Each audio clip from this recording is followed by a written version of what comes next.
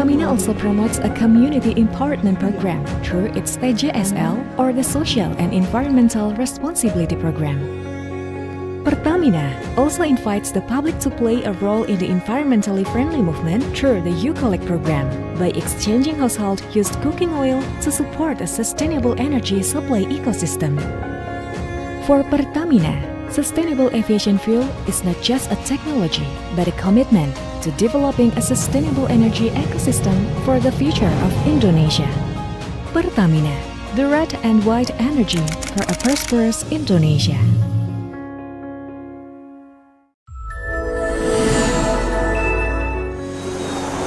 Used cooking oil, once considered waste, now has new hope. Who would have thought that used cooking oil could become the future of the aviation industry?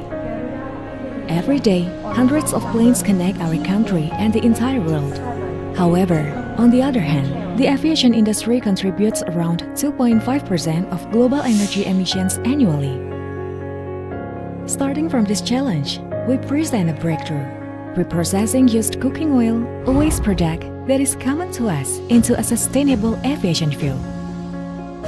Because at Pertamina, we believe that a cleaner future energy starts from simple things around us. This is part of our commitment, which is in line with Asta Cita to support national energy resilience and pave the way for Indonesia toward a new era of net zero emissions. Kita akan mungkin jadi negara yang bisa menuju zero carbon emission tepat pada waktu yang direncanakan. The development of sustainable aviation fuel strengthens the government's efforts to decarbonize the entire national transportation sector. Through the spirit of collaboration, we are building a sustainable circular economic chain. Of course, quality is our priority. Every batch of collected used cooking oil will undergo a rigorous selection and testing process.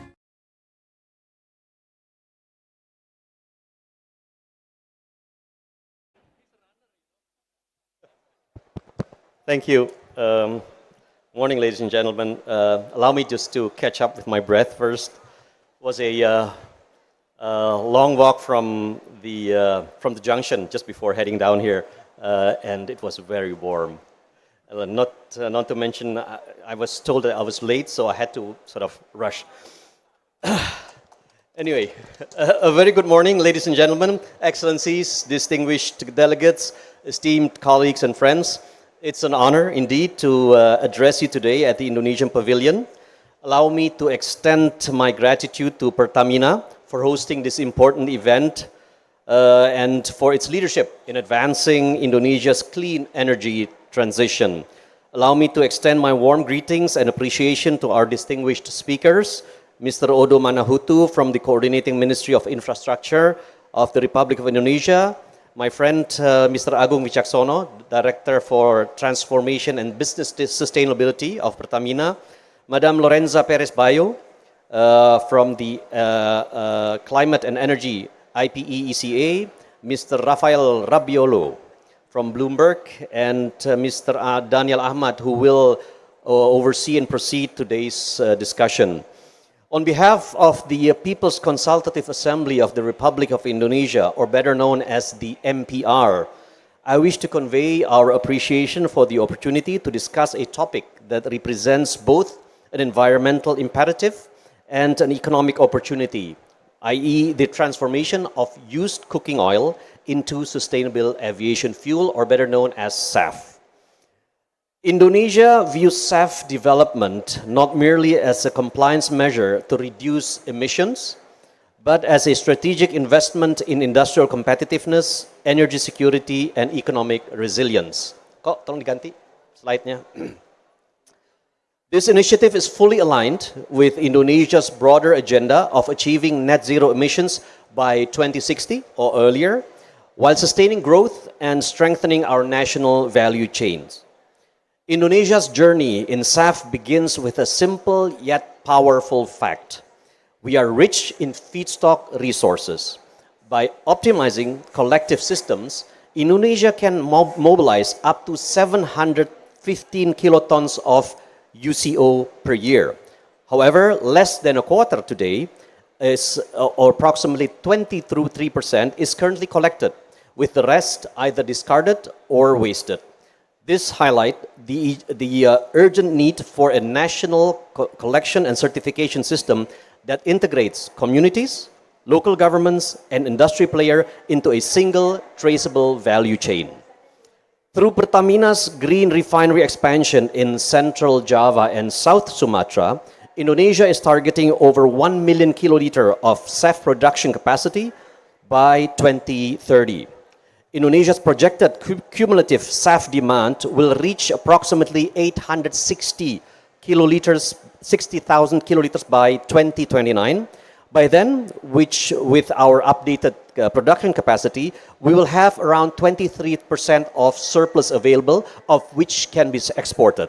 So this means that Indonesia has the capacity to become the SAF hub deployment in the Southeast Asian region. Ladies and gentlemen, Indonesia's next big step is to link feedstock, refinery, and distribution under one coordinated framework, ensuring that our UCO collection system is not fragmented, but nationally aligned. First, in securing domestic feedstock, we must guarantee a stable supply for the HEFA pathway by implementing a domestic market obligation for palm oil byproducts such as PFAT, while tightening export quotas for UCO to prioritize domestic use. At the same time, we need a robust national collection system so that UCO not only is treated as a waste, but instead a valuable feedstock. Second, to scale up production through innovation, we should include next-generation SAF technology, such as alcohol to jet and power to liquid, in our national strategic projects, supported by targeted incentives to attract investors and modernize our refining capacity. Third, in ensuring market availability, it is important for SAF to flow through dedicated jet fuel distribution networks to key airports in order to guarantee consistency of supply once blending mandates begin. If these steps are aligned, we can collect up to 715 kilotons of UCO every year, yielding around 187,000 liters of SAF supply, therefore avoiding half a million tons of CO2 annually and creating over 30,000 green jobs, which can strengthen both our local circular economy and Indonesia's regional leadership as a clean fuel hub. Ladies and gentlemen, to make sustainable aviation fuel truly competitive, Indonesia must take a phased approach, one that first anchors it in short-term pricing and feedstock priorities, and later moves towards blending mandates and market integration. Today, SAF remains 2 to 3.5 times more expensive than fossil jet fuel. That price gap cannot be closed overnight. It requires progress in feedstock cost reduction, production efficiency, and the introduction of a fiscal equalization mechanism to ensure commercial viability. Our short-term priorities in the next 5 years, Indonesia must create market conditions for first-wave SAF deployment. This includes developing a national pricing and valuation framework, such as setting minimum price floor for SAF, which will give airlines and investors predictable cost signals. Feedstock security will be strengthened by prioritizing domestic use of UCO, PFAT, and similar inputs, reducing reliance on imports. Finally, we will advance cross-ministerial coordination, aligning the work of the energy, transportation, and investment ministries, along with state-owned and private refineries, to synchronize feedstock flows and early SAF offtake. Our medium-term priorities, as a focus shift to scaling industrial competitiveness and demand, SAF use will move from voluntary adoption to mandatory blending, beginning with major airports. Integration into national jet fuel distribution systems will ensure that SAF becomes part of our Indonesians' aviation supply chain, not just for pilot projects, but for commercial operations. Finally, we will provide long-term policy certainty for investors by harmonizing standards, blending requirements, and coordination under a unified national roadmap. Ladies and gentlemen, to ensure this vision is achieved, the MPR, which is my office, plays a central role as the institutional orchestrator by aligning policy, investment, and international cooperation across Indonesia's energy transition agenda.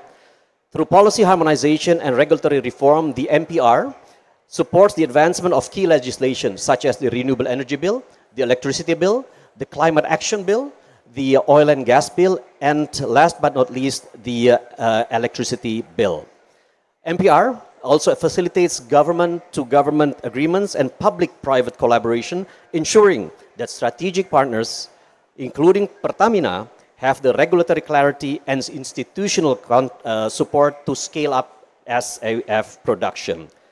In the global context, the MPR, again my office, helps orchestrate strategic dialogues with partners such as Singapore, Japan, and the UK, strengthening Indonesia's position in regional and global clean fuel markets. Finally, to close this speech, since I'm out of breath anyway, my office mission remains clear to you: to ensure Indonesia's SAF vision is not just a pilot initiative, but also a national commitment that empowers Pertamina to become a regional leader in sustainable aviation fuel, driving both economic competitiveness and environmental leadership. I thank you for your kind attention. Thank you very much. That's the presentation by the Deputy Chairman of People Consultative Assembly. So based on the presentation, we know there is a huge potential, around 715 kiloton per annum of UCO to utilize. So later on, we will explore in depth in regards to the challenges, opportunities, and the strategic actions to accelerate the development of UCO into SAF. So the MPR here will also enable some key policies, I guess, to enable the implementation of UCO to SAF, which align with the government timeline around 5 years for short term, 2025 to 2030, and medium term, consequently for another 5 years until 2035. So let's get on to the discussion by inviting our moderator. He is a senior expert strategy, policy, and partnership from PT Pertamina. Please welcome Daniel Ahmad.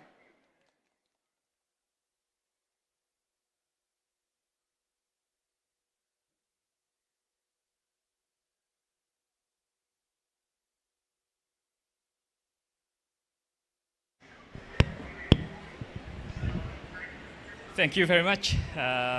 Very good morning, Honorable Pak Edi and the distinguished speakers. It was a very great speech from Pak Edi regarding the policy of SAF in Indonesia. And I think this is a very valuable material for us to discuss furthermore. And ladies and gentlemen, before we start, please let me introduce myself. My name is Daniel Ahmad, and this is an honor for me to be here moderating the discussion titled The Accelerating Sustainable Fuel, focusing on used cooking oil and its potential to be sustainable efficient fuel.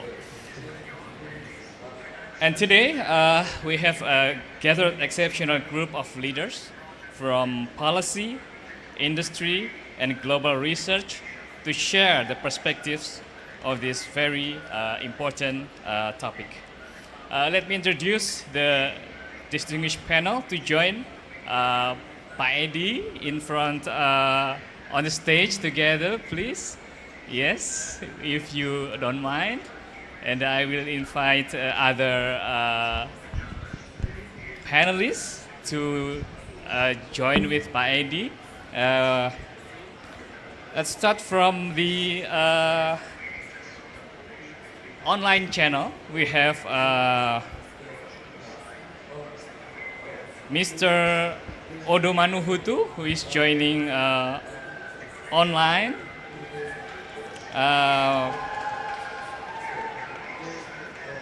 Mr. Odo is the deputy of coordinating ministry for connectivity, and he will share his perspective of sustainable aviation fuel from the transportation sector and infrastructure. Welcome, Pak Odo. Next, Pak Agung Wicaksono from Pertamina, the Director of Business Transformation and Sustainability. He will also share his perspective from the industrial view. Next, we have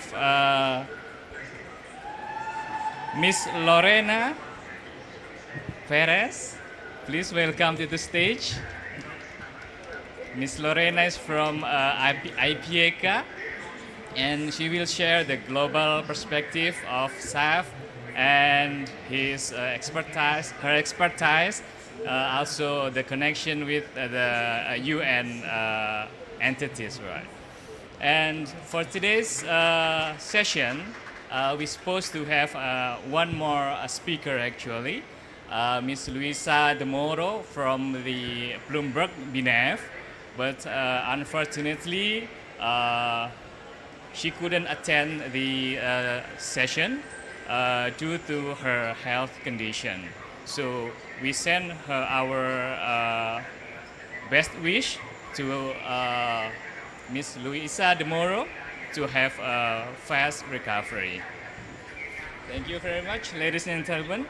Not to further ado, before we start with the presentation from the panelists, please let me raise one question to Pak Edi, just continuing the previous presentation, Pak Edi. In your perspective, how can Indonesia's current regulatory framework, including the mandates, incentive, and taxation, be optimized and standardized to attract the necessary private investment and accelerate the construction or retrofitting of biorefineries needed to mass produce the SAF beyond the pilot volume, sir? Thank you. As I mentioned before, the key to our SAF production is the availability of feedstock supply. That is UCO. Currently, as I mentioned in my earlier address, only 23% of UCO production across the country is being collected, with the rest either discarded or just simply wasted. And this is something that we need to strengthen further, is a coordinated collection system. Because UCOs are collected typically in households, restaurants, establishments, cafes, hotels, and a coordinated collection system can result in a seamless collection of UCO as feedstock. In addition to that, as Pertamina is currently working on increasing their capacity for refining UCO, and I believe by 2027, 28, and 29, we will see a progressive increase in Pertamina's production capacity. We will have a significant production of UCO, of which Indonesia will be able to export its excess SAF to regional markets. And I believe I have strong confidence that Indonesia can become a strong SAF hub for the Southeast Asian region. In addition to that, I think the distribution should also be strengthened, allowing us to distribute UCO to SAF production centers that currently Pertamina has in South Sumatra and Central Java, two of the most populous islands in Indonesia. And then the distribution needs to be followed up to the various airports across the country. For your information, who are not very familiar with Indonesia, going from the eastern part of Indonesia to the western part, will require you to fly for approximately 7 hours. So it's a vast country, and we have so many airports in between. I think the first 16 airports, which are major airports, considered major airports in Indonesia, should be the first and foremost targets for SAF production and distribution centers. But overall, I think the coordination at this point between the various ministries, various agencies should be strengthened so that the Ministry of Energy, the Ministry of Investment, the Ministry of Industries can issue a coherent policy and regulation allowing the collection, the production, the distribution of SAF to be conducted in a systematic and efficient manner in Indonesia. Thank you. Thank you so much. So the feedstock availability, the feedstock security is take a very important role here. So yeah, thank you very much. Very well, ladies and gentlemen. Next, we can continue the next perspective sharing from the online side. So I would like to invite Pak Odo. Yes, can you hear us, Pak Odo?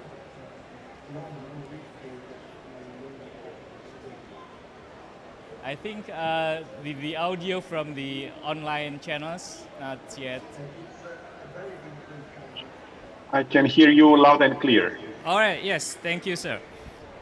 Yes, please, Pak Odo, could you please share your perspective regarding the SAF from your expertise, sir? Time is yours, sir. All right, thank you so much. My apology that I joined you through online, but I'll try to be brief. First, let me thank Pertamina for the invitation, and my sincere regards to Pak Edi Suparno, Pak Agung Wicaksono, Ibu Lorena Bajo. And now, first, I'd like to show you this. Can you go to the next slide? First,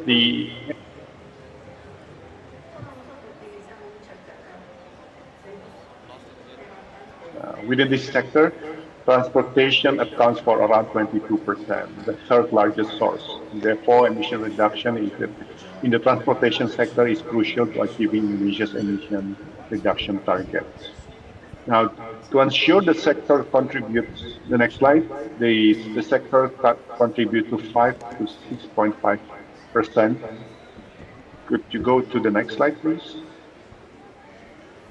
To ensure the sector contributes 5 to 6.5% toward the national reduction target, Indonesia has integrated the decarbonization mandate into the national long-term and medium-term development plan, and the Ministry of Transport, and also to the Ministry of Transportation strategic plan.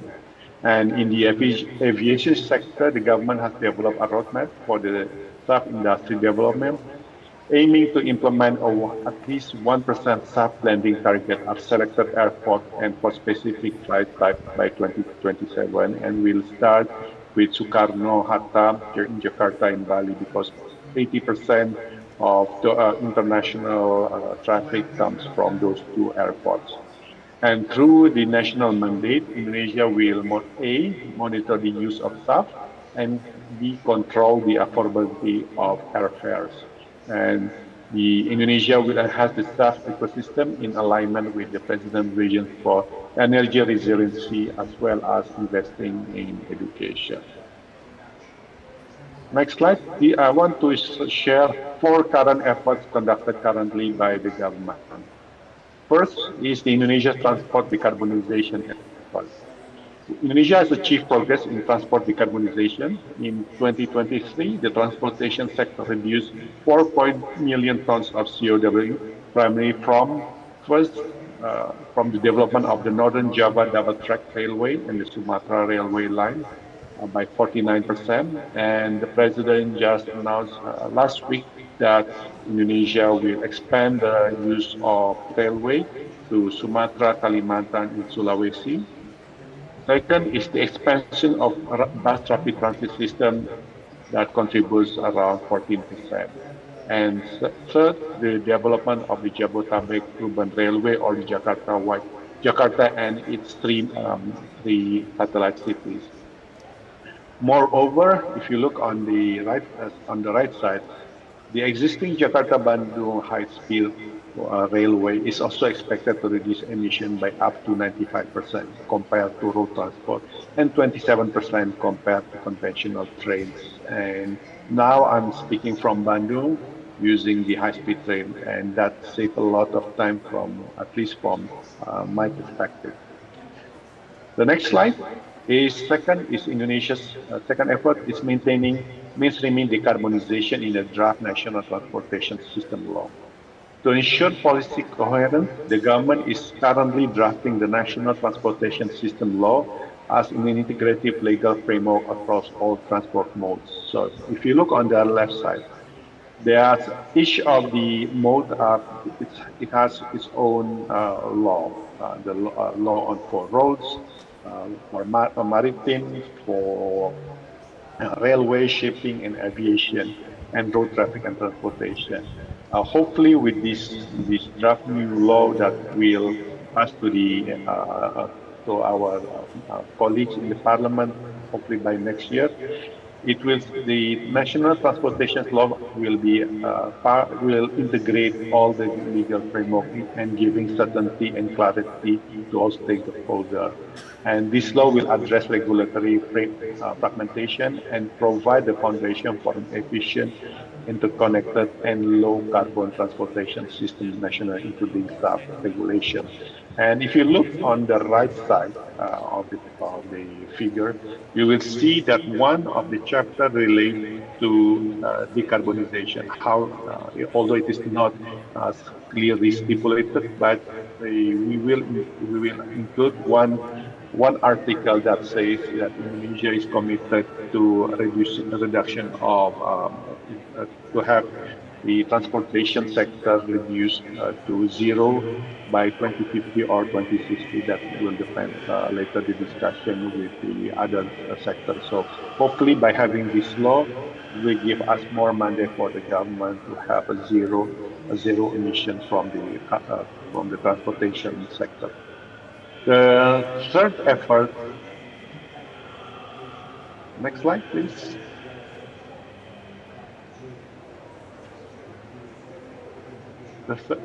Next slide, please. The seventh, right. So the third effort is Indonesia's integrated transportation decarbonization roadmap. Currently, we are now in the finalized progress with the Ministry of Transport to have an integrated transportation decarbonization roadmap and covering all modes of transport, which is scheduled for early completion in early January 2026. And the roadmap consists of four main components: baseline calculation, emission reduction target setting, mitigation action, and development of monitoring and reporting dashboard. We'll invite all key stakeholders to join us in the first town hall meeting that will be held at the end of January 2026. The coordinating ministry will have a discussion about this roadmap. The last effort that the government is currently doing, next slide please. The current effort, number 4, is government task force, the establishment of government task force in integrated transportation decarbonization roadmap.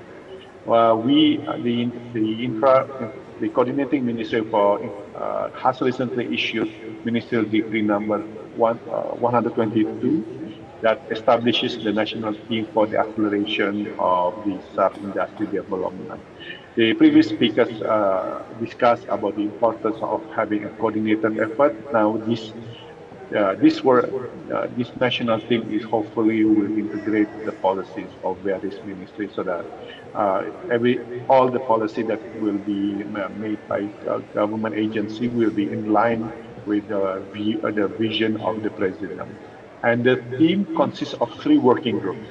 First, on the sub-supply, second, on the sub-demand, and the third one, enabler of SAF, as you can see in the presentation. The goal is to produce ISAC certified SAF using used cooking oil as feedstock that is already supplied to all Pelita Air commercial flights departing from Jakarta. Now, I want to end by highlighting 3 potential collaboration with partners. Next slide, please. Can you use next slide, please, colleagues? Right.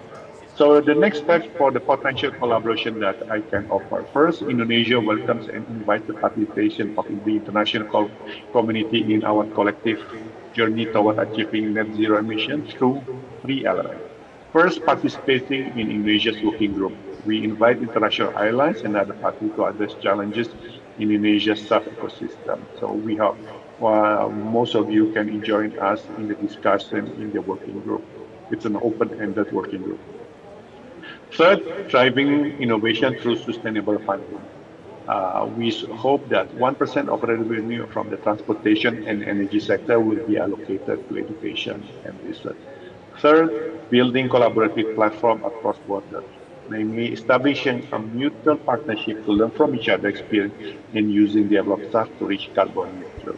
So I want to end by saying, by working together across government, industry, society, we can accelerate to the transition to a low carbon future. So I hope this discussion will enrich us so that we can come up with a better policy how to implement SAF. Thank you so much.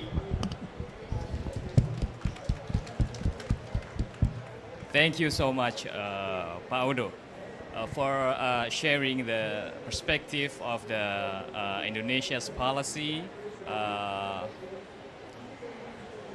in decarbonizing the transportation sector.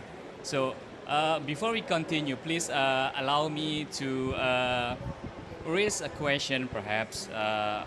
So following the inaugural flight with Pelita Air previously, what are the concrete short to medium term strategies to ensure that widespread adoption of UCO-based SAF by other domestic airlines or international airlines operating in Indonesia, and how to make it widely used? And another challenge is how to make its prices competitive against the fossil jet fuel for the airlines. Please, Pak Udo.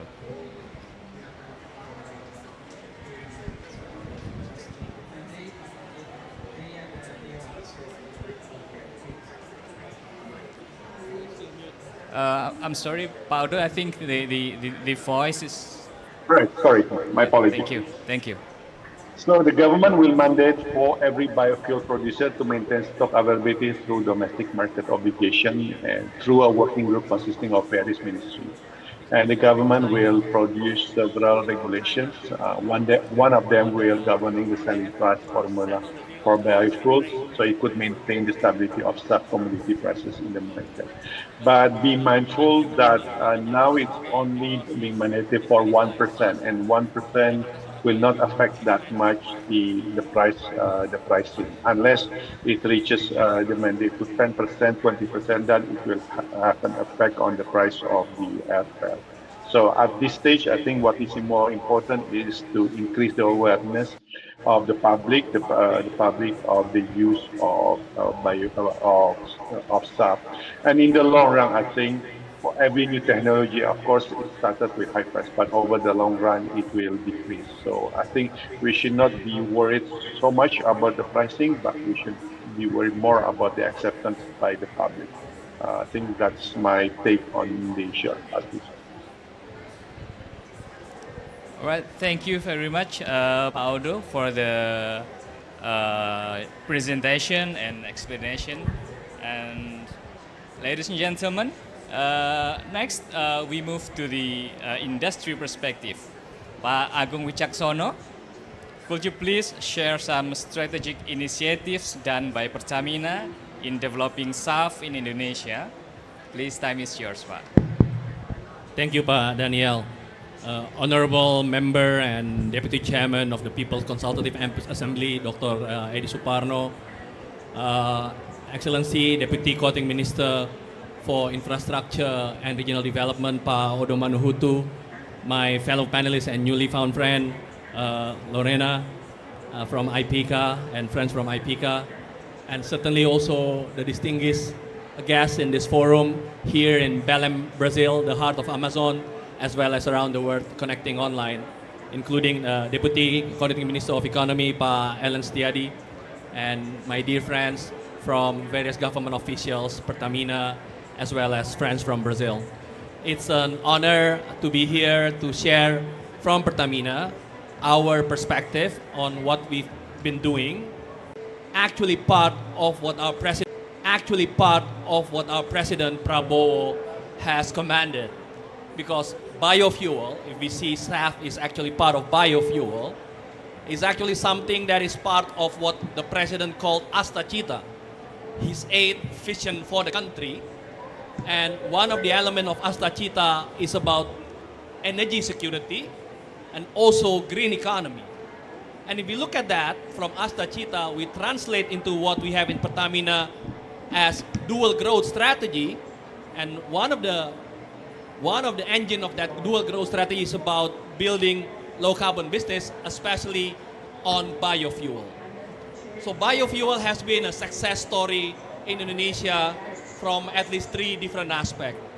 Number one, it's about energy security and self-sufficiency, because it has been able to reduce fuel import, especially through the use of what we call the B40 policy, how to utilize the blending of POME into our diesel product, where right now it allows us to no longer import diesel from anywhere.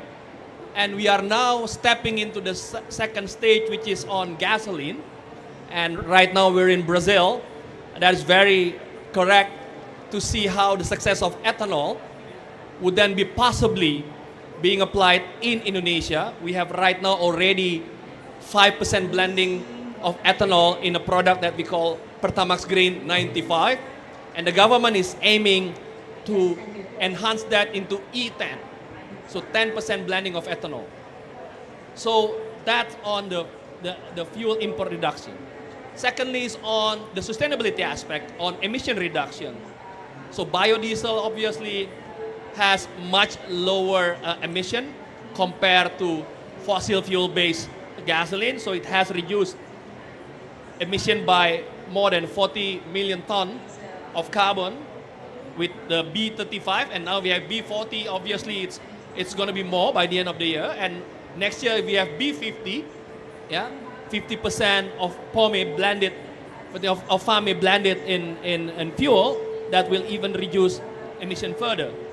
And on the air with SAF, I think it will also contribute a lot, because up to 84% of emission reduction can come from SAF utilization. And at last, of course, it means something for the people, for the local economy. So through the use of biodiesel that we have been doing until now, there are about 8 million new jobs, local jobs created. And again, I'll be here in Brazil until the end of the week. So after the forum, I'll fly to Sao Paulo, meeting some of the Brazilian companies, because we also would like to learn how the benefit of ethanol for the local economy. And this is something that we in Indonesia will learn and get more from. So in the next slide, please. Now we are looking into what Pa Eddie has described before on the role of Southeast Asia as a hub, as a potential even global hub for sustainable aviation fuel. If we look at the map there of Southeast Asia is an important aspect, and especially also Indonesia. Obviously, our neighbors from Singapore, from Malaysia also play a role here, but only Indonesia here that you see are playing a role to export both the biofuel, or the SAF, and the UCO, while other will either be importing or exporting of the feedstock and the end product. So with that, Indonesia, especially with Pertamina, is very well positioned to have a circular model of UCO to SAF, or you call it USAF, between Pertamina, especially through our companies of Kilang Pertamina International, the refinery, and Pertamina Patraniaga, the commercial distribution. And you will see later we have our own airline, Pelita Air, that becomes a very important off-taker for the SAF. And there you see the graph that describes the supply and demand balance. As mentioned before, the high demand for UK as feedstock for SAF, meaning there has to be a right policy to ensure the supply of UCO for the production of SAF, but at the same time ensuring that the local businesses, the local economy also thrive. And at the same time, the supply of SAF, especially if I notice it will be more important for international flights, this is something that we will make Indonesia as potentially a global production hub and the global trade of SAF, given the feedstock availability and the growing capacity. We all know here, I think in this room also many Indonesians like to eat fritters, gorengan, so much. And therefore, it creates an abundant supply of minyak jelantah or used cooking oil. So the fritters might not be too good for the cholesterol level, but the used cooking oil will be very good for the sustainable aviation fuel. So in the next slide, we at Pertamina, we have developed this capacity since a decade ago, from 2015, where we started initiating a research on catalyst development. And then we work with a university, ITB, where we work on the catalyst development. And by 2021, we have already tested the SAF on CN-235 aircraft. And 2023, we also test SAF. At that time, we're not yet using the used cooking oil on Garuda Indonesia commercial aircraft. And in Bali last year, we have already embarked on commercializing SAF. At that time, also again, it was not yet our production, but Pertamina Patraniaga already started selling SAF to a customer at that time. It was Virgin Australia. And this year, 2025, as you see there from the picture, we have managed to produce and then supply and fly airlines using SAF from used cooking oil that we produce in Cilacap. And we are currently exploring that by 2026. I think there are a number of regulatory development. For example, our neighbor from Singapore will apply 1% mandate of SAF starting next year. And also various development also in the inter-European air travels. We are aiming to explore how the certification system from ISCC can enable a credit transfer system so that we can supply SAF, promoting the circular economy in Indonesia. And the next slide, please. So with that, we are showing how Indonesia is actually embarking on circular economy. As shown by Pa Eddie before, we have now about 35 collection points of UCO in various gas stations in Indonesia. So the household can come, pour the used cooking oil that they use, but there is a certain criteria. The used cooking oil cannot be too often, being overused, because otherwise it will not meet the criteria for sustainability and the technical criteria. But then the household can exchange this for money. And this feedstock collected by Patraniaga, our company in the distribution sector, will supply to our refinery in Cilacap through a co-processing mechanism with kerosene. 2.5% of used cooking oil with kerosene then produce SAF that is being certified, and from that it will be distributed to the fuel terminal in airports. Now we use 2 airports only, Jakarta International Airport and Bali International Airport, because those two constitute about 90% of international airports from international travels from Indonesia. So this is about circular economy. We are creating impact for the local community. Majority of the supply obviously comes from industry, so from hotel, from restaurant, catering, but it also opens up possibility for household to contribute as well.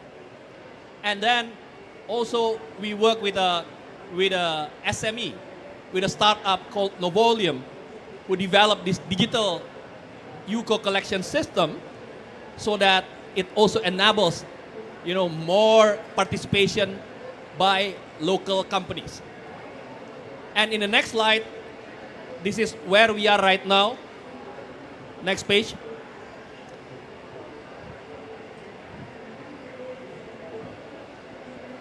This is where things happen.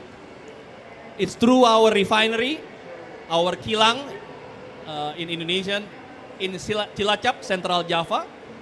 Right now, our existing facility can produce about 238,000 kiloliter per year of SAF with 2.4% of the UCO, as I mentioned. Or it can also be used for producing HVO, hydrotreated vegetable oil. So, that's why I think government policy will be very important.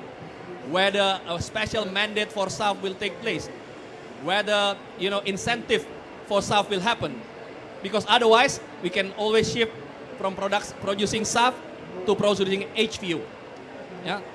And we are currently scaling up the Cilacap refinery so that the target in 2029, we can increase the SAF production to be 300,000 kiloliter per year in the form of neat SAF. So it's the full SAF. Yeah? It is still using UCO or also POME, and it is requiring an investment value of about 470 to 570 million US dollars. Currently, we are also putting this through the Bappenas process of Blue Book in finding green financing. Yeah? And also the next stage will be for our refinery in Sumatra, in Pelaju. So this is targeted to be 2030 to be operational, and this also will increase the production up to 1 million kiloliter per year of neat SAF. So yes, right now our Cilacap refinery as a pilot can produce 9 barrel per day of SAF, and this is now being used for our Pelita Air flights. But we're confident that this is going to be an opportunity not only for Indonesia to gain economic benefit, but especially also through circular economy. It helps how sustainability as a target, especially carbon emission reduction, can be accelerated in the air transport sector. And at last, we are aiming that the local economy will benefit as well.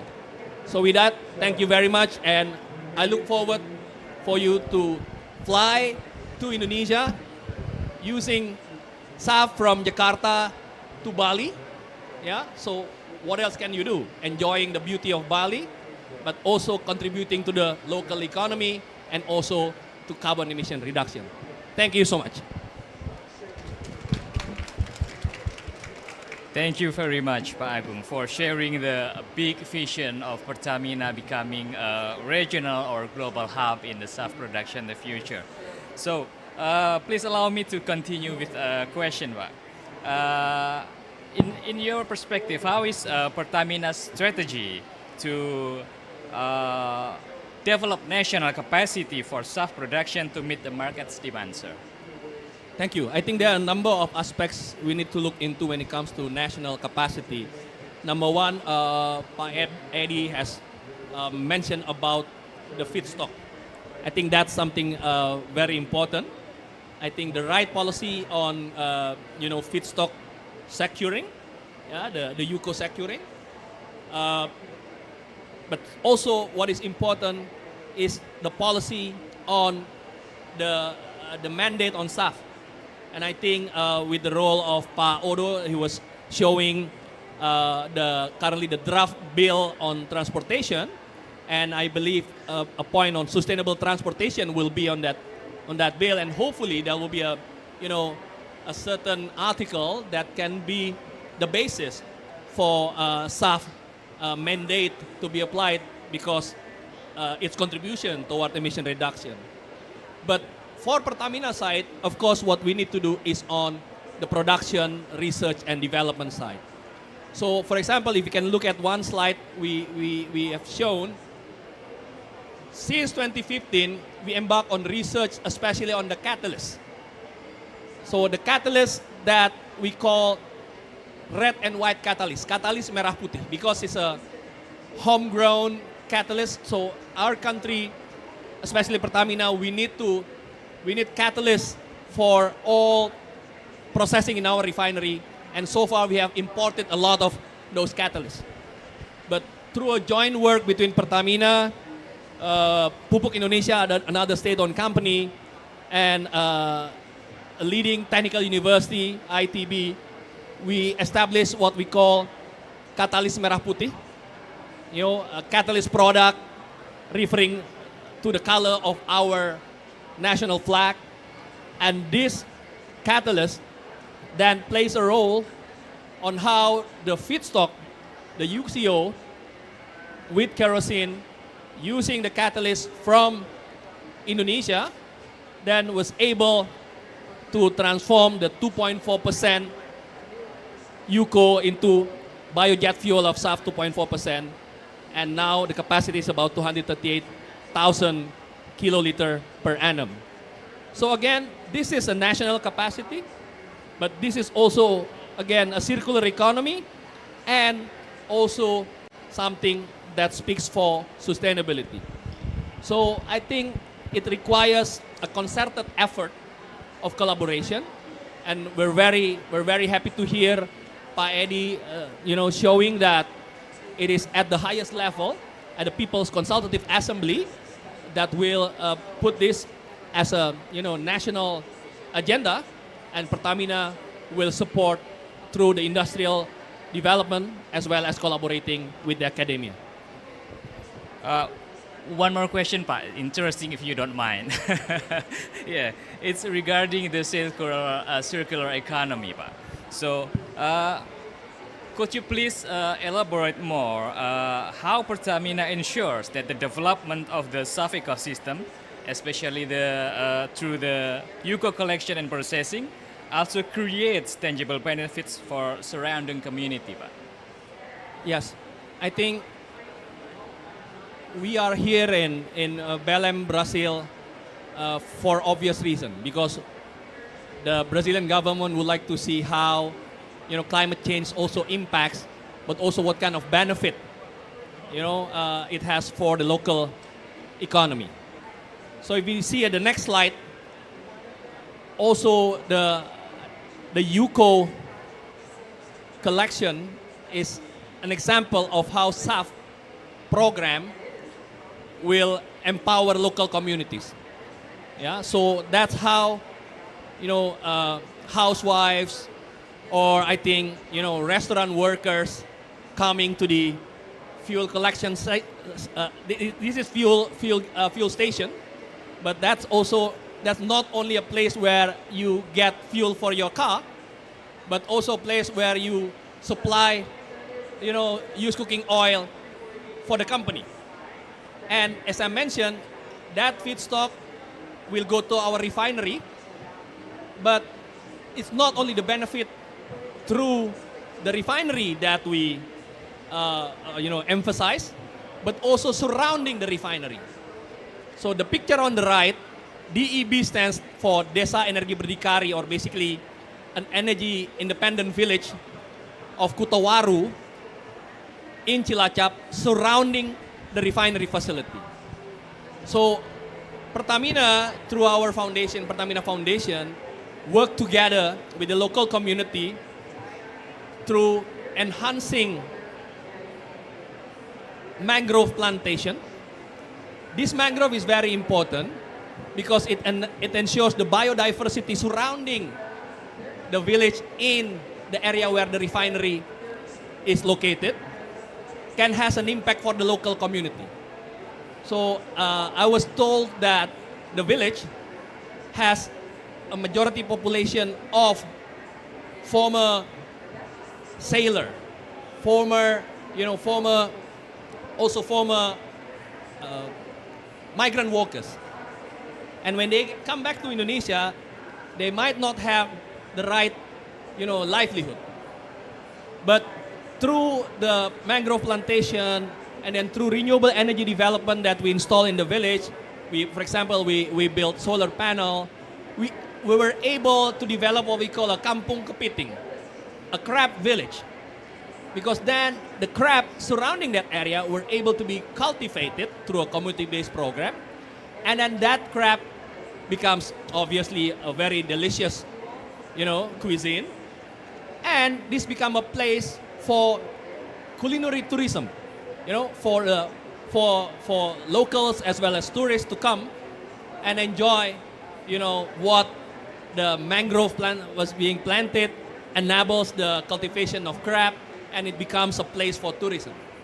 So here you see how the connection from used cooking oil, to refinery, to flying a jet, but also impacting the local economy. And I hope, more and more stories like this is the one that can be contributed, especially in a place where we have a climate change conference by the United Nations. Thank you.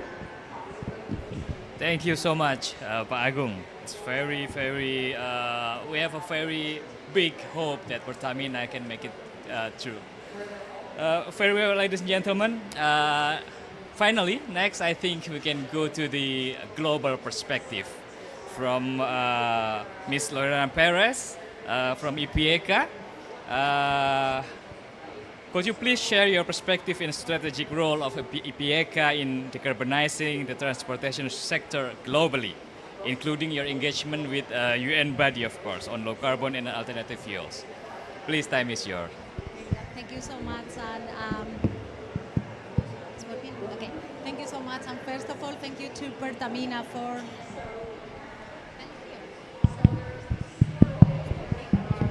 I think it's working. Is this? Yeah? Is it? Okay. Now? Yeah, much better. Good. So first of all, thank you so much to Pertamina for this fantastic invitation. We are so pleased to be part of this very important discussion and these inspiring presentations. Really, truly appreciate that. So as you mentioned, maybe I could start with the big picture and maybe mentioning the dual challenge that our industry is facing. On one hand, supporting.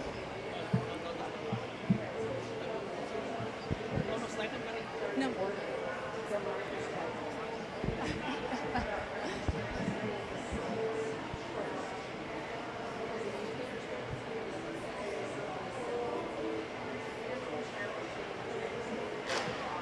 Brilliant.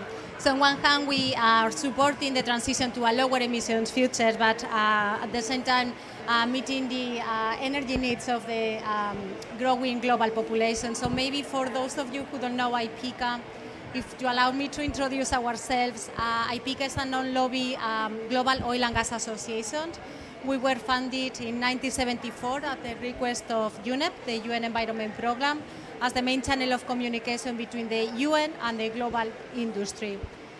Our main goal back 51 years ago was mostly on environmental and climate issues, and over these 51 years, so we have been creating impactful relationships with UN bodies, NGOs, academia to cover the broad spectrum of sustainability issues. So not just environmental and climate, but also people and sustainability, climate and native biodiversity and ecosystem services, water just transition and so on.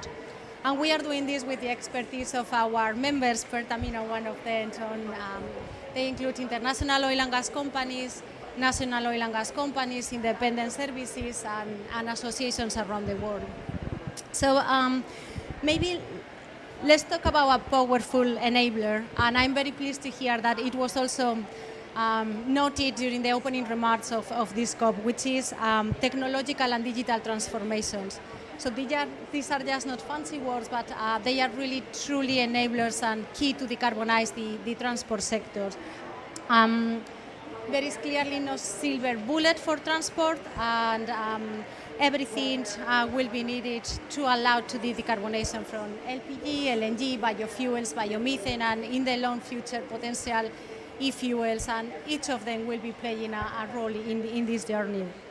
So IPCA is actively collaborating with UN bodies, including UNEP, IMO, the International Maritime Organization, and ICAO, International Civil Aviation Observation, to provide technical input and scientific knowledge to support the decarbonization strategies.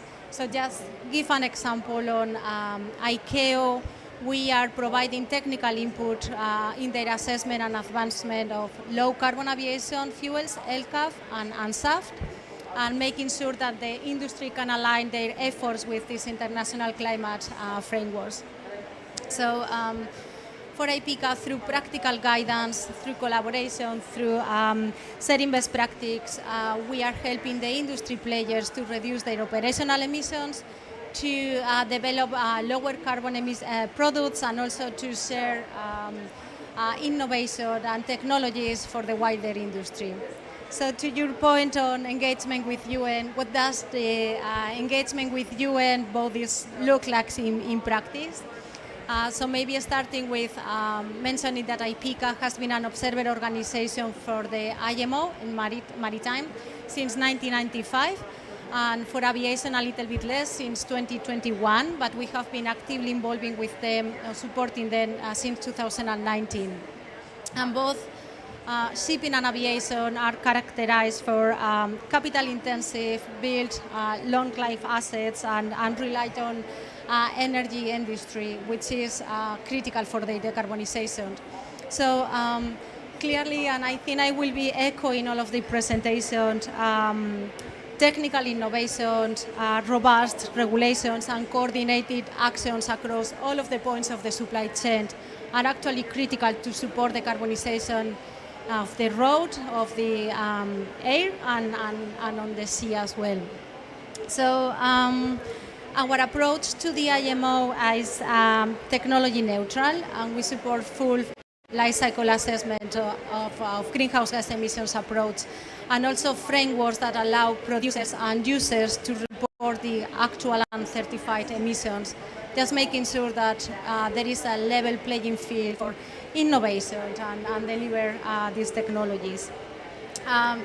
For ICAO, for aviation, we have been providing technical input to the Committee on CAEP, Committee on Aviation Environmental Protection, on topics like LCAF, SAF, but also on sustainability criteria, feedstock evaluation, co-processing that you mentioned, and CCS.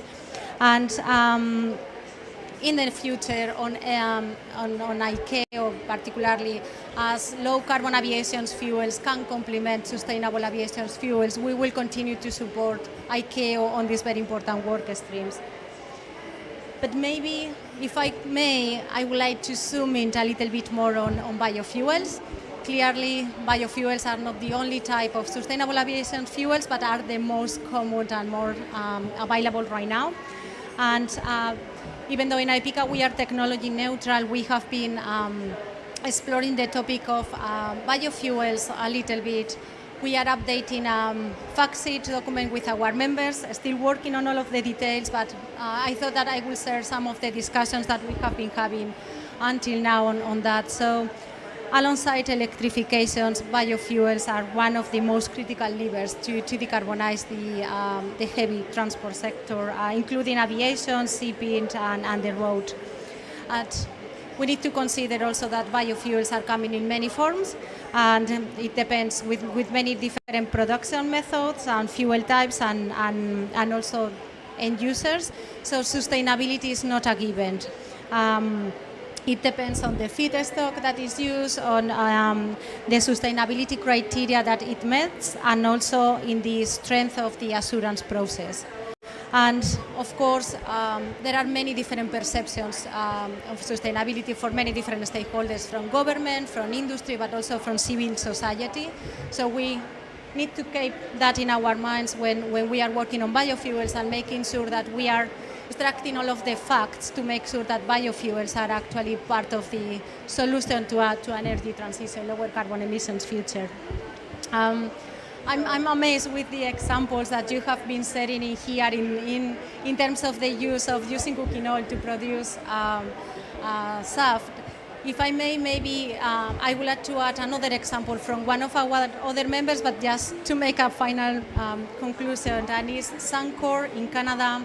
They have been working a lot on ethanol, producing ethanol from corn starch, and now they are exploring to do this from municipal wastes.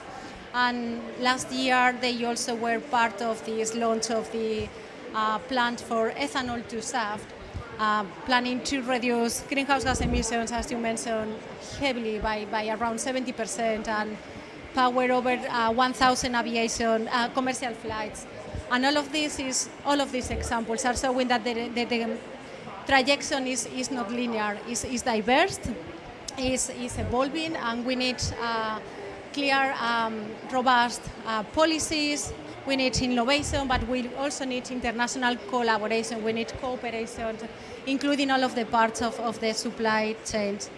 So maybe some final thoughts and key takeaways for me.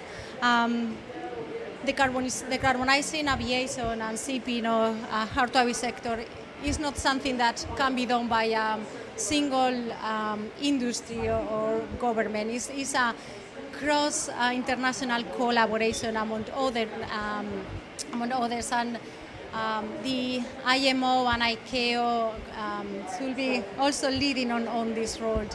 And I would also like to mention the quality of the frameworks because they will be key to decide how fast the transport sector is moving. And so these frameworks should consider a full life cycle analysis of emissions, but also clear investments, while at the same time safeguarding competitiveness of the industry can plant, can innovate, and can deliver.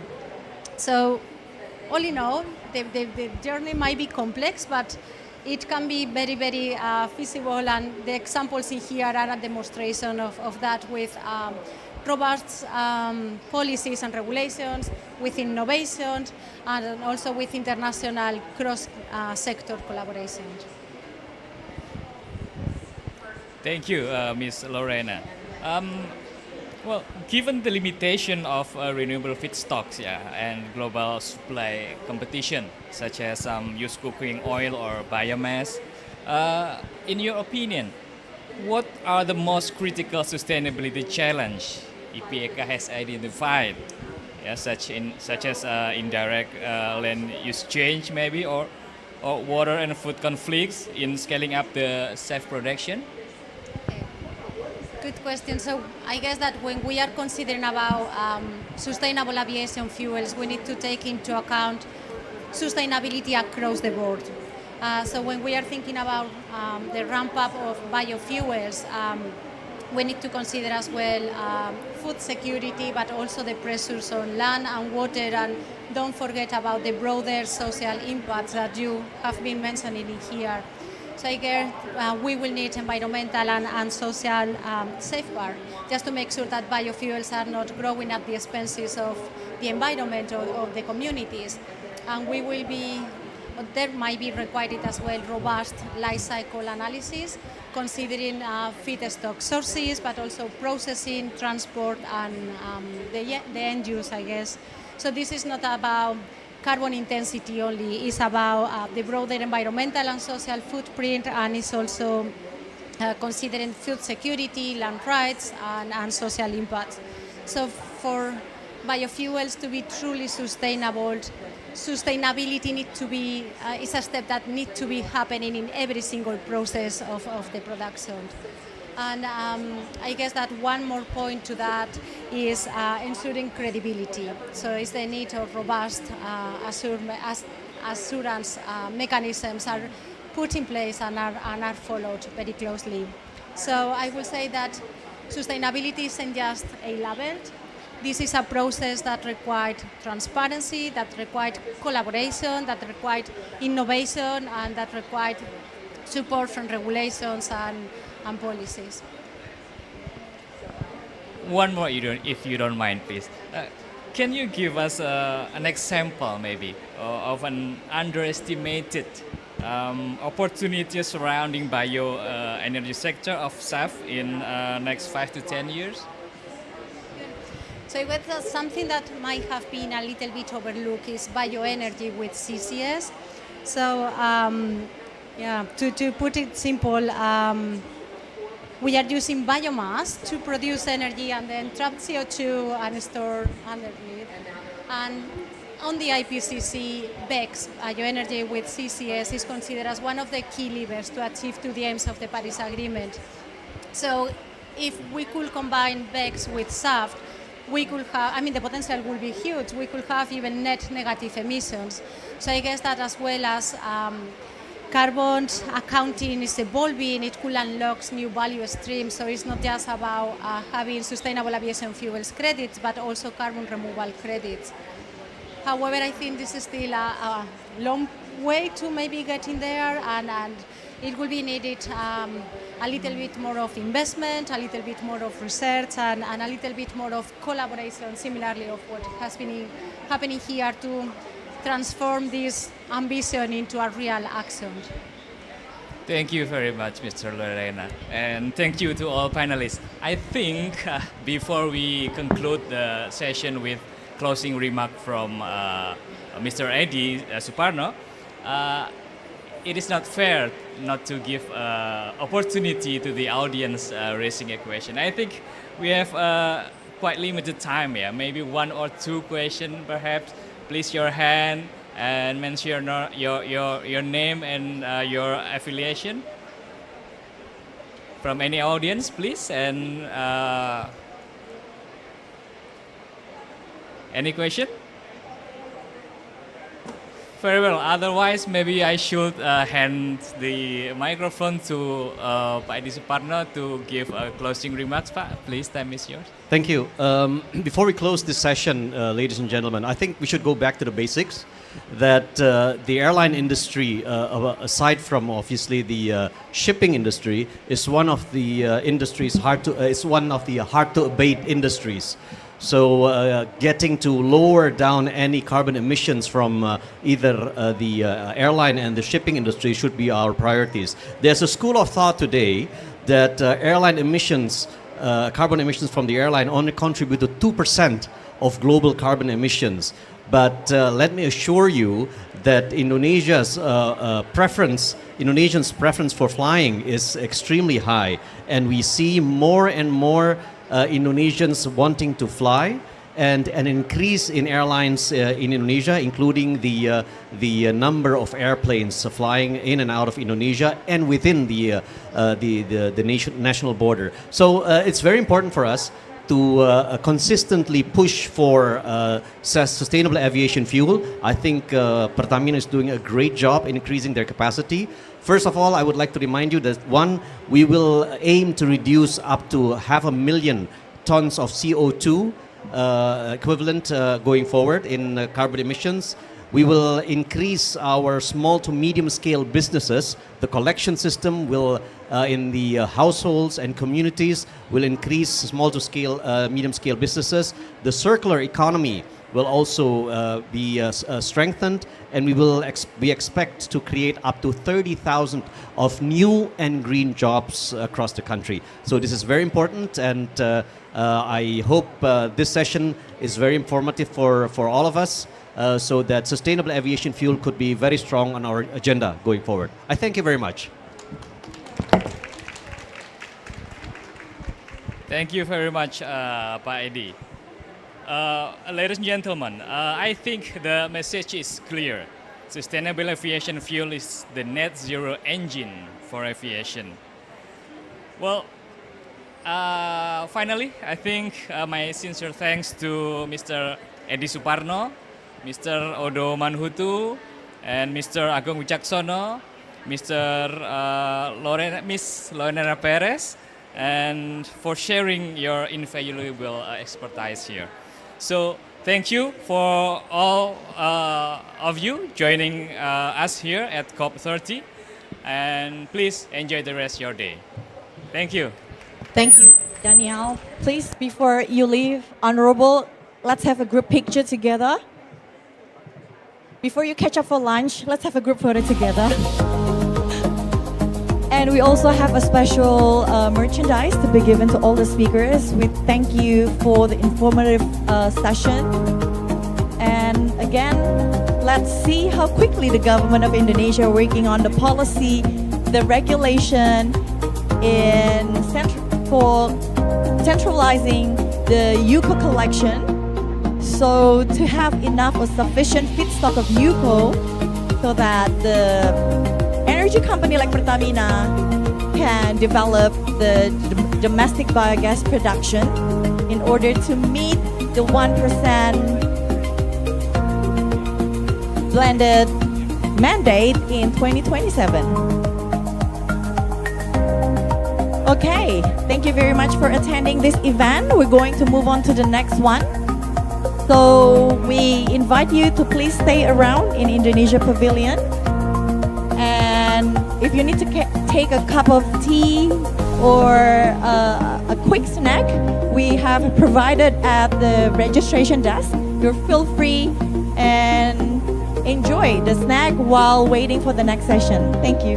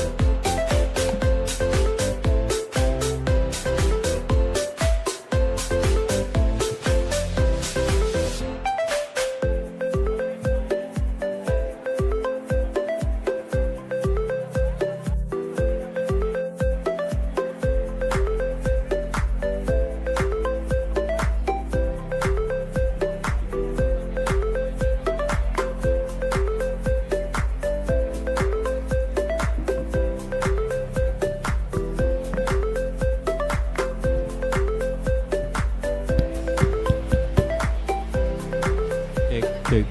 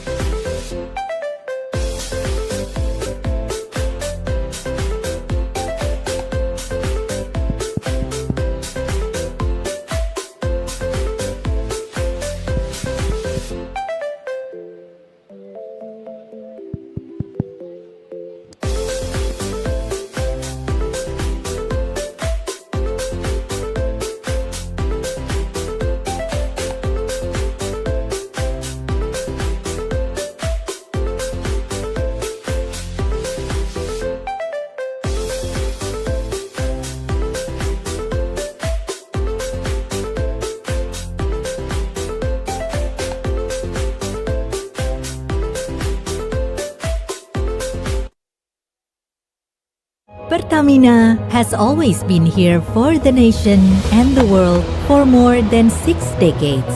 With a vision to become a world-class energy company, Pertamina has a mission to run an integrated business of oil, gas, and new renewable energy based on strong commercial principles. Pertamina has transformed to create subholdings and subsidiaries that are integrated into the business ecosystem that can compete globally to achieve global recognition. Upstream subholding, refining and petrochemical subholding, commercial and trading subholding, gas subholding, power and new renewable energy subholding, and integrated marine logistics subholding that maintain the energy supply and sustainability. Pertamina, energizing people, energizing the world, energizing you. For more than 7 decades, PLN has carried out the state's mandate to electrify the whole Indonesian archipelago. With an installed power generation capacity of more than 75 gigawatts, PLN serves more than 90 million customers in sharpening its vision as the leading electricity company in Southeast Asia and as the #1 customer choice for energy solutions. PLN continues to develop programs on an ongoing basis, strengthening its role as the heart of Indonesia for the sustainability of energy supply and the transition to renewable energy. Now, PLN is entering a new chapter in its transformation, aiming to become not just a power and utility company, but also a technology company based on innovations. All of this is to improve service quality, strengthening the domestic industrial ecosystem, and increasing competitiveness in the global stage. The new PLN 4.0, unleashing energy and beyond. From 2018 to 2025, Huayo Indonesia has gradually built more than 10 projects. With Huayo, we created a world-class hydrometallurgical smelting project for laterite nickel ore. Together with Huafei, we have built the world's largest hydrometallurgical production capacity. With Waxiang, we have constructed a nickel sulfate refining line with a capacity of 50,000 tons. With Waneng, we created a super factory for ternary precursor. We have built a green and intelligent manufacturing industrial chain covering the entire process of laterite nickel ore smelting, refining, lithium battery material manufacturing. We are also developing Indonesia Pomala Industry Park, Indonesia's first green industrial park with an integrated lithium-ion battery industrial chain. Huayo has united strengths to build a green integrated lithium-ion battery materials industrial chain in Indonesia, unlocking the full potential of the nation's resources.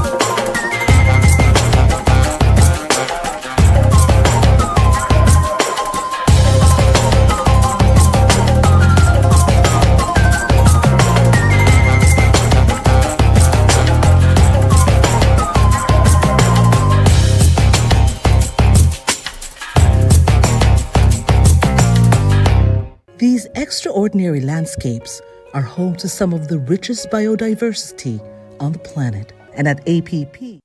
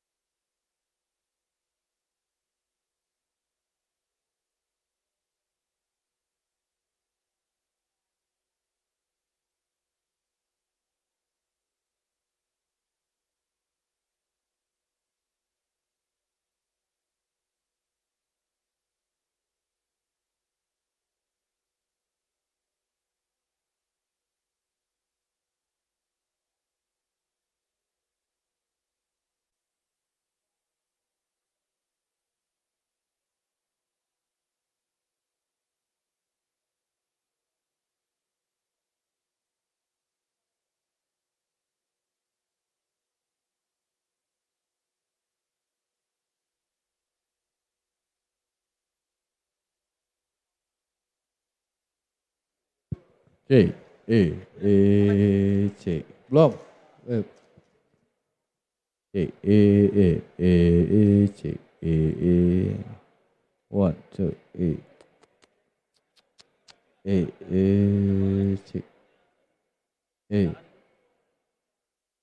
eh.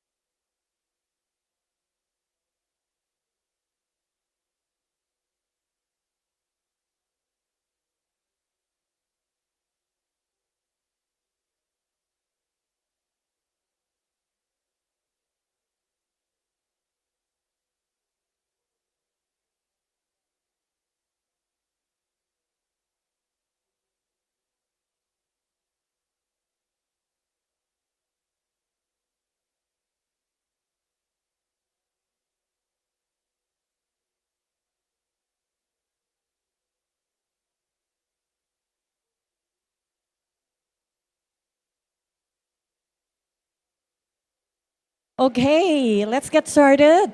Welcome back, ladies and gentlemen, in Indonesia Pavilion. Today is the second day, and you're joining the Carbon Connection for Climate Action, seller meets buyer, strengthening collaboration towards a high integrity carbon governance. If yesterday we've presented to you one of Pertamina's renewable projects, and that's from the biogas power plant, today we have another one which considered as the most traded carbon units in Indonesia Carbon Exchange. So to have a better idea on that, please welcome from PT Pertamina, Ms. Gia Mokobombang.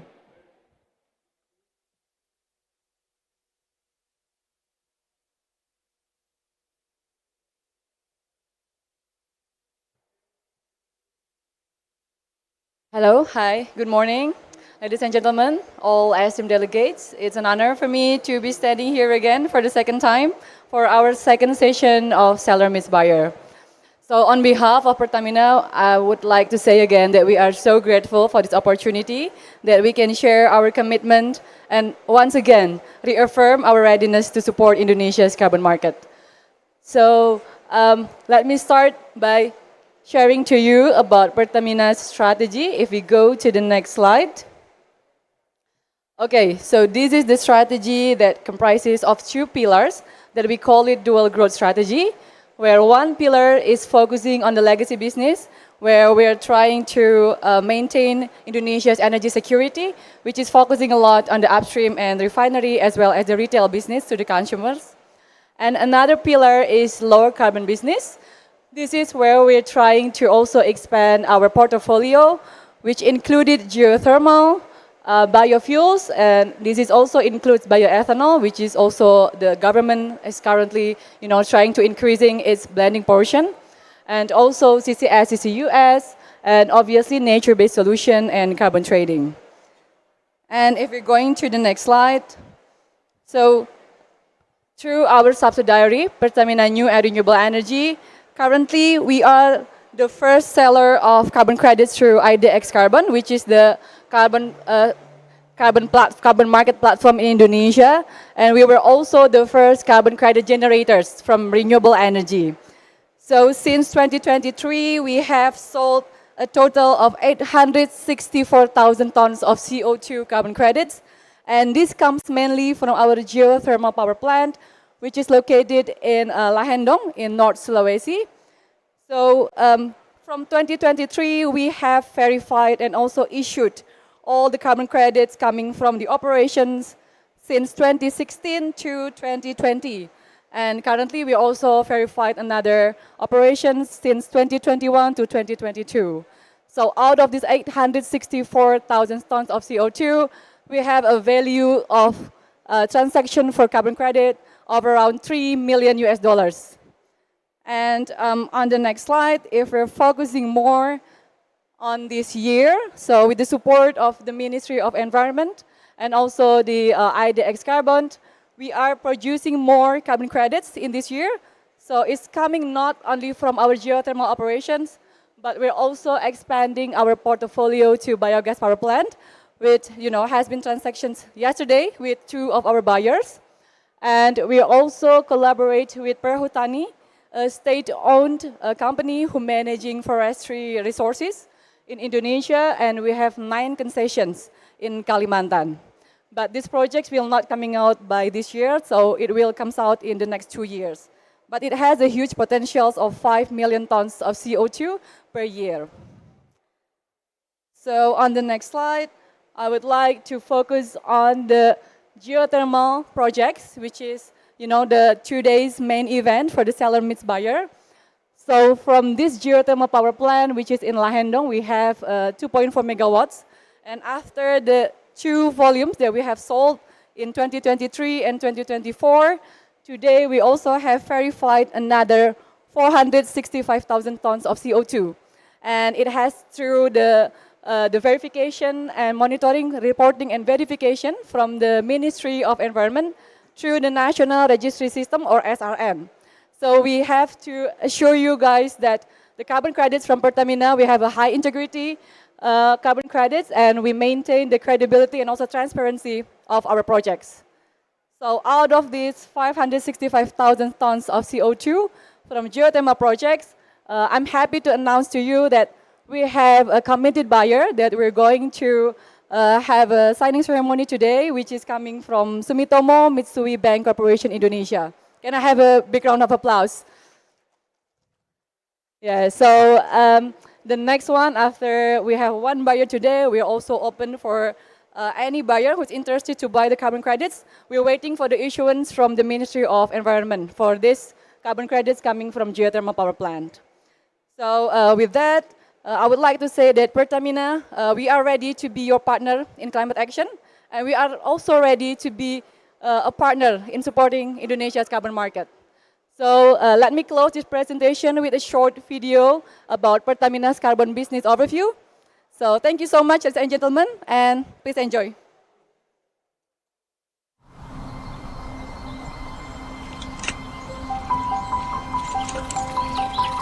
Ayah, kata Bu Guru, bumi kita lagi demam. Katanya, karena terlalu banyak emisi gas rumah kaca ke udara. Kalau kita bisa menangkapnya, kita bisa sembuhkan bumi. Kamu lagi apa, Nak? Ayah, kita bisa bantu bumi kan? Itu tugas orang besar, Nak. Kita cuma orang biasa. Nah ya?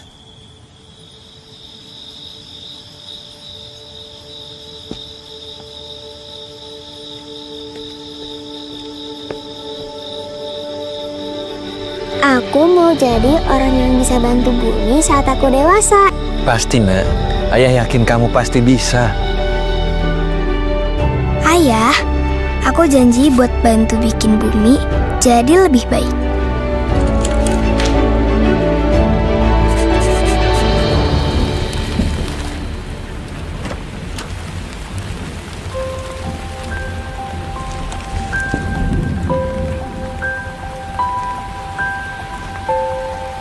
Maaf ya, kamu kebangun gara-gara ayah. Nggak apa-apa, aku memang nunggu ayah pulang kok. Oh iya, Naya. Ayah udah tahu cara kita bantu bumi. Beneran ya? Iya, bukan kita sendiri, tapi kita bisa jadi bagian besar dari itu. Yeay!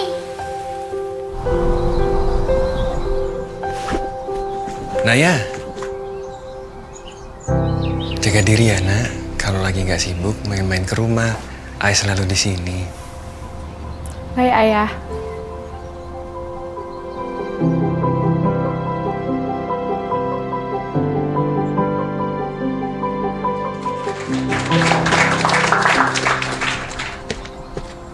Ya.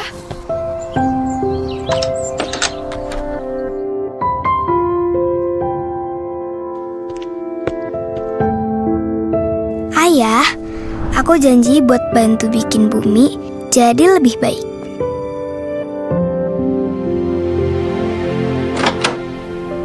Ayah. Naya? Makasih ya, Ayah, udah selalu percaya sama aku. Pasti, ayah selalu percaya sama kamu. Harapan sederhana setiap keluarga adalah langit biru untuk anak-anak kita. Setiap pohon yang dijaga, setiap karbon yang dikurangi adalah napas kehidupan untuk masa depan. Melalui pemanfaatan energi biogas dan panas bumi, Pertamina NRE mengubah limbah menjadi listrik hijau, mengurangi emisi, memberi nilai ekonomi baru bagi petani dan masyarakat lokal. Kami berkomitmen menjaga energi panas bumi Indonesia terus menyala dan menjaga keseimbangan alam tanpa meninggalkan jejak karbon. Inilah komitmen kami untuk masa depan, langit yang lebih biru, udara yang lebih bersih, dan generasi yang terlindungi. Bersama masyarakat, bersama bumi, kita menanam harapan dan menjaganya tumbuh.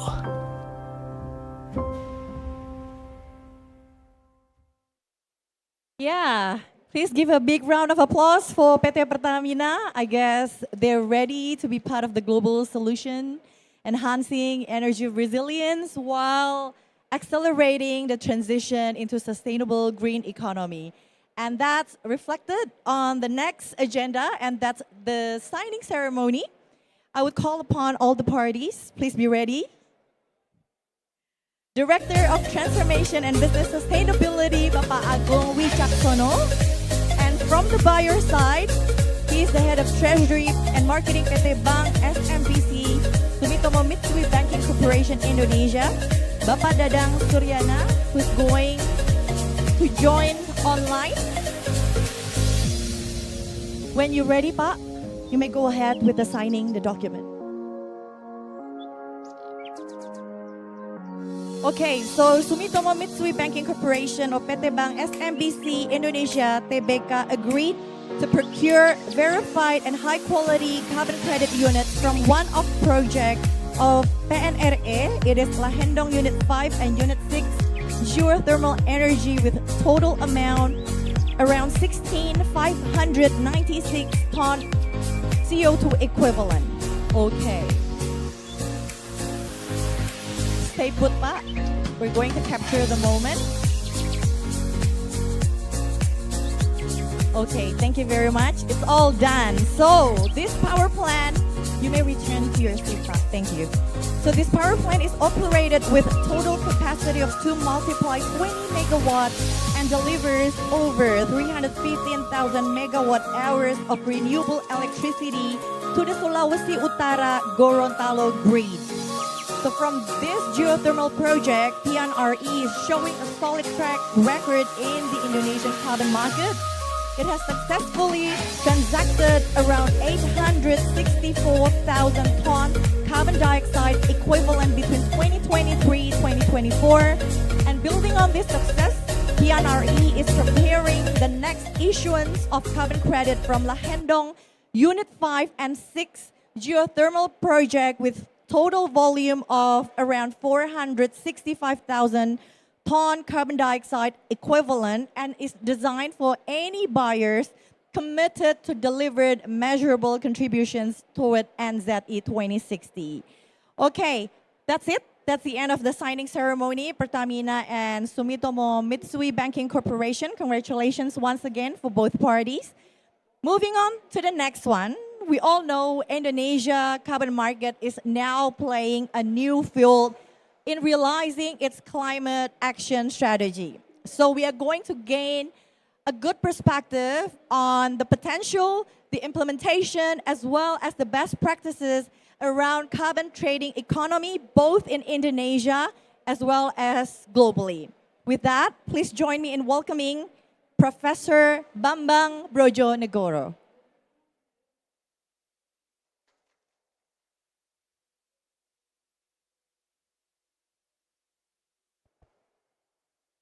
Very good morning, everybody. Selamat pagi. It's glad to be here in the Indonesia Pavilion. And today we are going to discuss or basically trying to promote the carbon market mechanism in Indonesia. Of course, I would like to take the analogy of the emergence of the stock market in Indonesia, I think in 1970s. Before 1970s, Indonesia didn't have so-called a stock market. But then there is a need from the corporate, from the private sector to get extra financing, to get more investment, to expand their company. So at the end, the government decided to set up the Indonesian Stock Exchange. And when you already involved in the stock exchange business, you know very well there is very strict regulation, and you have to basically, from the company side, you have to be transparent, but also you need to give kind of accurate information, accurate financial report in order to attract the appetite of investors to your company. So it means having the stock exchange at that time really giving kind of education to all the Indonesian corporate sectors how to conduct the business properly. And why I took this analogy of the stock exchange, because now we are talking about carbon exchange. And Indonesia, government of Indonesia already decided that Indonesia Stock Exchange, IDX, will be the organization, will be the agency to conduct this carbon exchange activity. And of course, when you are already in the environment of carbon exchange mechanism, then you know. For example, we just witnessed how the SMBC Bank Indonesia buying so-called carbon credit from Pertamina geothermal energy in Lahendong, North Sulawesi. Of course, it's not just simply because Pertamina has Lahendong as a geothermal, which is renewable energy, and we know that Indonesia is one of the, has the biggest potential of geothermal in the world. It's not just like that. I think first, from Pertamina side, they have to prove that the operation of Lahendong itself fulfill all the environmental standard. And certainly when it comes to the calculation of, let's say, the CO2 reduction, absorption, and also greenhouse gas emission reduction, then you have to come up with a very accurate report that verified and standardized by international agency. So it means, although this is like, a simple transaction, but behind that, there are a lot of requirements. And I think those requirements will really tell us that Indonesia is basically in the process to be one of the major supplier of carbon credit in the world. Of course, we always tell everybody, look, Indonesia has one of the biggest tropical forests, rainforests in the world. That itself already kind of asset. But remember, asset is an asset, but when you are doing the transaction, the asset class, the type of asset class will be very important. You might have asset, but maybe the value will be very low, and it won't be profitable, let's say, for the companies. So it means you have to work very hard, not only from the reporting side, measuring the data, but more importantly, you have to really take into account the type of asset that you manage. So even though, for example, your asset is like, a tropical forest and certain area, certain location, let's say in Indonesia, it doesn't mean that you can just, show to everybody, look, I have these several hectares of rainforest that we have managed, we have trying to conserve, but at the end, they like to see what you have done to that kind of the location of the forest area. So it means you have to work very seriously to maintain the quality of the asset. So again, the quality of asset will be the game changer in this carbon trading mechanism. If you really serious in this business, then you will get a lot of benefit, because once you maintain your asset very nicely, then you will get bigger, potential of transaction, and you got like a lot of potential buyers. Remember, in our Indonesia Stock Exchange, you know the definition of blue chip. Some of the stock market considered a blue chip, not just because they are big, but they are big company, but at the same time manage very prudently. They fulfill all the good governance, they follow all the regulation, but at the same time, they are doing the business professionally. They got high profit and high return for their investor. So at the end, they're becoming the blue chip. So I expect that more and more Indonesian companies, including state-owned enterprise like Pertamina, PLN, and others, and of course, the big private sector, and also I like to urge also the small and medium enterprise trying to be involved in this carbon trading mechanism. Again, you have to treat this carbon trade activities as an asset. You have to really upgrade your asset class when you are trying to get the benefit from the stock market, from the carbon market in Indonesia. And don't forget, our potential in Indonesia is not just limited for Indonesia stock market, but also for other countries. I remember one of our neighbors in ASEAN really eager to be involved in Indonesia's Indonesia's carbon trading mechanism.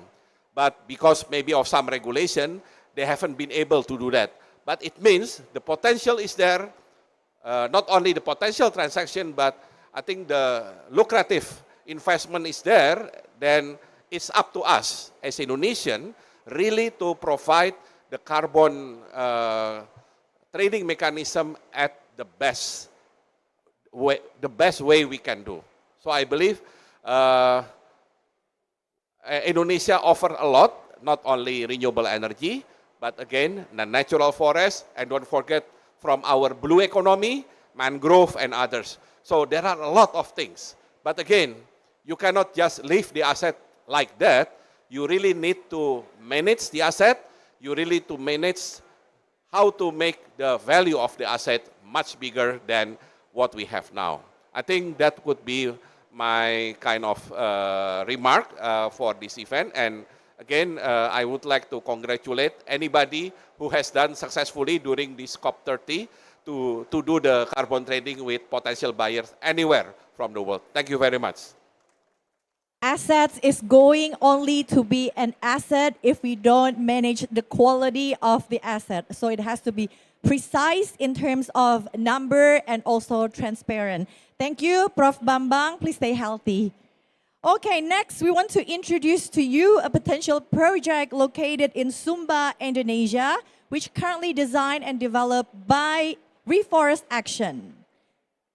And with 15 years of experience, over 1,000 projects, there are an array of expertise to offer. And I guess they will be a great partner to work with. Let's take a look at the next video. Actually, she's joining us online. Hilua Shora, can you hear me well? Okay, here we are. She's joining us online all the way from France. Please.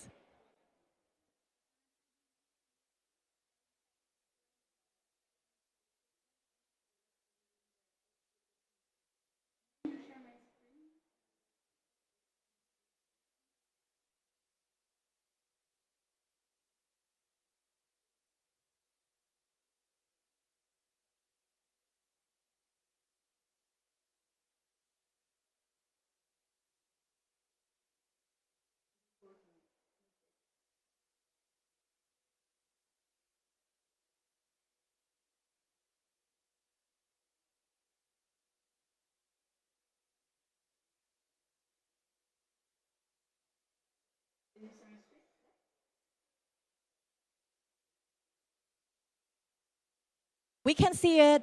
Please go ahead.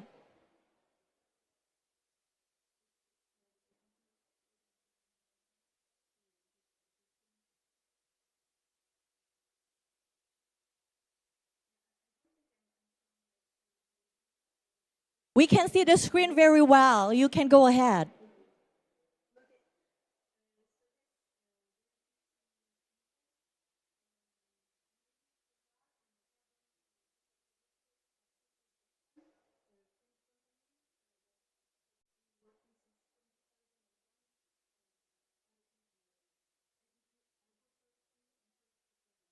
So it's really our specialty, working with project implementers everywhere in the world.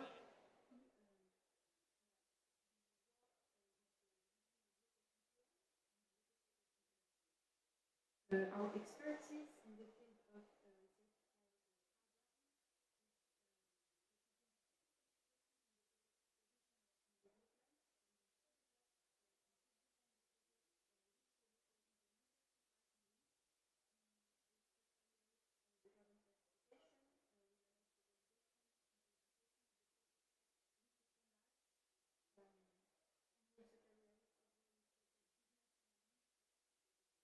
as well as due diligence and for the moment, and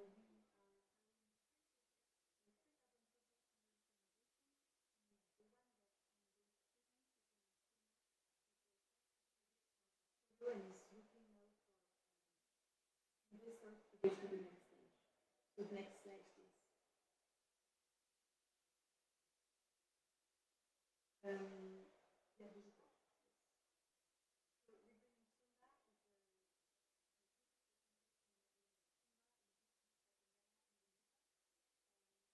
Going to be up to 20,000 hectares.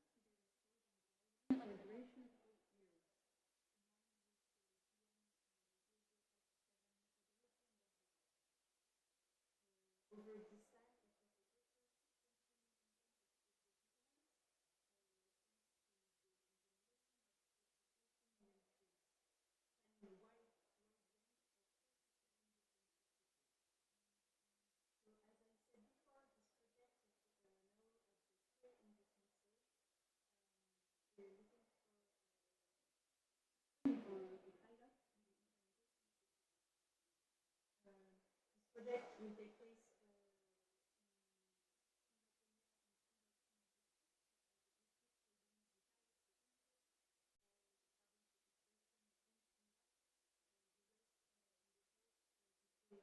having a little potential role in the island. I'm going to explain why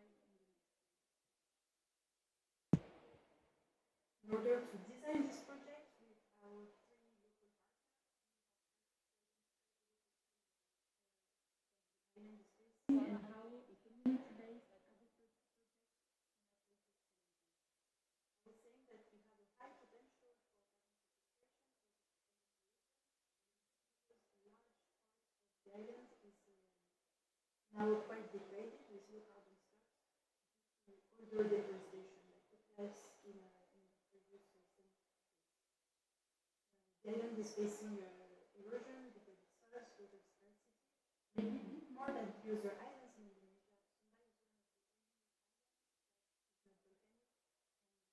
Sumba is one of the only islands that is not volcanic and makes its soil quality and water availability. The island,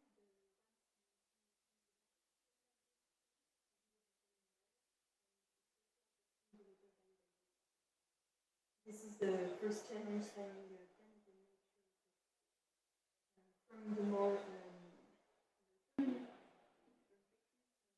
from the point of view of livelihoods. This island is quite remote to the south of Indonesia, facing sometimes economic hardship and the smallholder agriculture that has sometimes a lower level of incomes, and there is for the smallholders at least sometimes linked to economic difficulty. You may know the beautiful Peatland, the woven fabric that are produced there. It is still difficult for many families to make good living out of it. The value chains, there is also a lot of room for improvements because the market, the products have a low value at farm gates. Although when they are exported to Bali or Jakarta or overseas, the price is much higher than for the same product. There are many intermediaries that are capturing the value, and the farmers, when they are isolated, have a low bargaining power. And finally, with this project, we want to act on gender equity. Even though women have enough standing in agriculture and entrepreneurs, sometimes their role is not recognized widely in the community, and their voices sometimes are not very well represented, especially in decision making. So through this project, we want to address not only carbon sequestration, but this whole core challenges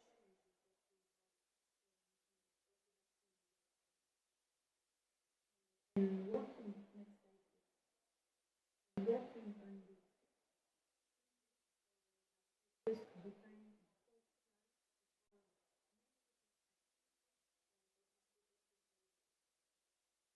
first of all, of course, there is the technical plantation project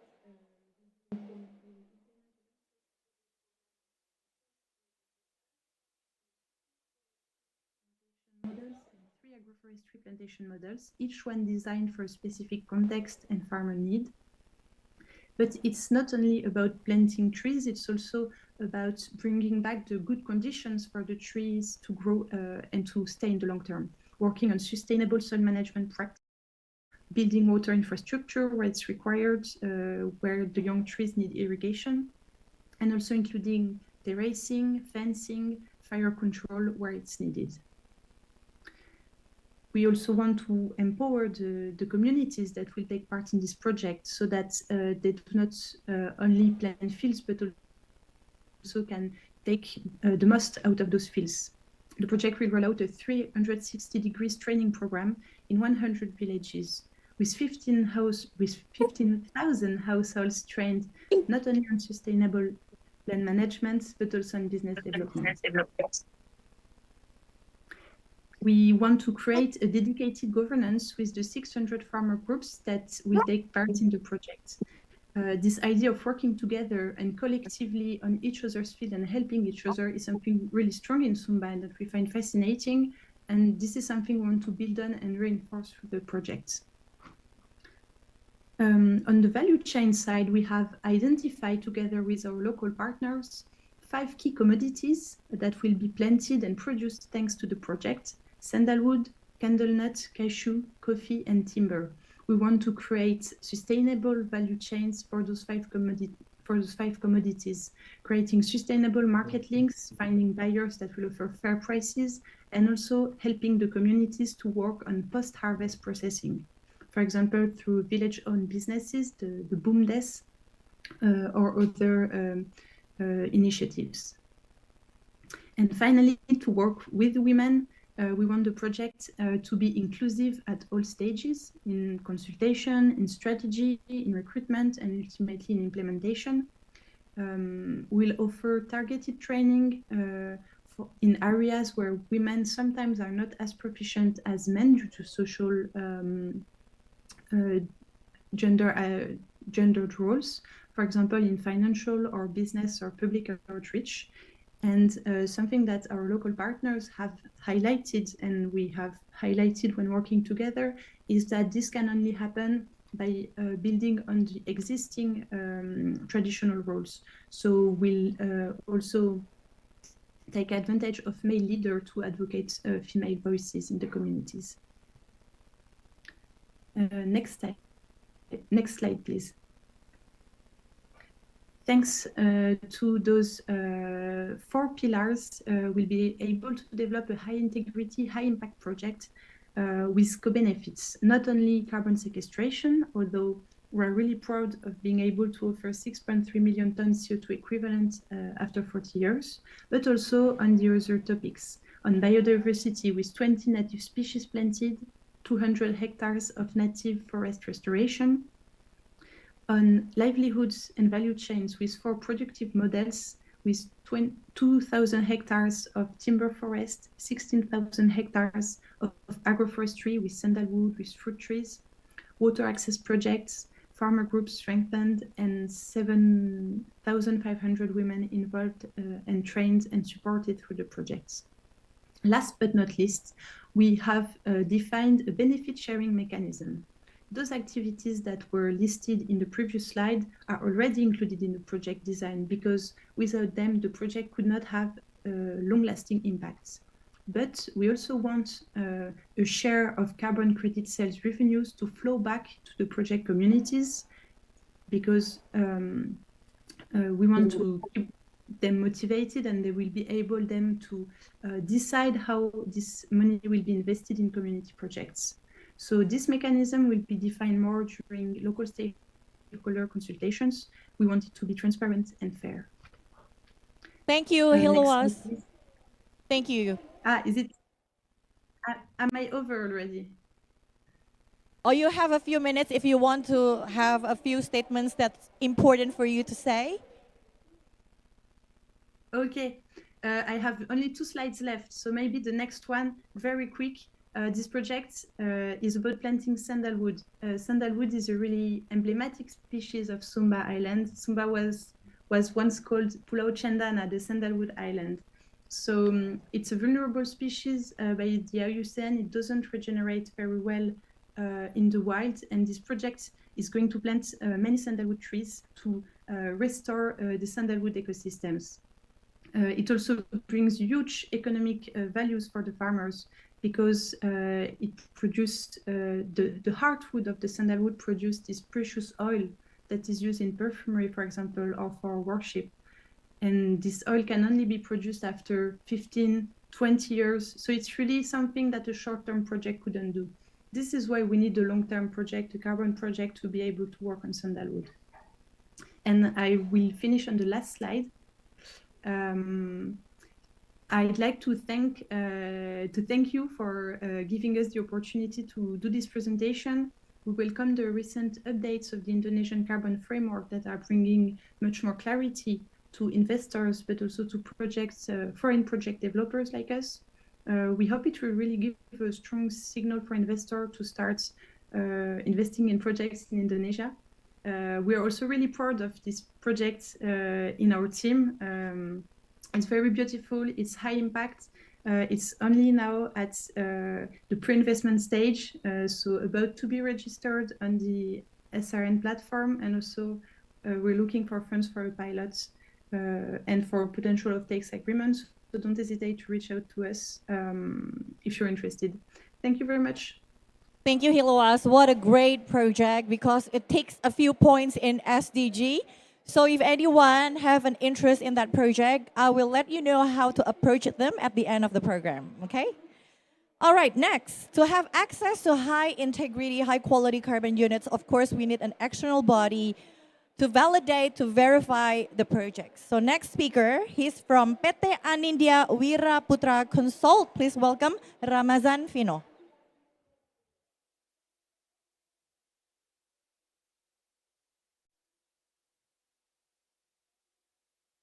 All right. Good morning, everyone. Bom dia. Let me first introduce my name. My name is Ramazan Beram Sofiano, and I'm representing PT Anindya Wiraputra Consult, your green business partner. Next slide, please.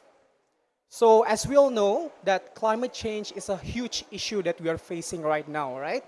So yesterday, the theme for this year's COP has always been the COP of truth. But we believe that truth does not always means regarding on how government gave their NDC report, but truth is also very important in the carbon ecosystem, because we see that there has been a lot of issues concerning the climate change that we are experiencing right now, not only as corporation, but we as people. We see that rising global temperature, extreme weather events that exist in our world. That is the reason why, if you see the news last night, there was a massive protest here, because we believe that the people deserve to get to know whether the truth, whether or not the carbon credit do give impact towards the society. But our company, our validation and verification body, does not always talk about the carbon market or carbon trading. But this is also regarding the emission report, whether or not the emission report in the sustainability report that exists within which a lot of company actually accurate. Next slide, please. This is why the carbon ecosystem became a very important case as we are going into the next COP or the next NDC reporting. We believe that there has to be a paradigm shift between climate crisis to climate opportunity. But let me first dissect who are all the important actors in this particular ecosystem, and how do we position ourselves as validation and verification body that exists in Indonesia, especially in the era of internationalization and multilateral environmental agreements such as UNFCCC, the Kyoto Protocol, and the Paris Agreement that has given the compulsion towards country to give their NDC reporting. We believe that government act as a regulator in this carbon ecosystem, which means that the government, especially after the issuance of the presidential regulation number 110 year 2025, which means that there has been two kind of mechanism that exist in our country, which is one is the cap and trade system, what we call as PTBAEPU, and also there has been obviously the certification of carbon reduction, which became the carbon certificate that later be issued by the Indonesian government, or SPAE. But most importantly as well is this entities or the corporation that we already seen that sells the carbon credits and tell the world of their sustainability report. But then there comes the people or as beneficiaries. Obviously the people want to know whether or not any climate-based solution or climate reduction that exists by the entities is actually being validated. Is it actually being verified? Is it actually impactful to them? Is the process in accordance to the international standards? This is why our role becomes very important. We believe that because of the international standards that mandate all the project that exists to be validated by an independent validation and verification body. We believe that any validation and verification body becomes one of the key points in the carbon ecosystem that oftentimes being overlooked, right? This is why we came into this particular convention to tell you that we are also an important game changer in this particular market. Next slide. So basically, who are we? We are a PT Anindya Wiraputra Consult. We were founded in 1982, so we have done a lot of inspection and a lot of verification for other sectors as well that I'm going to give to you maybe after the session. But also in basically our FIFIB was founded in 2023 when we have become one of the most growing FIFIB in the country. We have more than 17 projects across Indonesia, and we have helped a lot of corporations, right? But why 2023? Because it is after the issuance of the presidential regulation number 98 year 2021, when there has been a formalization of the carbon ecosystem and carbon pricing in Indonesia. But secondly, we come to the era of cup of truth or high integrity carbon unit. But not only the integrity carbon unit, but the integrity of sustainability report or carbon emission reporting, which becomes also very important because a lot of companies are seeking green financing, for example, which carbon emission report become the prerequisite for that. We believe that although we are based in Indonesia, we are already comply with the International Organization for Standardization. We are operating in accordance with ISO 17029, ISO 14065, and ISO 14063. But most importantly, this is not about only our services, but it's also, we're talking about our team that also consists of experts that already been certified under ISO 14066 with extensive experience in conducting validation and verification. But secondly, that is also very much important. We are one of the only FIFIBs that is already been accredited by two major entities. One is the National Accreditation Committee or CAN, but secondly also by the Indonesian government via the Ministry of Environment or the Kementerian Lingkungan Hidup. Therefore, we are already been registered under our registry, which is the System Registry Nasional that exists within the Ministry of Environment. So therefore, our scope of work, which became very unique and very big, not only that we do project validation, which is the PDD or the verification, which later can be issued for the carbon credit. But not only that, we are also do organizational verification for the non-carbon pricing scheme. Because usually right now, under the, even a lot of corporations who might not want to join in the carbon pricing, but oftentimes they want to have a sustainability report. Of course, they need to do a certain types of reporting in their scope 1 emission or scope 2 emission and scope 3 emission. This is where our qualities come because our companies is already been accredited nationally, and even right now, especially with the increase of the MRA between Indonesia and other entities such as FERA and Gold Standard and also Japan, we believe that we also been recognized in that, we have to be recognized in that particular MRA so that every carbon credit that being verified by us can be sold abroad. Therefore, this is also a unique opportunity for a lot of corporation. But thirdly, also in terms of the carbon the carbon cap and trade system, which is the PT BIPU, we are also been recognized by the Ministry of Minerals in terms of the verification of their emission reports. Therefore, we already have a huge scope of work which become our, therefore we say ourselves we are your green business solution. We might not sell any carbon credit here, but we sell the prerequisite so that your carbon credit can be sold nationally and internationally. Therefore, we are very proud to be here. Next slide, please. Therefore, this is like our activities. We have conducted a lot of organizational verification. One of them is in the PT Tata Metal, which is located near the Jakarta area. We verified their organization and their scope 1 and scope 2 emission. Next slide.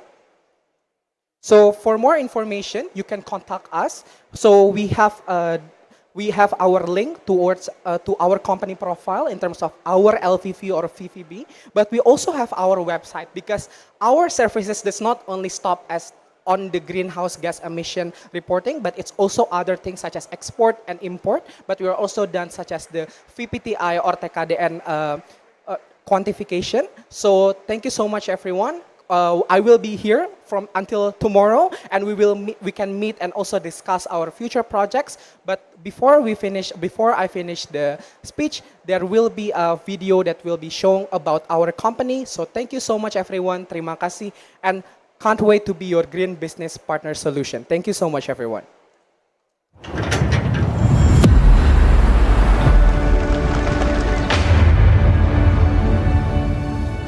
quality and trust are never built overnight. They are earned through integrity, precision, and time. Sustaining them for over 4 decades is no easy feat. Unless you are driven by the right people. India consistently provides end-to-end solutions for verification and validation across every sector of Indonesia's industry. Our VPTI inspectors guard the eligibility of every item imported into Indonesia while minimizing potential losses. Trusted to conduct domestic component-level verification to support and protect the local industry. We act as a reliable partner, ensuring every process runs transparently and efficiently for all industrial players. Assisting industries in obtaining greenhouse gas validation and verification in accordance with standards. Our LVV verifiers and validators ensure that every operation achieves target net zero emissions. From rugged fieldwork to precise laboratory analysis to maintain the quality of every commodity. Our coal division is ready to venture anywhere, conducting laboratory analysis with international grade precision to deliver the most accurate survey reports. Supported by seasoned professionals, our mineral division works with the same international standards, equipped with advanced technology to ensure our reports accurately reflect the quality of minerals, from site exploration, sampling, to processing and refining facilities. To guarantee safety and quality, our marine surveyors meticulously examine every inch of a vessel, starting from the exterior to the lower decks and bridge. Our greatest strength lies in our people, analysts, chemists, surveyors, and inspectors. They are the people who strive for integrity and accuracy to propel us ever forward. And enhanced with a strong international network, no location is beyond our reach. With a team ready to serve anywhere and anytime, for every surveying, verification, and validation needs. We don't just verify. We ensure confidence in every trade, every shipment, and every step forward. India, your trusted partner in quality and compliance. What a great service by PT India, providing a full service, all-rounded service in generating high-quality carbon units. Thank you very much for the presentation, Vino. Okay, moving on to the next one. We have 4 sustainable forest product projects in Indonesia, and I will introduce them one by one. Being the first one, she's from PT Nusantara Raya Solusi NRS. Please welcome Ibu Mayang Pratiwi.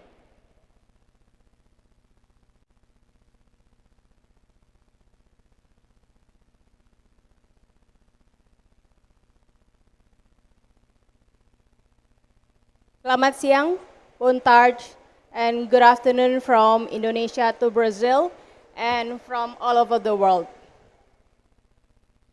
Distinguished ladies and gentlemen, I'm proud here today to introduce our project as a CEO and project lead manager of SBK, South Barito Kapuas project. In this very esteemed season, the seller meet buyer in COP 30th COP30 in Belém, Brazil. Next slide, please. SBK is a project, forest conservation project by Neoterra, spanning dryland and peatland across 40,000 hectares in central Kalimantan, Indonesia. The concession sits among 10 villages with roughly about 15,000 people around the area. So community alignment is not a side program. It is the core of permanence. And under FERA VCS standard, the project aiming to generate about 1 million credit annually. Next, please. What buyers actually get if they buy our carbon credit?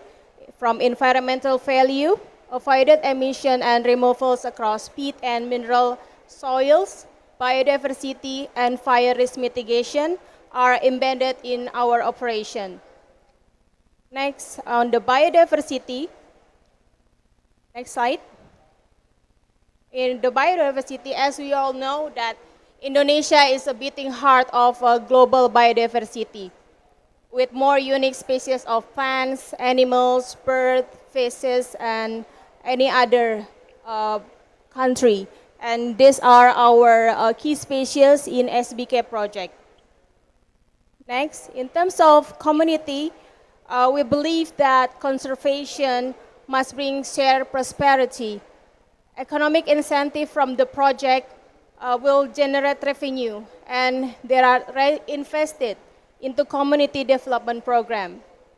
The SBK project not only address climate change, but also contribute and driving to the 17 SDGs goals. And then the next slide, in terms of activities, the South Barito Kapuas project has already implemented a range of activities to ensure effective forest restoration and protection. And together, this measure will strengthen the ecosystem resilience, reduce fire risk, and restore biodiversity across the concession. And lastly, about the collaboration for impact, we have this landmark initiative in our project. So we will have the Fire Watch Tower and the Welcome Center. It is designed by a renowned Japanese architect, Mr. Kengo Kuma-san. It will reflect a future where people and nature actually walk side by side and allowing both to flourish without taking from one another. Next, this is the certification timeline. So this project has been validated by the VVB, which is Rina Services, earlier this year. And we are expecting our first carbon credit to be issued hopefully by March next year. And as we speak, the VVB is actually on site doing the site verification. And on top of that, we are also undergoing a B0 rating, which result targeted by mid-December this year. And we are expecting to have AA rating outcome. And then the next CCB first validation and verification, we'll aim to have it by 2027, and the following joint second verification with the issuance targets in 2028. And hopefully this gives you perspective and idea about the important milestone of SBK's project. If time allows, I would like to invite you to watch our video. But before that, thank you very much for your time today. It's been a great honor to address such a respectable audience. And if anyone wants to buy our credit, please talk to me afterward. Obrigado, and God bless.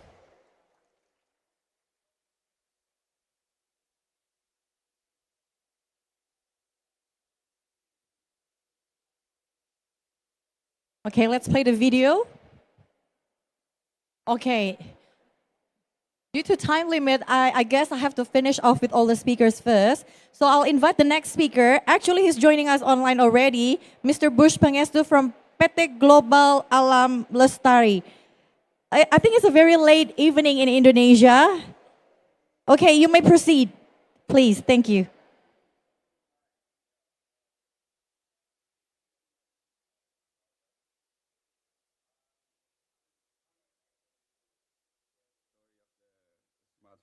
Peatland project, or SMPP.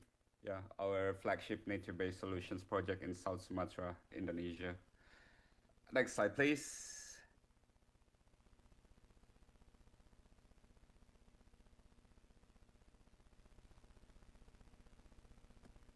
Okay, so the SMPP is a collaboration between PT GAL, Global Almastari, and Forest Carbon, restoring over 22,000 hectares of degraded peatland rainforest. We are registered under the FAIR VCS number 1899, and then we obtained CCB Gold rating. Under the VM7 methodology, we generate around 1.2 million PCUs per year. Next slide, please.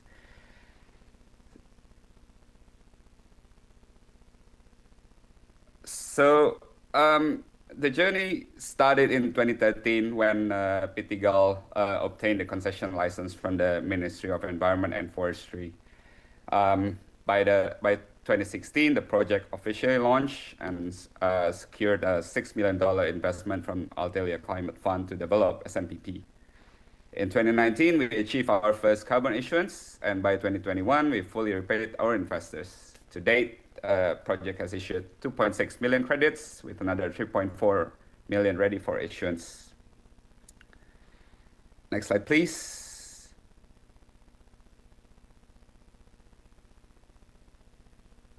This is our credibility. It's independently verified from the science, is peer reviewed. We are recognized by the World Economic Forum as an ANSES Lighthouse Projects, one of the out of 6, and we are rated A by B0. So next slide, please.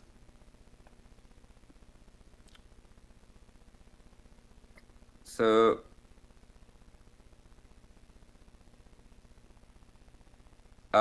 this is like beyond the numbers. Yeah, what really matters is the transformation on the ground.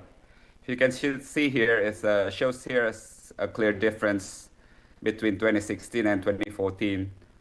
In 2016, there was a degraded, drain, and fire-prone peatland. And now in 2024, it's now become a vibrant green landscape, yeah, with restored vegetation and stable water levels.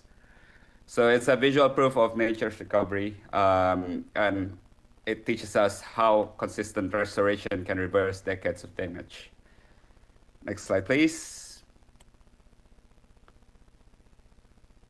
So since 2016, we have over 4.3 million tons equivalent of emissions that have been reduced and verified. We have employed 70% of local staff from the communities.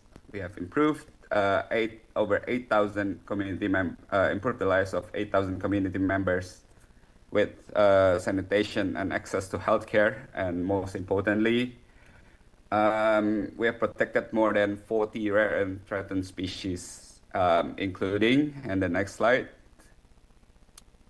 please. Okay, including the Sumatran tiger, the silvery lotum, the agile gibbon, and the rhinoceros hornbill. Yeah, I mean, to close with, I think we shows, the SMPP shows how high integrity carbon projects can restore ecosystems, empower communities, and deliver measurable climate actions. We're looking forward to your collaboration, and we thank you for your time in the COP30 Belém. Thank you. Okay, thank you very much, Bush, for staying up awake at this hour. Thank you. We'll talk to you again later. Okay, the next one we have PT Rimba Makmur Utama, RMU, which will be presented by Bapak Darsono Hartono through the video.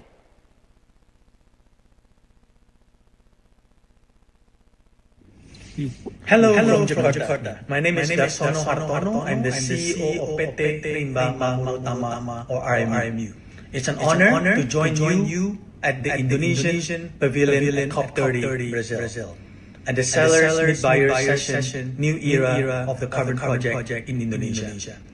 RMU managed Katingan Mentaya project, the world's largest nature-based solution registered by Vera, covering more than 150,000 hectares of peatland forest in central Kalimantan.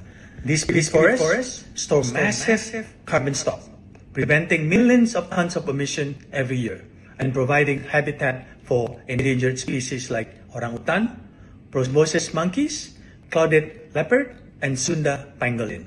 But more than that, the Katingan Mentaya project is a living example of how climate action, biodiversity conservation, and sustainable livelihood can work hand in hand.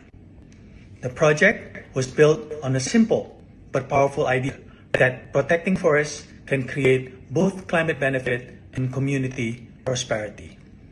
Since inception, it has avoided around 60 million tons of CO2 emission, showing how high integrity carbon market can support Indonesia follow Net Sink 2030 and net zero targets, while also improving local livelihood.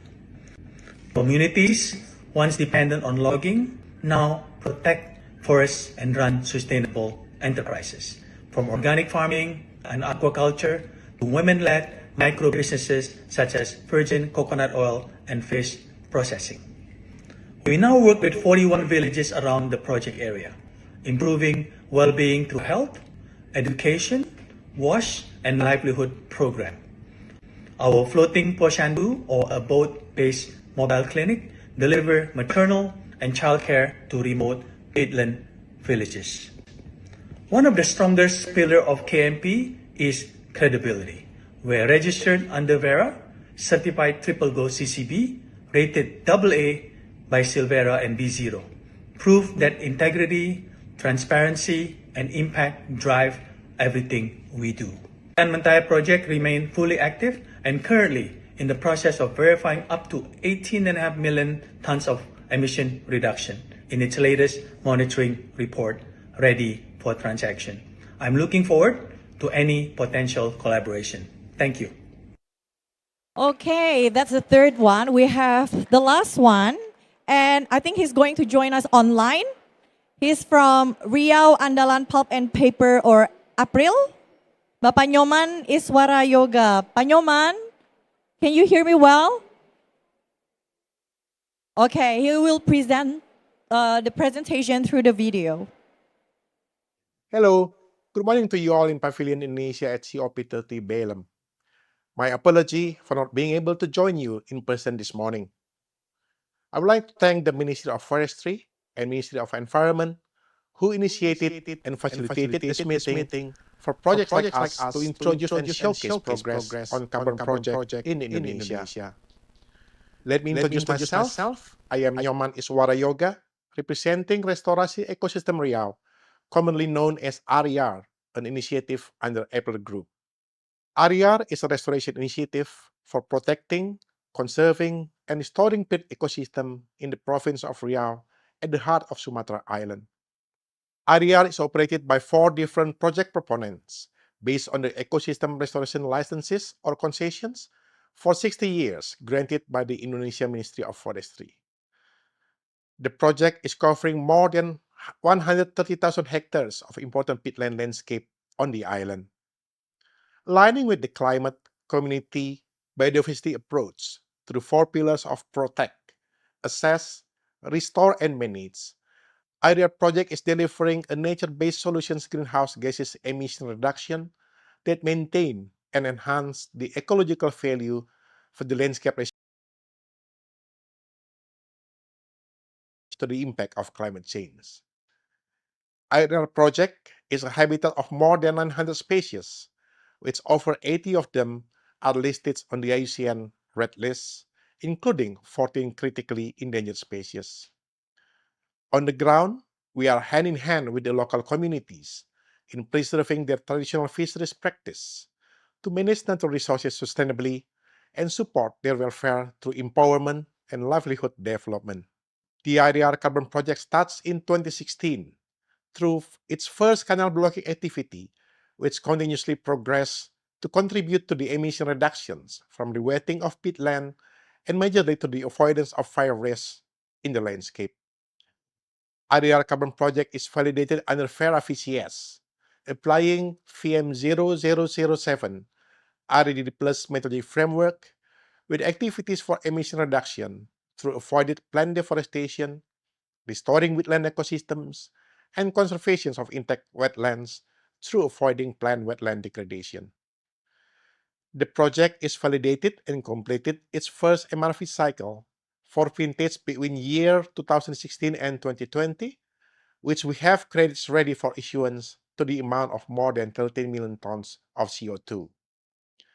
Mindful of time this morning, I invite you to learn more on the project through the project page in Verra, VCS Project ID 2403, Project ID 2403, or visiting RER website www.recoforest.org, www.recoforest.org. Please be in touch. I will be very happy to provide you with more details information on our progress and have further talk on your interests to work together to support Indonesia emission reduction and contribution to the global climate goal. Thank you. Okay, so thank you to all speakers for presenting in Carbon Connection for Climate Action. It is a brilliant program where innovative sellers and forward-thinking buyers all shared the same goal, and that's to build a robust and globally connected carbon market. Okay, so I think that's the end of it. But before you leave, I will have to show you a few things on the screen. The first one is the QR code for coaching clinic. So if you want to find out more about carbon market or carbon trading mechanism in Indonesia carbon exchange, and to access a high quality carbon units with the best security and convenient transaction, you can scan the code. And if you do the registration today, you will get the appointment the next day, which is tomorrow between 1 to 3 Brazil time.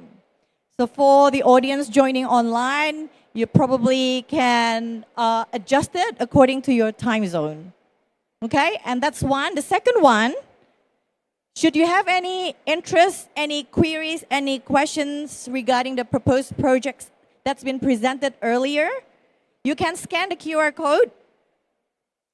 I think it's the next one, not this one. So there will be a list of projects that's going to be presented and was presented before. You can select it and just follow the prompt. And we will get back to you and we'll talk about that later on. Okay? The third one,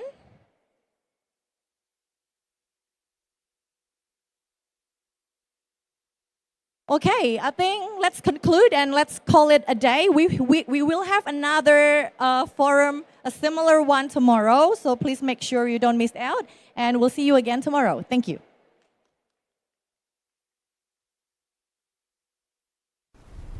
When forests burn, carbon escapes, biodiversity vanishes, and the world breathes smoke.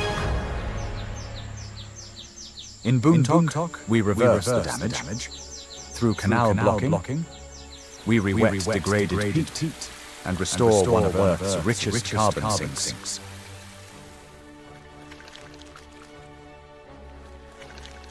Our trained patrols protect more than land, preventing illegal logging, encroachment, and fire.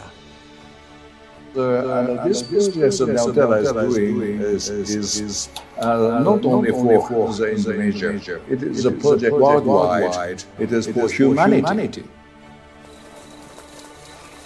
With early warning systems and satellite data, we've reduced fire outbreaks by over 90%. Every ton of carbon is monitored, reported, and validated. Not just by humans, but by systems designed for truth. This is more than a tree. It's a livelihood. A path to school. A reason to stay rooted. From seed to canopy. This forest is cared for by the people who call it home. And because carbon revenues flow back to the village, the forest gives more than wages. It gives health, education, women's enterprise, and internet connection. This is what regeneration looks like, when nature and people rise together. When forests are left to heal, life comes home. Our teams monitor wildlife recovery with precision, using camera traps, data, and traditional knowledge. Protecting biodiversity isn't a co-benefit. It is the foundation of carbon resilience. This forest is more alive than ever. And thanks to you, it will stay that way.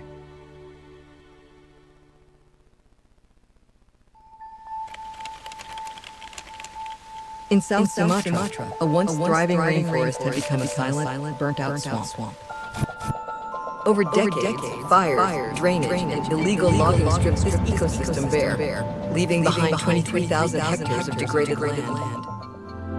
This was the beginning of the Sumatra around Peatland project, a wounded landscape more than 3 times the size of Manhattan, and a commitment to bring it back to life. Launched with global investment, built to deliver impact. Alongside local communities, we began restoring the land together. Peat compaction dams were built to raise the water table and help the forest recover. Our real-time dashboards and sensors monitor water levels and fire risk, ensuring our team can respond quickly on the ground. To date, the project has issued over 4 million verified carbon credits. Backed by science, peer-reviewed, recognized globally for its credibility and scale. And the ultimate proof? Tigers, hornbills, and sun bears have returned. The forest sings again. Led by Forest Carbon and Global Al-Mustari through a long-term partnership that will continue for many years. This is restoration at scale, creating lasting impact.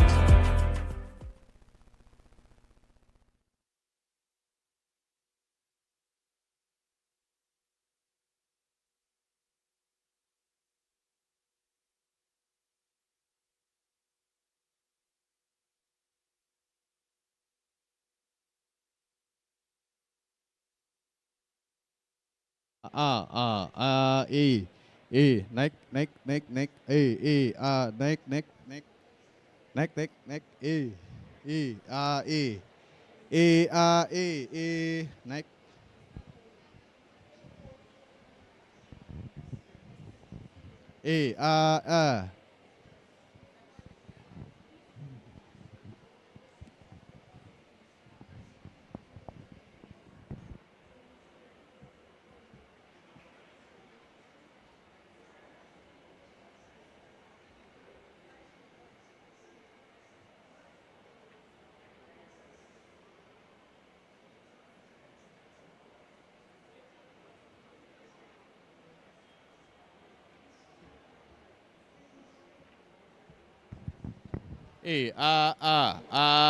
check,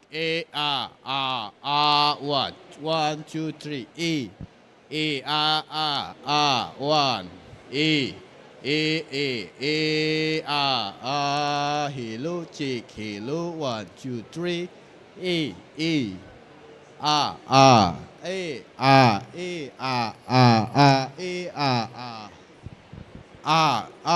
C, oke, dah, ya, segini, dah, iya.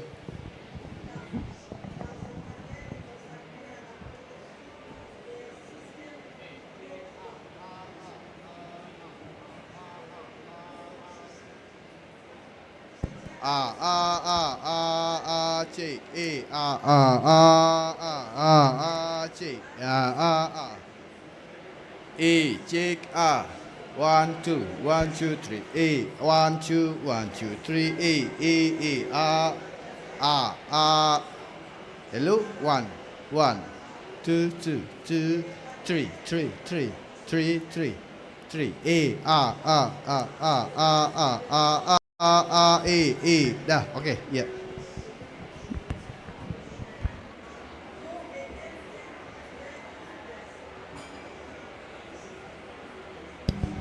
C, C, 1, 2, 3, check, check,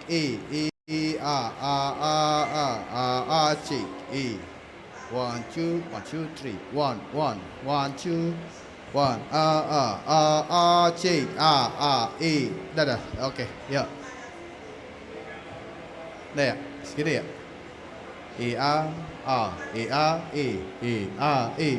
Gaung.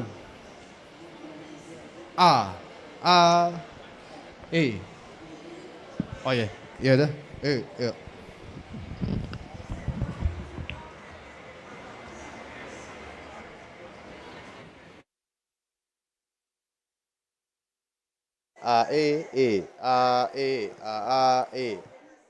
One, two, one,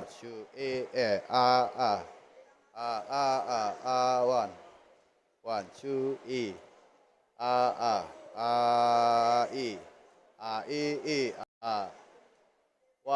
one, 2, 3, A. 1, 2, 3. A. 1, 1, 1. A, 1, 1. A, 1, 1. A, 1, 1. A. Ya, udah. Udah ya, segini ya. Udah.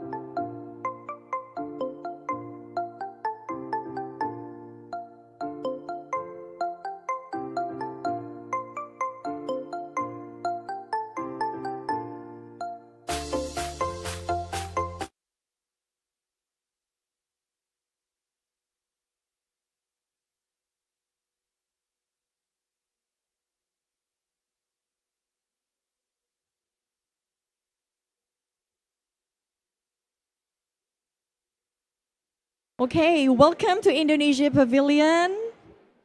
Selamat datang. Welcome to our international audience and speakers.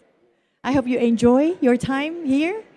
Okay, let's talk about this scaling landscape restoration through carbon finance and partnerships. So at the moment, the Ministry of Forestry Republic of Indonesia is working on a scheme to open this restoration business concession in degraded conservation area, which granting businesses the rights to manage them for 30 years or even more.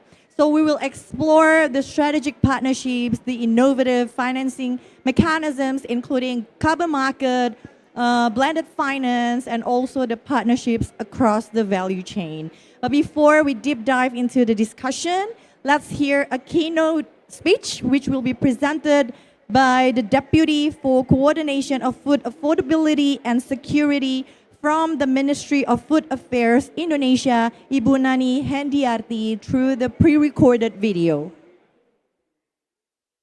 Excellencies, Ibu Laksmi Wijayanti, Director General of Sustainable Forest Management, Ministry of Forestry of the Republic of Indonesia, Bapak Edo Mahendra, Principal Advisor to the Indonesian Minister of Forestry, distinguished delegate speaker, ladies and gentlemen. Very good afternoon. First, I would like to apologize for not being in person in this important session, and my appreciation to the organizer, particularly to Asia Pulp and Paper, Sinarmas and partner, for the strong commitment to advancing nature-based and inclusive climate action. As one of the world's most mega diverse countries, Indonesia is home to the tropical forests, mangrove, peatlands, and coral reef that serve as a lungs and the blue heart of the earth. Indonesia has the third largest tropical rainforest, with the mangrove forest around 3.4 million hectares. Those natural ecosystems are not only the foundation of the national prosperity, but also essential to the global climate stability, which could serve as carbon sink and home to unparalleled biodiversity. The government of Indonesia has made several forest-related policy changes to improve sustainable forest management, protect the environment, and overcome various challenges, such as the Government Regulation Number 27/2025 regarding protection and management of the mangrove ecosystem that enforce strict rules to preserve and restore mangroves both inside and outside forest area. Also, the Presidential Decree on Number 110/2025 regarding value of carbon economy as the key instrument for the climate change mitigation and adaptation. It specifically regulates the opening of the international carbon trading and the direct recognition of the carbon unit certified by internationally with the high integrity and standards and methodologies. Distinguished participants, ladies and gentlemen, in the field of nature, following our good collaboration on the mangrove development for climate, Indonesia and the UAE have agreed to initiate and promote the Mangrove Alliance for Climate, or MAC, since its formation at COP28 in Dubai in 2022, as a strategic platform to make joint and inclusive effort in the global climate action related with the mangrove conservation and restoration. Our partnership will be expanding into new initiative, which is the Indonesia and UAE Nature and Climate Partnership that agreed upon through the LOI and further strengthened during bilateral meetings in New York on the margins of the 80th United Nations General Assembly. Also will be discussed in more detail during the workshop in Jakarta next week. This partnership will focus on the forest management and restoration, ecosystem and biodiversity conservation, and the promotion of the nature-based solution for climate actions, and will be announced in January 2026. The future project is prepared comprehensively based on what Indonesia needs and transparently with public accountability and inclusive participation. We will implement pilot project under the Public-Private Community Partnership or PPCP model, which will increase investment to support land and forest restoration and conservation, including mangrove and peatland. This will ensure that local communities get beneficiaries. My last, in the good momentum, I invite all partners, national and international, to turn our commitment into action. If we protect our nature, then we also protect our future. Thank you and wish for fruitful discussion. Thank you. Well, what a privilege. This forum is attended by as many as 5 prominent speakers and 2 keynote speakers. So I would like to invite the second keynote speaker. She is the Director General Sustainable Forest Management from the Ministry of Forestry, Republic of Indonesia, the superwoman Ibu Laksmi Wijayanti.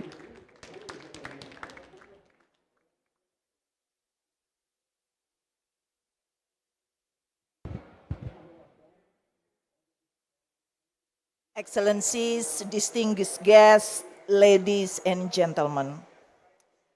It is a privilege to address you today at this important forum on scaling landscape restoration through carbon finance and partnerships.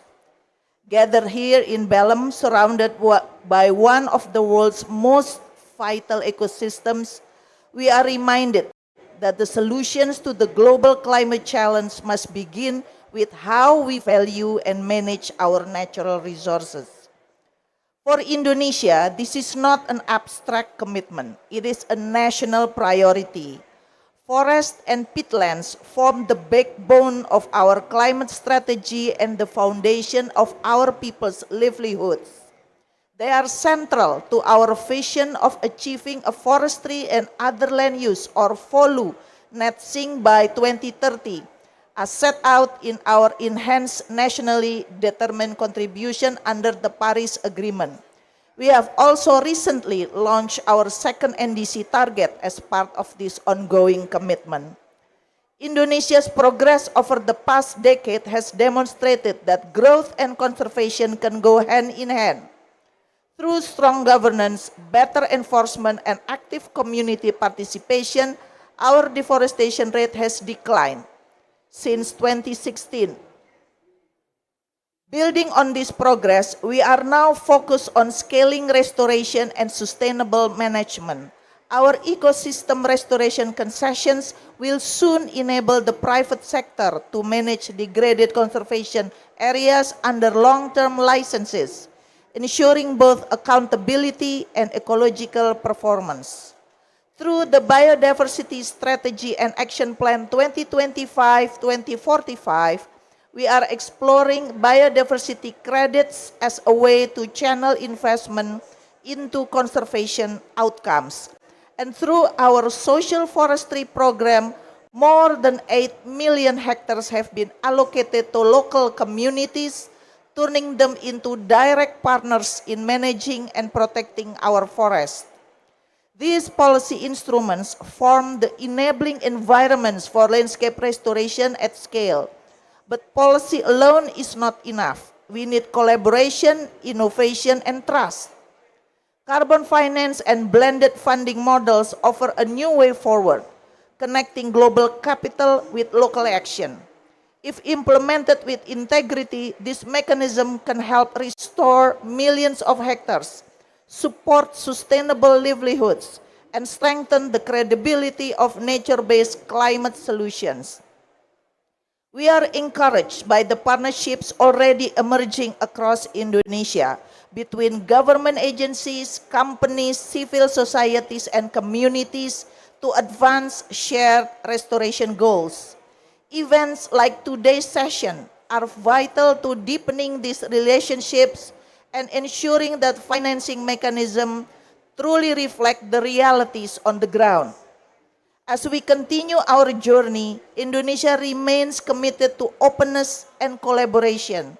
We welcome engagement from all partners, investors, researchers, private sectors, and development organizations to help us regenerate our landscapes and secure the well-being of both people and planet.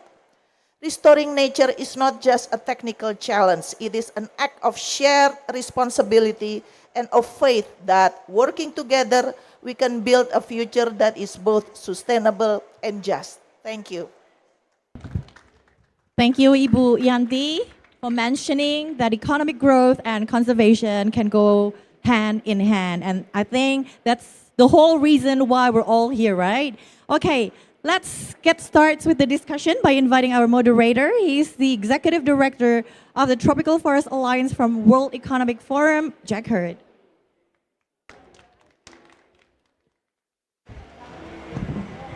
Okay, thank you very much, everybody, for coming today. We're here to talk about scaling landscape restoration. I hope you're all in the right place. And I'd like to thank the Indonesian government and the pavilion for adjusting the temperature. It's a little bit like Surabaya in here, and we all feel good about that. A nice warm tropical time in the wet season.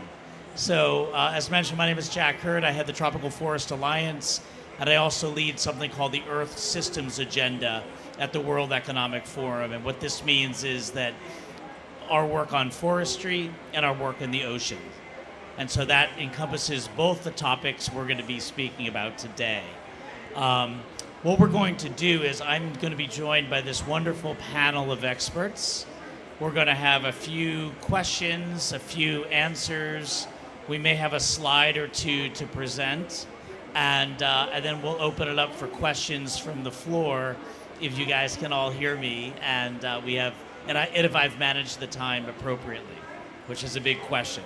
So actually what I'd like to do is maybe I'd like to ask all the panelists to come sit down here, and then I'll introduce you one by one. I think that might be nice. So Marissa and Emily and Jasmine and Ria and Edu, please, you can sit where you, I'll probably sit here, I guess. This makes sense. Okay, so let's see, we're going to introduce them one by one. So Pak Edu Maharinda is a principal advisor for the Ministry of Forestry. Thank you very much, Pak, for being here. Jasmine Prihartini is the head of landscape conservation and environment at APP. Thank you, Ibu Jasmine, for coming. Emily Landis is the Global Climate and Ocean Director is what I have, but it says up here, you're in charge of global climate adaptation and resilience. So we'll give you that title for the day, Emily. Thank you very much for coming. Marissa is the Chief Sustainability Officer at Standard Charter, and Ria Marsudi is the CEO of Fair Atmos, which is an organization based in Jakarta as well. So we've got a lot of different people. We've got a lot of different perspectives. We're going to have a few questions and discussion, and then we're going to see where we go.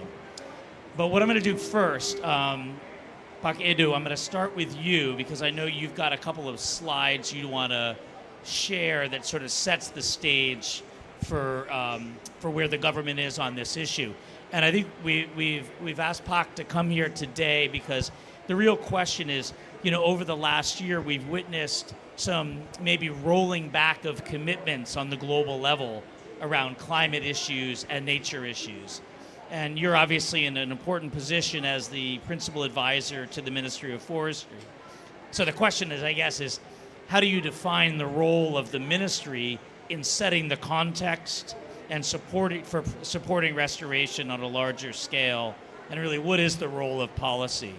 So we'll give you about 4 or 5 minutes, if that's okay, to sort of work us through your slides, and we'll go from there. Thanks. Okay. Thank you. Very good afternoon. Is it? It's just afternoon. Afternoon. Very good afternoon, everyone. Yeah, Bu Dirjen and all the distinguished guests, ladies and gentlemen. I know my title there says Principal Advisor to the Minister, but I'm also happen to also be the Senior Advisor to the Indonesia Climate and Growth Dialogue. that is under Ibu Mari Pangestu as well. So I'm advising her as well. So please allow me to use another hat just for two minutes so that I can introduce some of the principles that I think also in line with what the government of Indonesia is working on to make sure that we have an effective carbon governance. So the ICGD, the Indonesia Commission Climate and Growth Dialogue, has issued a white paper that is called Building a High Integrity Carbon Market Ecosystem for Indonesia's Green Growth. This is a product of a collaboration with multi-sector partners so that we can contribute in the thought leadership in building a high integrity carbon market that should strengthen Indonesia's not only environment aspirations, economic aspirations, economic targets, but also competitiveness, social aspects, and that we can attract international finance and support national climate goals. Next. Great, I did my part, so I did that, I introduced, yeah. So, but basically, the beautiful thing about this is that actually the principles that are aligned in this report is also the principles that I also invest personally and are also shared by my boss, that is the Minister of Forestry.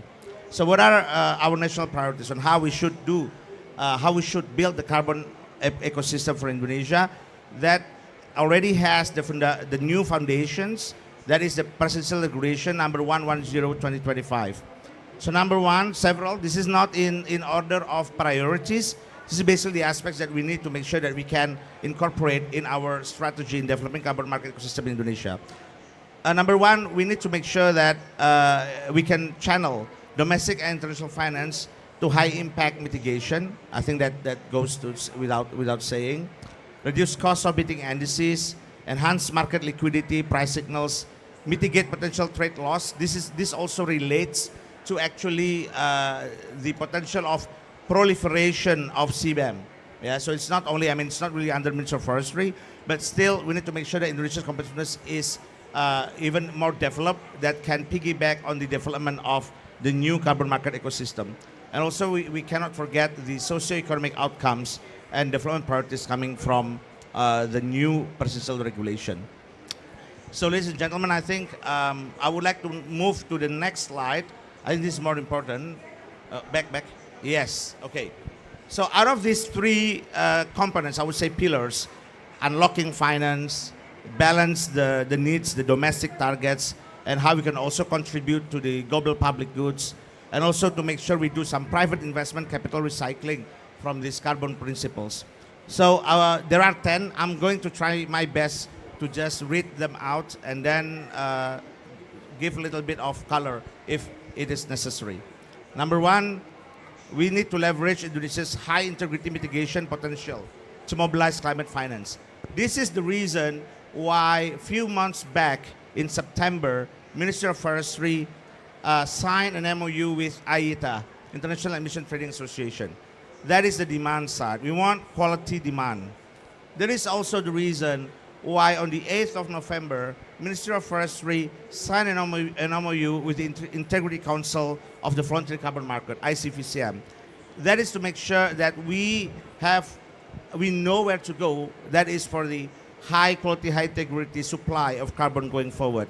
So we have the demand, we have the supply, and few days, I think yesterday, Ministry of Forestry was also present in the event to welcome the principles set by the coalition to grow the carbon markets by the UK, Singapore, Kenya, and few other countries. We welcome these principles, and we know that the secretariat of that is actually managed by VCMI. That also manage the standard for the high quality demand. So that's number one. Number two, I think goes without saying. We want to make sure that number three, identify appropriate coverage of mitigation under voluntary and compliance schemes. That is now explicitly allowed under the new Presidential Regulation 110. The next block, the next building blocks, is to make sure that we can optimize the Article 6 as well. Ladies and gentlemen, in the previous regulatory regime, 98/2021, the VCM is not explicitly stated, and carbon markets is seen as a residual for the carbon ecosystem. That paradigm has been flipped. It is now a dawn of a new era whereby carbon pricing, carbon market is an instrument, it's instrumental. Before it was residual, now it is instrumental. Instrumental for what? Instrumental for the achievement of our aspiration. Hence our NDC, and for the Minister of Forestry, that is the the follow net sink 2030. What is the end game for that? That is to support economic development. That is to make sure that with this carbon financing, we can unlock transitional capital, climate financing as much as possible from different channels, so then we can create new sources of growth, new sources to support upward social mobility, and to make sure that our aspiration, environment aspiration is reached. So that's why we also prioritize quick wins. We are not close to Article 6, for instance. Now we can open, but we want to make sure that we do it right. So we have to make sure that, when we sell the CA, because there is an export of carbon credits, then we make sure that we can reinvest that capital into low-cost mitigation activities for our NTC, so that virtuous cycle can be achieved with this new strategy. I think that's all to answer your first question related to the new Presidential Regulation number 110/2025. Thank you. Yeah, so thank you very much, Pak. I mean, this is great that you've been able to show these slides, because it really does a great job of outlining what is critically important for this work to take off in Indonesia. And I think, as you said, it's instrumental, not residual, in going to achieve the AFOLU Net Sink 2030 goal. So thanks very much for going through that, Pak. So now I'm going to move down to Marissa. And Marissa, you work with an institutional investor. And so we're interested from your perspective, what are the key barriers that you face as an institutional investor in allocating capital to restoration-related carbon projects, and how can we really improve the bankability of those things going forward, especially, in light of some of the ideas that Pak has put up here on the stage? Sure. Thanks. So first of all, I have to commend the government of Indonesia, because this is a very considered approach. You can see how detailed this is, and that is, in our opinion, to make markets confident and to galvanize capital at scale, you really do need to see a holistic plan. And that is part of the development of any new market, is commonality of standards, very clear and transparent communication, sort of rules, systems, and so on. So that is all the path to doing exactly what you're asking me, which is how do we make it bankable and how do we effectively reduce risk? What do we see? So just a little bit of background. At Standard Chartered, our marketplace is the developing economies. Indonesia is such a core market of ours. We've been in Indonesia more than 100 years. And equally, I was delighted to hear about the MOU between the Middle East, because the Middle East is also a core market of ours. So there's a pattern here when we get like-minded countries together, because the power and scale also creates market liquidity. But the way we think about the carbon markets is as both a facilitator to try to help mature the ecosystem. 2 is to help participate in standard setting, for the very reason that if we have harmony of standards, then we can have global adoption.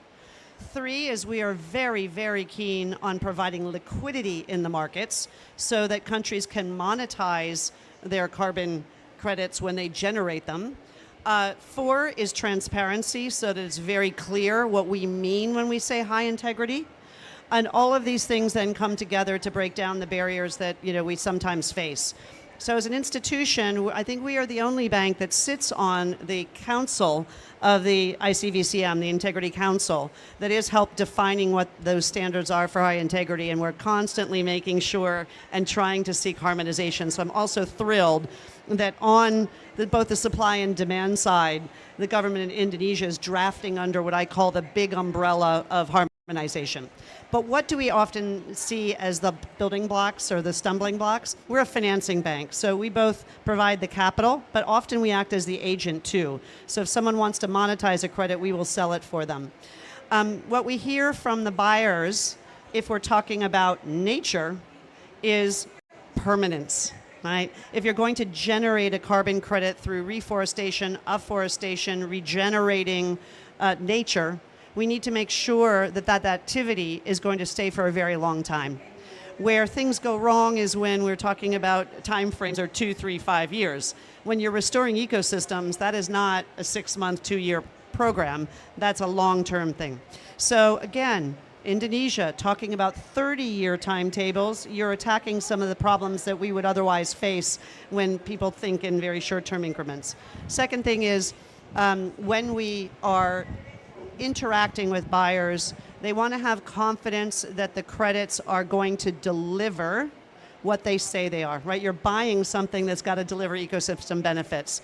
So the ability to be considered in terms of the additionality, right, and the measurement and the performance is something that's very critical to give confidence to the markets.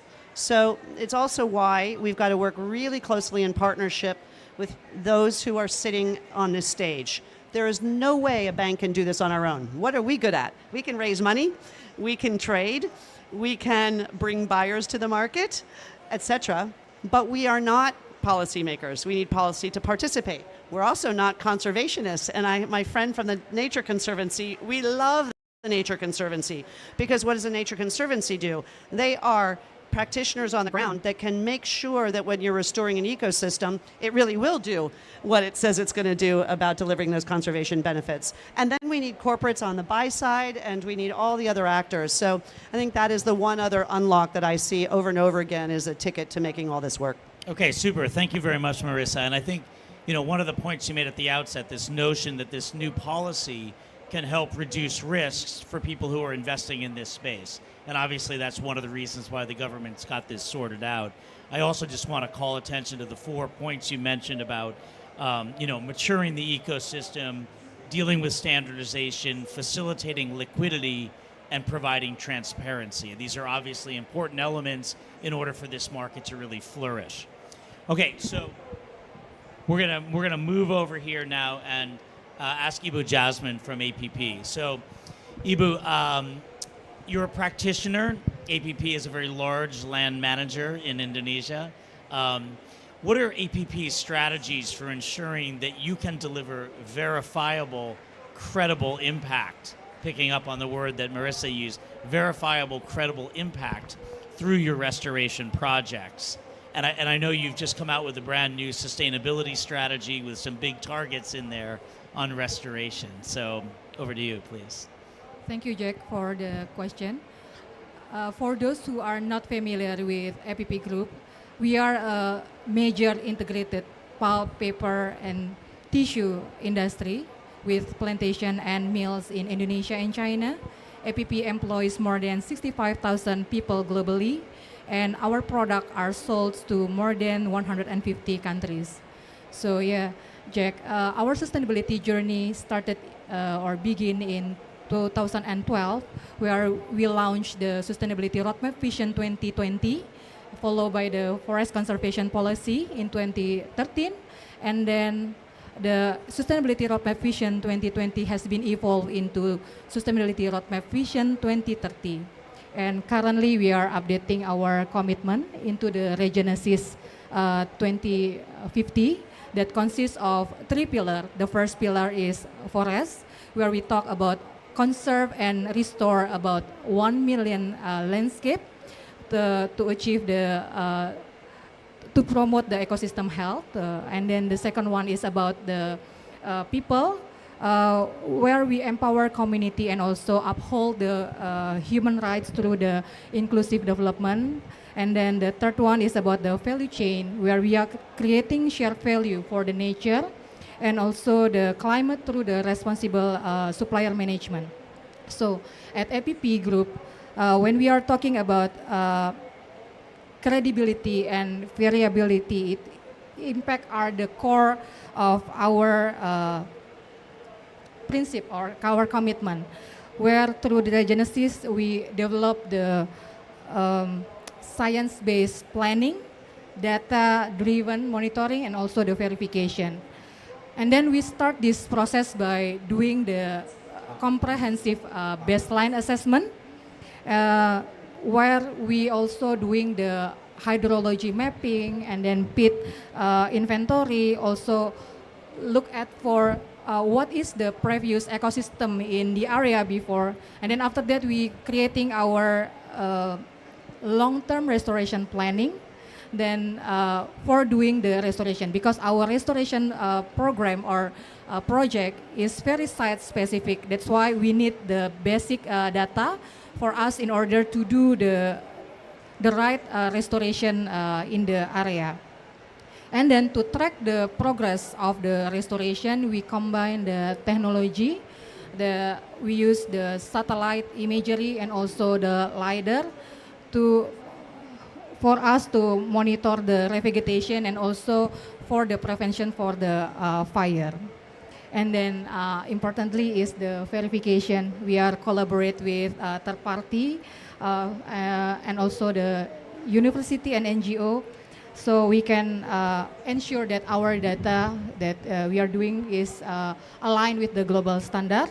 And then by integrating the science, technology and transparency, it is allow us to deliver data that is right. So yeah, thank you. Super, thank you very much. And for anybody who has seen the Regenesis 2030 strategy, it's a pretty comprehensive set of documents. There's a lot of really good thinking in there. And I think, as you've mentioned, the evolution from 2012 to where you are now shows 13 years of solid learning on top of some experiences from before that period of time as well. So it's great to see APP moving in this direction, and clearly some of the work that Pak has mentioned earlier around the carbon credit market is going to be important there.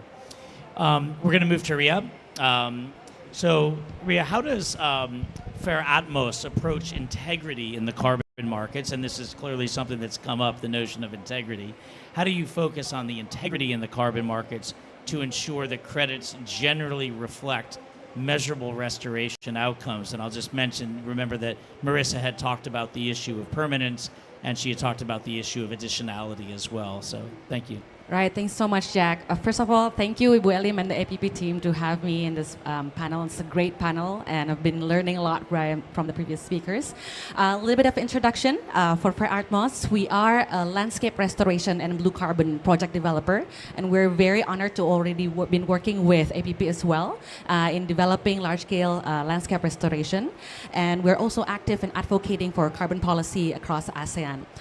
So I think your question, how do we ensure integrity, right? We're very glad that we are convening here today in 2025, where there has been a lot of learning and a lot of collective science that has already helped us to define what is high integrity project today.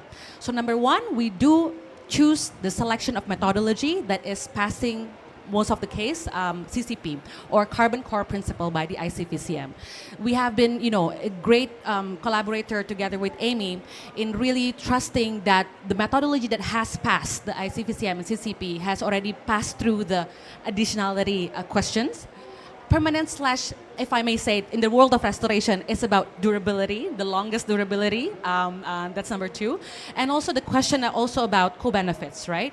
So a lot of the work that we do right now we've been working with more than 400 concessions across Southeast Asia, is try to help them adapt and try to help them embrace restoration methodologies. That today, a lot would require dynamic baselining. So like what Bu Jasmine already mentioned, baseline is everything to ensure integrity. And now the honest for project developers is to apply this scientific methodology to choose the right baseline for you to compare to, so then a ton of additional credit is a ton of additional credit. It is a lot of work. We can't cover this in like one panel, but when you want to really choose the right comparison to what your intervention is, it's a lot of work, a lot of science, and a lot of technology needs to be applied. But that's just the first thing. The second thing is actually doing it on the ground. We need to upskill a lot of our technicals, forestry people, to really understand how do you measure the right above ground biomass. Maybe it's good to do a sample of like 10% of our 30 by 30 meters, but when you're talking about large scale restoration, you're talking about 200,000 hectares of area that you want to replant. How do you use LiDAR technology? How do you use all of these new approaches that allow you to still not compromise the level of integrity when it's like 20,000 times the size of your sample plots, right? So that's a lot of, training, upskilling, again, collaborating, because there are a lot of great projects out there who has already implemented different things. And it is already time for Indonesia to also meet that level of standards. And last but not least, and I will touch on your next question actually on the monitoring part, right? So none of these would matter if we cannot communicate it well. So those three, I think, is the bare minimum that we need to apply. It is a lot of work, Jack. So I'm keen to also hear how the panel find ways to go through this as a challenge for us all. Thank you. Yeah, super. Thanks very much, Ria. I mean, I feel like, if we started with the setting of the policy and now we're talking about monitoring, so we're moving sort of up the pathway or down the pathway. I also just want to call attention to that distinction or evolution in terminology between permanence and durability. It's not a between thing, but I think we all know permanence is the language we have. What permanence means in any sector, let alone the land use sector, is something that is worth considering. But we know that everybody has to be investing time and energy in the types of things that are going to be important to be as permanent or as durable as possible. So thanks very much for that. Emily, we're going to end with you on this round of questions. So you're with the Nature Conservancy. I think what would be really interesting to get a sense of is how can policymakers and regional governments, and obviously they're really important in a country like Indonesia, regional governments or provincial governments and below, how can they better coordinate with international standards such as the Integrity Council for Voluntary Carbon Markets and Article 6 mechanisms? How do we make that sync together? If I had the actual answer, I think we could all leave, but I will try my best. First, the Nature Conservancy, we are over 80 different countries worldwide. We also have a partner organization called YCAN in Indonesia. So we've been doing carbon market work for many, many, many years. With that has come many, many challenges, and policy being one of the biggest holdups. So I'll give two examples. The first one is actually in the United States. We are currently doing the biggest eelgrass restoration project in the world in the Virginia Coast Reserve. It's an amazing project, but the biggest holdup we had, which took 5 years, was policy. So we had this great project. We knew it could generate carbon credits. It could help pay for the monitoring and conservation of the seagrass, which the government had to pay for. And we were saying, hey, if we sell these carbon credits, we can pay for the restoration. We can pay for the monitoring. Like, this is saving you money. Thought it was an easy sell. It was not. So we then had to spend a long amount of time working with the national and then also the Virginia government to pass a law. So we had to pass a law to allow the restoration conservation of the work to generate carbon credits because it had never been done before in the state. And so I would say that had we have known that policy component would have taken 5 years, we probably would have started there first. But it does just signal that a lot of these governments are excited, but they just don't know how to do it. And so I think the issue even was with the verified carbon standard. With the VERA methodology, it didn't even take into account a state government. So we had to rewrite the actual methodology so the state could sell the credit. So it's some of these things are at the most basic level that you think that they're understanding, and it's not there. And so that really just takes time to build up. The second is, I think a lot of countries hear about Article 6, they see the money, they think, oh my goodness, carbon markets are going to save us, it's going to pay for everything. And it actually isn't. There's very few places, especially in coastal ecosystems, where it's going to generate enough revenue to justify the project. And so one of the places we work in is in Papua New Guinea. And so we've been working there for many, many years, doing an amazing project with women called Women Market Mary, which is women in the mangroves selling mud crabs to help their economic livelihoods. But the big thing was they were like, let's do a carbon market project. Let's do a carbon market project. The government came in and said, we're super interested in this carbon market project. They said Article 6. They sorted out Article 6 for exactly how this project would work in the mangroves. And then we brought in the scientists. And there was no loss of mangroves. There was no threat of loss of mangroves. And there was no way we could justify, as the Nature Conservancy, as a science-based organization, that this is a carbon market project.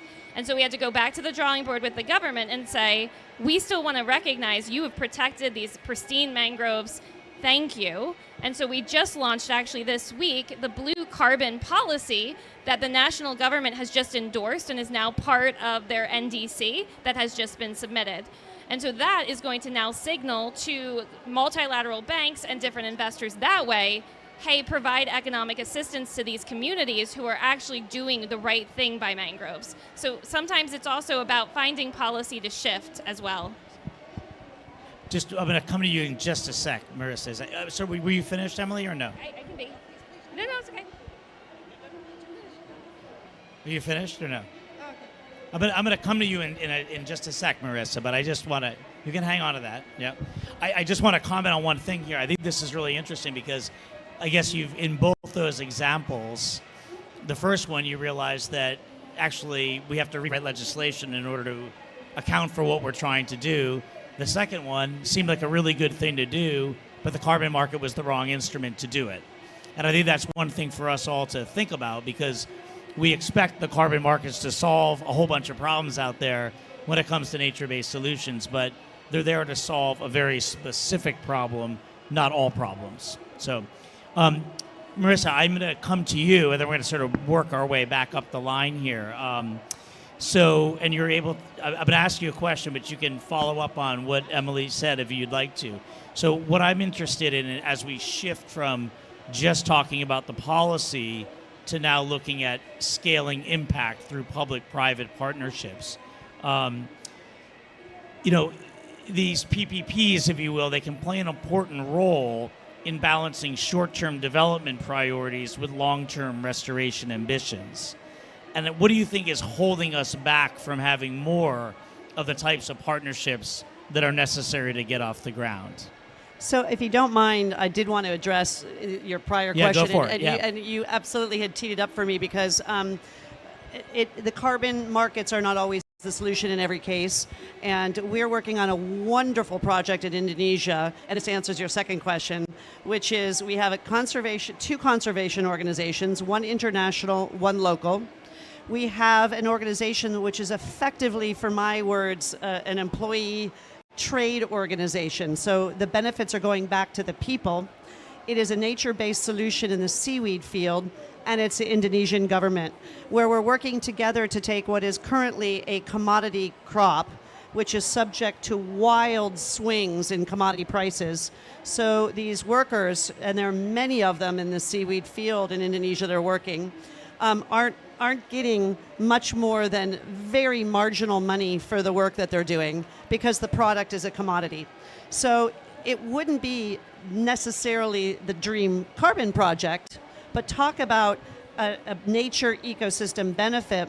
What we're working on is how do we upskill the product through processing. When you process seaweed, all of a sudden the value goes up somewhere between 3, 5, and sometimes 10 times. And now imagine if we get that money back into the local communities to help create livelihoods and jobs and continue to foster working in the seaweed field, which is a nature positive activity, and it protects other things that could happen from a developmental point of view, which then creates degradation. So talk about a virtuous circle. So I just wanted to touch on that for a second because it gets to your point about then blending different skill sets and why or how can we do more of this. Sometimes it's getting the right actors in the room. And one of the areas where I observe often is in these complex financing projects, who's missing in the room? The ultimate beneficiaries. And I think we need to do more of that because it's the people who are going to ultimately receive the benefit of a lot of this. And they can be the best stewards of the land, which creates the incremental benefits that we can all measure. And then the system starts to work in a very comprehensive and productive way. So 2 things I would say on that is make sure that we're thinking much more holistically about who belongs in the room in blended finance. And then secondly, make sure that we're really dissecting what each of these parties bring to the table, whether it's a specific policy intervention, whether it's a different form of a cost of capital which can buy down the overall project cost to make it affordable and viable, or if it's some other benefit that is missing in that project. Yeah, that's super, Marissa. Thank you for that, because I think often we throw around this term public-private partnership like it's going to solve everything. And in the end, so many of these issues are going to require, yes, public policy to set the framework, yes, corporate engagement to sort of drive value into the system, but yes, also innovative finance, and yes, also civil society and community engagement. And there's probably a few other things in there, like good, solid biophysical and socioeconomic data, decision support tools, and things like that. So, thanks for pointing that out, Marissa. Okay, Edu, we're going to go back to you. So you have two roles as an advisor, senior advisor, and so I'm going to ask about the forestry ministry, if I may. So Edo, Indonesia's forest ministry is currently working on a scheme to open restoration business concessions integrated conservation areas, or it's reopening a scheme, granting businesses rights to manage them for 30 years, which is our sort of definition of not quite permanence, but something close, right? So this could fundamentally change some things in terms of attracting in investment for nature-based solutions.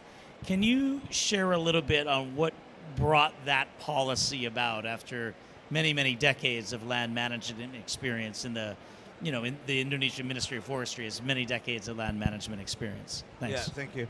So basically, there have been changes, right? There have been changes, and we are now open basically 3 boxes of opportunities for climate financing, which includes carbon financing. And one of those is actually for conservation. And this relates very explicitly and directly with the directive from the president himself. In his speech in the UNGA in September, the president clearly said that we have a target of replanting 12 million hectares for that. So this means a huge opportunity for ARR activities. Now the question comes, can the government do it ourselves? The answer is very clear. We cannot. This is a very tough burden, ambitious. It shows a clear ambition, high aspiration, but we need a strategy on how to make it happen. Now, with this new presidential regulation, we can make it happen because we open all channels. Now, what should we do to make sure that the efforts will be for nothing, that the efforts will be effective? The first thing we have to do is we have to look back so that we can leap forward. Hence, that is the enforcement for the past, related to things of the past. And I think the current government has already done a very strong message of enforcement related to illegal activities. And not only on mining, but also related to illegal forestry activities. And that is meaning looking at the past. So what is now, what we're doing now? So we have to create a clear regulatory foundation system so that people can move forward. What is that? That is the introduction of the new regulation. The new presidential regulation is just a start. That one that was announced, signed by the president a few weeks ago, that's just a start, creating the foundation for all the openings of the potential climate financing. So what's next after this? So number one, for example, we have to make sure that we meet the standards. That's why we have to make sure that we meet the standards, the international acceptance. 30 years is good. I know FERA requires 40 years, so we have to look into that, and we have to make sure that once we meet the standards, open so that we know that this can be financed, right? The regulation provide the credibility, the clarity, and the accountability. The standards will provide the acceptability of the market, so the market can work, because the government cannot do it by ourselves. Now, going forward, to make sure permanence, to make sure durability, what to do?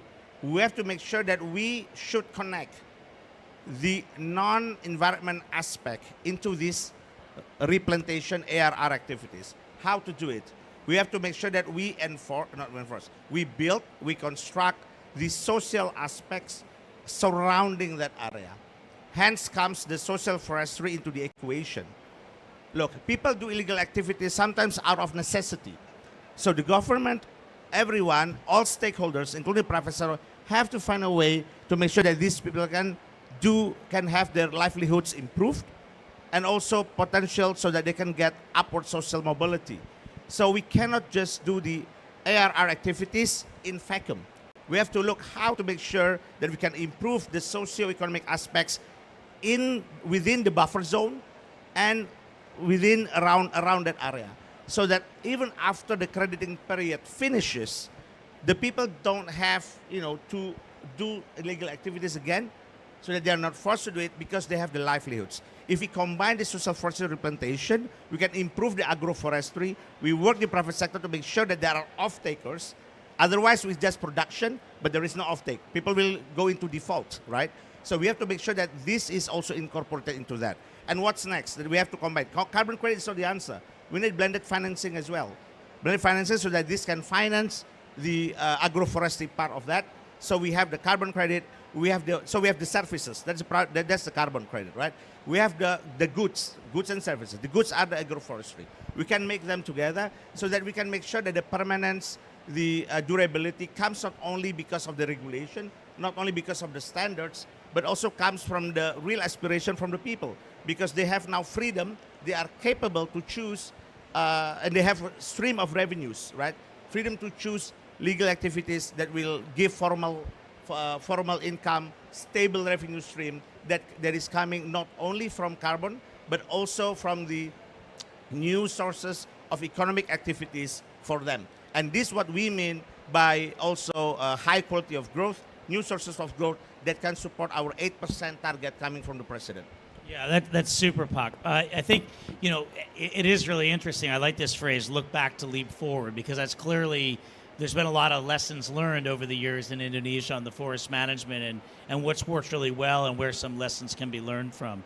I also think the way you've been thinking about that from the new regulatory framework, so it's consistent with the standards, and therefore it's geared up to feed right into the market. And obviously that's going to be important for this to really take off. So thanks very much for that.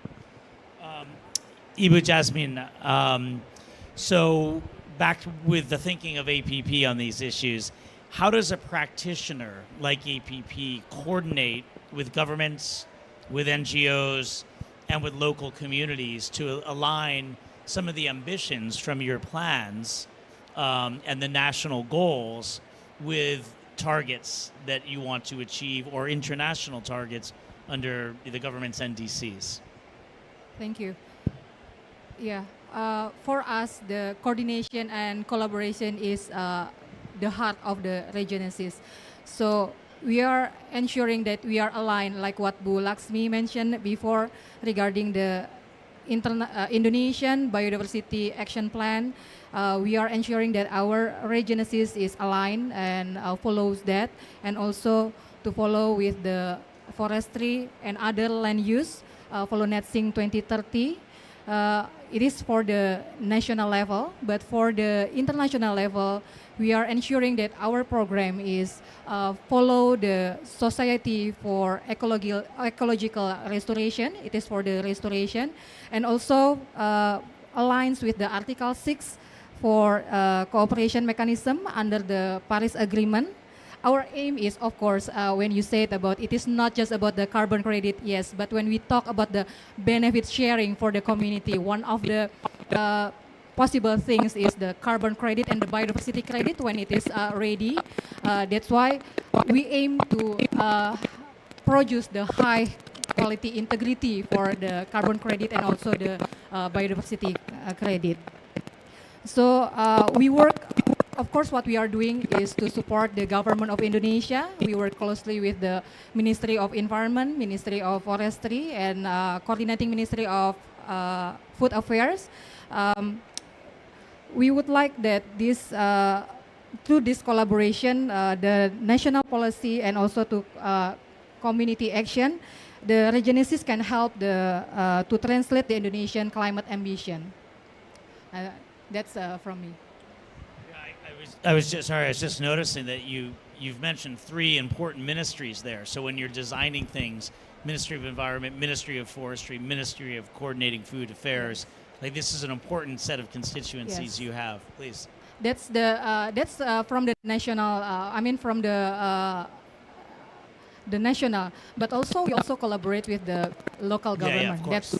That's the most important thing. So when we are doing our project or program, we also collaborate with the local government. But it is not just those three ministries. Actually, when we have a program that is related to the marine, we also working closely with them. Yeah, of course, of course. It's just it demonstrates the complexity of the job that you have at hand, given the scale of the ambition with APP and just the complexity of linking to local government, linking to national government, linking to the international bodies and standards that you've mentioned as well. Yeah, because when we want to implement the Regenesis to achieve the 1 million hectare restoration or conservation, we cannot do it alone. We have to do it together. Yeah. Absolutely. So, okay, Emily, I'm going to go back to you. So, with GNC, you supported the implementation of conservation and restoration projects in more than 15 countries, probably more than 15 countries. Can you, and you said a little bit about this at Papua New Guinea and the United States earlier, but can you share some of the key learnings that you've had from these projects and some of the enabling factors that you think have been necessary in driving effective partnerships? And I know you have 70 years of experience to draw on, so maybe you could just draw on a few of those years. Thanks. Yeah, I can. I look good for 70. So one of the things that I lead is I'm on the steering committee of the Global Mangrove Alliance, which is actually part of the MAC, which was referenced here, the Mangrove Alliance for Climate. We're the implementing arm of the MAC and also the Mangrove Breakthrough at large. And one of the things that I learned, and we've been leading this now for 8 years, and we now have 200 NGOs that are part of the Global Mangrove Alliance. We have 14 country chapters that are implementing mangrove restoration and conservation at scale. We've also realized very early on as we started to build out these programs and work with these country chapters that local stakeholder engagement is the first thing you have to do. And you have to work with the communities. You have to understand exactly what their issue is and their problems that they're solving for, because local ecological knowledge surpasses anything that you can get in an ivory tower. And so really understanding what are the dynamics on the ground is going to lead to the best conservation outcomes. And so that's the number one thing we learned, and very quickly we pivoted to local ecological knowledge publications, making sure that the community members got first right in publications, recognizing country sovereign knowledge, and so not allowing that to be outsourced to other universities. And so that, I think, was our first thing, is really bringing it to the community level. The second was making sure that governments are on board. Governments, if they're not on board with these projects, it's really difficult to get them to move forward. So what we tend to do, though, is if you have the local community bought in, it is far easier to advocate at the national, subnational level. And then that helps you then advocate at the international level, which then leads to stronger nationally determined contributions. It clarifies Article 6. It can help with a lot of streamlining down the road. So I'd say policy is the number two that we've really had to work on. And then number three is a weird one, but it's humility. As an NGO, especially as a big NGO coming into this space, you have to come in, again, like that local ecological knowledge, but with the humility of you do not know everything. And so when you form these big partnerships, it's really important to build upon each other's strengths and know when to stand back and not take center stage. And I would say that that has made the Mangrove Alliance so successful and durable, is because we all showed humility. And when we come to the room, we don't say, I'm the Nature Conservancy. We say, I'm the Global Mangrove Alliance. And that makes a big difference when you're in a room and in a space and how you talk about your work. So those would be three. Yeah, those are super lessons, especially coming from the perspective of a big NGO. Yeah, exactly. Okay, Ria, we're going to finish up this round with you. So we've talked a little bit to date about, one of the big debates in the voluntary carbon markets in recent years is this issue of integrity, of quality, and your term durability, right? So, what are the practical realities of balancing the importance of those with the urgency to get projects moving when there's such a demand and such a just a general sense of urgency in this market, in this issue? How do you think about those things, maintaining credibility and real world benefits over decades with the need to get things going? Yeah, no, thanks, Jack. I think it's a very timely question. To just give you a context before I answer how to balance, right? I think, voluntary carbon market at its peak around 2021 was a 1.5 billion US dollar market, right? And where it was, yes, last year, it is a 500 million market, right? As you can see, the only thing that's left, why even there's still that $500 million market of voluntary carbon market, is the market for integrity projects only. So when you're asking how do we balance, no, we don't balance. We just have to make a quality and high integrity project because there's no market otherwise, right? So do you really want to do this or not? So I think relating to the experience that Emily had, when a project does not meet our own standards of additionality, baseline, co-benefits, we choose not to proceed. Yes, there's a lot of question about a business model viability for carbon project developer. Yes, that's true. But then when you're talking about how we want to shape the market, voluntary market, that we do think still play a role in providing this alternative finance to conservation, right? That is the way to go. So I think the point about balancing, it comes through time, right? When we have the right level of demand that portrays and give conviction to asset owners and project developers that there are supply over there, that we're working towards applying all of this diligence to silver lining at the end of the tunnel, that the demand is coming. I think that would really help. So then more projects are being validated and developed, right? But I guess I want to share you one challenge as a project developer in this coming towards a high integrity market, right? It feels sometimes like the goalposts always change. It's as if when post 2022, right? With all the criticism, and I think the market does a lot of work to really regain and really upgrade the methodology and the approaches. Every time there is a new standards, for example, the CCP, then we just had a project where, okay, apparently meeting a CCP standard or like a Vera methodology standard is not enough. You have to apply the IFC sustainability framework standards. It's like another layer. And it's another standard that apparently even the more mature institutions such as financial institutions cannot meet yet, right? So I guess there's this constant challenge of talking about integrity and pushing upwards, which we all need to really put ourselves to that pedestal, right? But then the question is, how can we also approach the idea of constructivism, right? Like when we are already meeting the CCP checklist, for instance, that there are, consensus among investors, buyers, developers, asset owners, and policymakers as well, that how do we always constantly improve, right?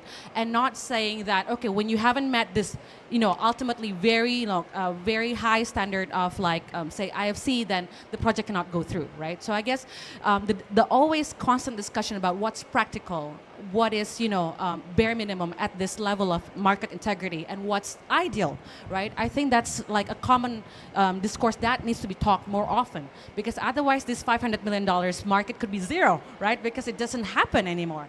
So I guess that kind of challenge, I feel like Indonesia being the country that has a lot of supply, even up the one regulation of number 110 has just been published. There are more than 400 concessions right now wanting to apply for that permits, right? Because the enthusiasm is there. Sometimes they're taken aback because, where is the market? Where's the demand? They want to go there, but why the challenges are so high? Sometimes they think, Ria, maybe I'll just convert my land towards palm oil and make 30% IRR every year, right?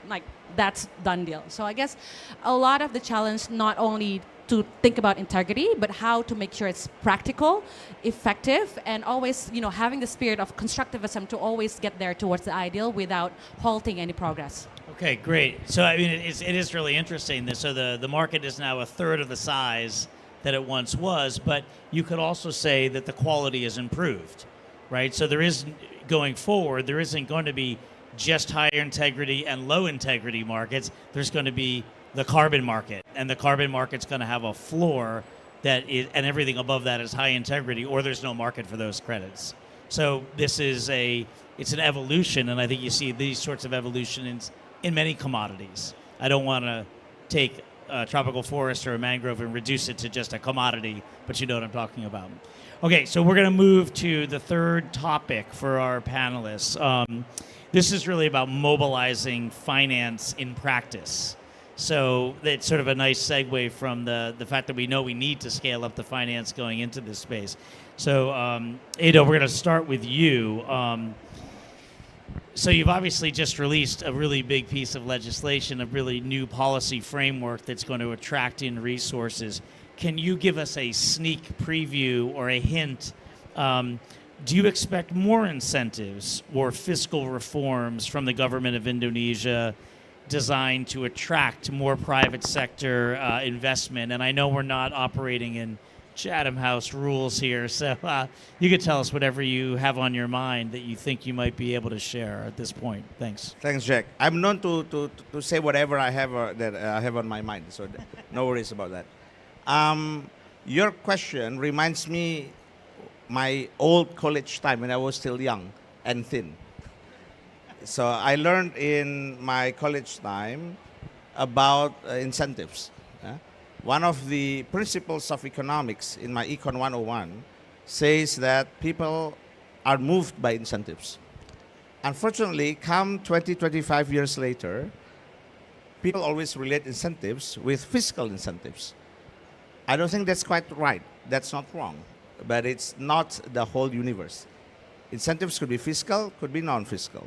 Now, how to make the business moves? In my view, without introducing any fiscal incentives, the business can still move around, can still, can still make the engines and the likes. Why? Even without clear natural resources endowment, people can still do it. In my view, even with fiscal incentives, that's good, but it's neither necessary nor sufficient. My personal view, I could be very wrong. The presence of clear, reliable environment, hence the regulatory environment, and institutions, quality institutions, those two are sufficient to make businesses come.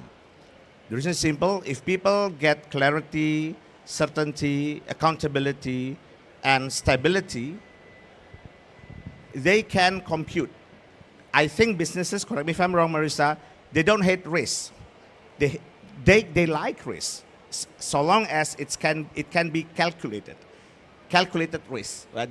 That's why we have risk-adjusted returns, right? And I know for the investors, they're just going to make sure that the returns will be above their hurdle rate.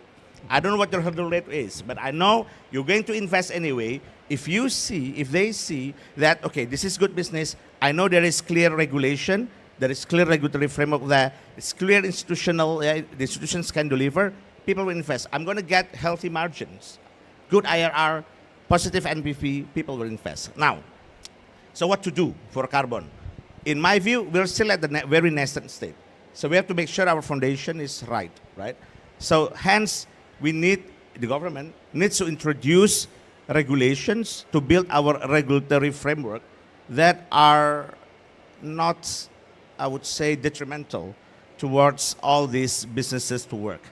So my advice will always be keep it simple. Keep it simple but enforceable. Why? If we make it very difficult for people to start, then it will create many loopholes. Many loopholes will create uncertainty, unclear things. People will not come. It doesn't matter how many fiscal incentives coming from the Ministry of Finance. The Ministry of Finance can produce tens of fiscal incentives. It might not work, right? So that's why the most important. So I think Indonesian government now, which I'm also part of, already had a good start. That is the regulation. Now, the next challenge is what are the other implementing regulations? So if all of these are clear, and then we can build also robust institutions around it, we don't need fiscal incentives because all the private investors can calculate the risk, they can project their margins, and then if it's healthy, they can come. Now, should we introduce fiscal incentives or other types of fiscal incentives? Yeah, why not? But when should we do it? Maybe if it's not good enough. If there is a presence of market failure, then the government has to act and provide fiscal incentives. But my view is always like, fiscal incentives, in this case, if it's fiscal incentives, is neither necessary nor sufficient to make sure that the market works. Now, going forward to your statement, I hope going forward about dual market, I hope that will not be the case. I hope it will only be one market, and that market is for high integrity, high quality carbon credit, and Indonesia will be the #1 supplier to supply these global power goods for the world. Thank you. Okay, so we've heard it right here. Indonesia will be the #1 supplier of high quality, high integrity credits for the world. That's excellent. No, I think it's a good distinction, right? We do have people talk often about fiscal incentives, but policy incentives are even more powerful in creating those notions of stability, certainty, and drawing down or allowing companies to actually price the risk, because ultimately that's what companies will do. Okay, Ibu Jasmine, APP has been in the process of implementing restoration projects across an array of a whole bunch of different jurisdictions. Can you tell us about how you adapt and adopt different bits of practice to that are, to deal with unique conditions that exist? Because obviously you're operating in a number of different areas, complex operating environment, and frankly different sorts of local government as well. Thanks. Okay, thank you, Jack. Yes, every landscape, every project area have their own challenge and their own strength. So we look at the challenge and also the strength, how we can maximize the strength so become a benefit for the project itself. I would like to tell the story about our project with Waikan or TNC in South Sumatra. It is the coastal area project where the coastal is now degraded because of the activity of illegal fishing. There's a lot of illegal pond that has been developed there. Therefore, those area degraded. And then together with Waikan and several partners, we collaborate and working together there. We first, yes, community is the first thing that we need to see, because if the livelihood is not increased, they will not change their mindset.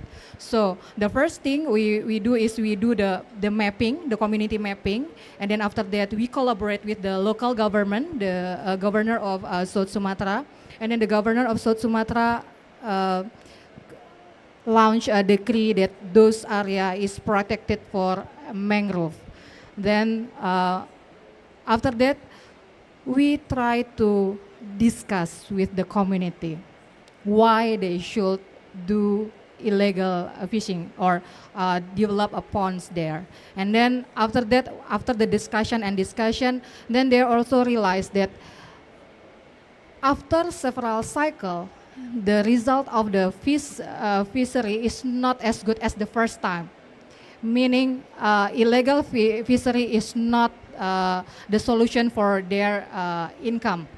So together with Waikan, we try to develop how we can restore the mangrove area, but also the pond still can be there through the aquaculture and also the water management on that area. Then the community also realized that if the mangrove is not protected or is not planted back, it will damaging further for them. So right now we are on the second stages, and we are also maybe this project will be scale up into the public-private community partnership, what Bu Nani has mentioned before. So yeah, every project, every area is very different. Then sometimes we become a co-manager that facilitate the area and the project. Sometimes we become like for the blended finance to connect from the small enterprise to the market. Right. Thank you. Yeah, I mean, it is fascinating, just that last point that you've made. Sometimes you're the technical assistance provider, sometimes you're providing the blended finance. It's like the entity that's closest to the action is going to play the most deliberate role in engaging with those communities. So Okay, we're going to stay, because you mentioned TNC, we're going to stay with the Nature Conservancy here, or YCAN, sorry. So Emily, what role can organizations like TNC, which has a very large footprint around the world, play to help ensure accountability and reporting in restoration initiatives, funded with blended finance or other forms of finance? Yeah, that's a good question. I'm going to say something controversial first. Love it. Go for it. Let's go for it. You cannot sell a carbon credit that's blue carbon for less than $100 a ton.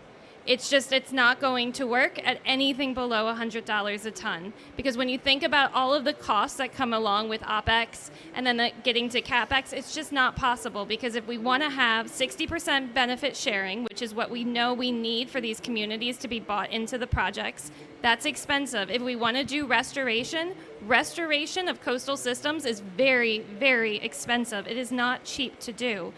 You cannot just plant a mangrove. It is not possible. Most of the time you have to do hydrological interventions, which are very expensive.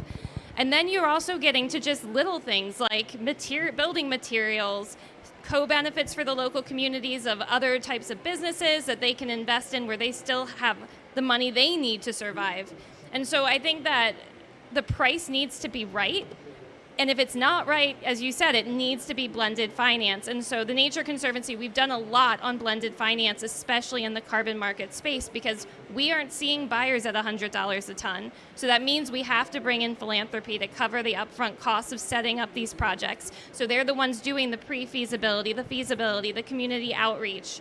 Once we then see the project is viable, we then often go to the government and ask for some support, especially for restoration, because restoration costs are so high that philanthropic funding can't even cover it. So it's usually government or multilateral, bilateral funding to then go into the restoration of these projects. And then when it comes to that more long-term sustainability and modeling, that is where it's exciting, where that's where the carbon financing actually finally comes into play. And so that's where that durability and that permanence comes in, is that carbon financing is that final little circle, which is the one that's doing the monitoring. It's using geospatial data to see, is this actually working? And I would say that third bit, though, is what's really important about that bit is that it's scientifically based. And so the Nature Conservancy has done a lot working with communities and then also globally explaining what does that look like, what is good. So for mangroves, we have the mangrove restoration tool, which actually showcases exactly what you have to do to monitor your mangrove systems. We also have a geospatial tool called Global Mangrove Watch, which is freely available that people can use, that also helps inform your carbon market projects. And this is also really important because it's free of charge, so these local communities can do it, because those costs are quite high to do monitoring. And so then that allows that carbon finance to keep going and then help that sustainability. So I would say that's kind of our big way of coming at this. Yeah, I mean, it's fascinating, because I think in a lot of these issues, there's different forms of money that need to come in at different forms of different times, right? So as you stated, you've got philanthropy up front that can help build social capital and try to figure out what's actually going on. There's clearly a role for government public expenditure in this space, either direct government expenditure or through multilateral development banks or ODA or whatever the case may be. And then and only then can the carbon financing really take hold. And I think, you know, you see this in many commodities, right? You're doing market discovery, market building, and eventually the supply and demand is going to figure out. This just has a floor that's high compared to where the demand is in its own mind. It's not high for the cost. That cost is a reality. So it's great that, I mean, this is going to take a little bit of time to sort out if our future market on carbon credits is only high quality, high integrity. Ria, we're going to go to you now, and then we're going to end up with Marissa. So how do you measure and communicate the value created from restoration activities to financial partners? And maybe you could just say something about that price differential issue that Emily has just raised as well. Yeah, I mean, on that note, I couldn't agree more. I think there are a lot of buyers at the moment who are still thinking, how can I still purchase at less? But I guess that's where, more creativity in the financing, and I hope to hear from you as well, Marissa, where it comes in as well. But I guess on the question about, communicating this, right? I guess there's 3 layers of how we really try to communicate well. Number 1 is the availability of data. So all of the information about, where it was before, which is the baseline, and where it is today. Thankfully, we're already in this, age of technology where all of those information that is satellite-based could be accessible by everyone, right? And it can really show you, the difference between before and after. The second layer for communication is transparency. The data could be there, but could people really access it? Is it really transparent enough for people to see that the data is accurate? And this level of transparency sometimes needs a little bit of work, because the ability to digest and to access this information is different for everyone. At PerAtmos, we try to develop our own dashboard to communicate this, the accessibility between before and after, and how the different tonnage of carbon credits that has been absorbed prior. It is a lot of work, but it does seem that we need to also communicate it in the language of the user, which is the last part of communication, which is the storytelling, right? So when we're trying to communicate our impact to financial investors as well as to buyer, it's different if we are going to communicate the impact to the community as well as the asset owners, right? Who really think about, Ria, when is this $100 coming in every ton, right? And not just like planting every year, every day. So we need to really tailor what is important to each stakeholder. For example, for investors, not only that it does absorb, that it does give you also the returns, but also does it meet the standards that these investors have, right? But particularly for communities, sometimes, technology is also not always the case, right? It's not as simple as providing a dashboard, but it's all about being there and showcasing that what you planted over the past 5 years, which you have already nurtured and monitored and really maintained every year, can really give you the benefits of opening new schools, opening scholarship programs for your kids, right? So these type of communication really needs to happen in person. So it really depends on which stakeholders, and as we already agreed that this is a very, complex and multi-stakeholders, a big part of we do as project owners, project developers, is to constantly communicate. And also just to touch on the last point, was just about progress, right? It may not happen today, but how do you always communicate that we are progressing and trying to achieve this impact? Especially if you're talking about, let's talk about these aquaculture fish ponds farmers, right? That actually live day by day selling the shrimps out of their unsustainable aquaculture to the market, and now you tell them to stop, plant, and then hopes one day someone will give you the money, right? So I guess this type of communication really giving the conviction that the financial income as well as the climate impact is going to come. It is a very sometimes thankless job, but I guess with the right market to appreciate such effort, it should happen. Yeah, I mean, it is interesting, right? We're talking about a commodity here, essentially a carbon credit. And at the same time, storytelling is so instrumental in the sale of that carbon credit or the investment in the restoration. And maybe at some point in the future, that's not going to be as important. It's going to be more of a fungible idea. But this is where we are right now. Okay, so in this round, the last question goes to you, Marissa. And we're sort of getting close on our time. So what we're going to do here, by the way, is I've got one more question from Marissa. I've totally mismanaged the time, so we're unfortunately not going to have audience questions, but I am going to give all the panelists one final minute to say something. Before we get there, Marissa, one last question for you. How do you address the concerns from your position around permanence, additionality, leakage for restoration finance in emerging economies like Indonesia? And frankly, not even emerging economies, that's just where your business is, I know. Well, I think we've touched on so much of it already today, in the sense that investors will have confidence if they do believe that the credit that they're buying won't disappear tomorrow, right? What they're investing in is a nature solution that is, by definition, needs to perform over a very long period of time. But exactly to Emily's point, this is why you have the difference between a $100 market and a $2 market. The $2 market isn't taking this into consideration, and that doesn't do anybody a service. So I, in a funny way, this is going to sound odd, but I'm not bothered by the fact that we went from a multi-billion-dollar market to a $500 million market, because I think what that's done is we have weeded out and beginning to weed out those that fundamentally aren't performing the way they should. So I think that's step one, is allow that to happen. And by the way, I've been in the capital markets for almost 40 years. And what I can tell you is every time you build a new asset class, and let's call this an asset class, round one is not where you end up. You're learning as you go. And I think we're also very hard on ourselves. And sometimes the media isn't helpful either, because they're looking for that sensational negative story. And of course, there were some bad actors in our carbon markets, but most people who went into this went in very, very much with the mind that we're trying to build a market that is going to serve. And we learn as we go.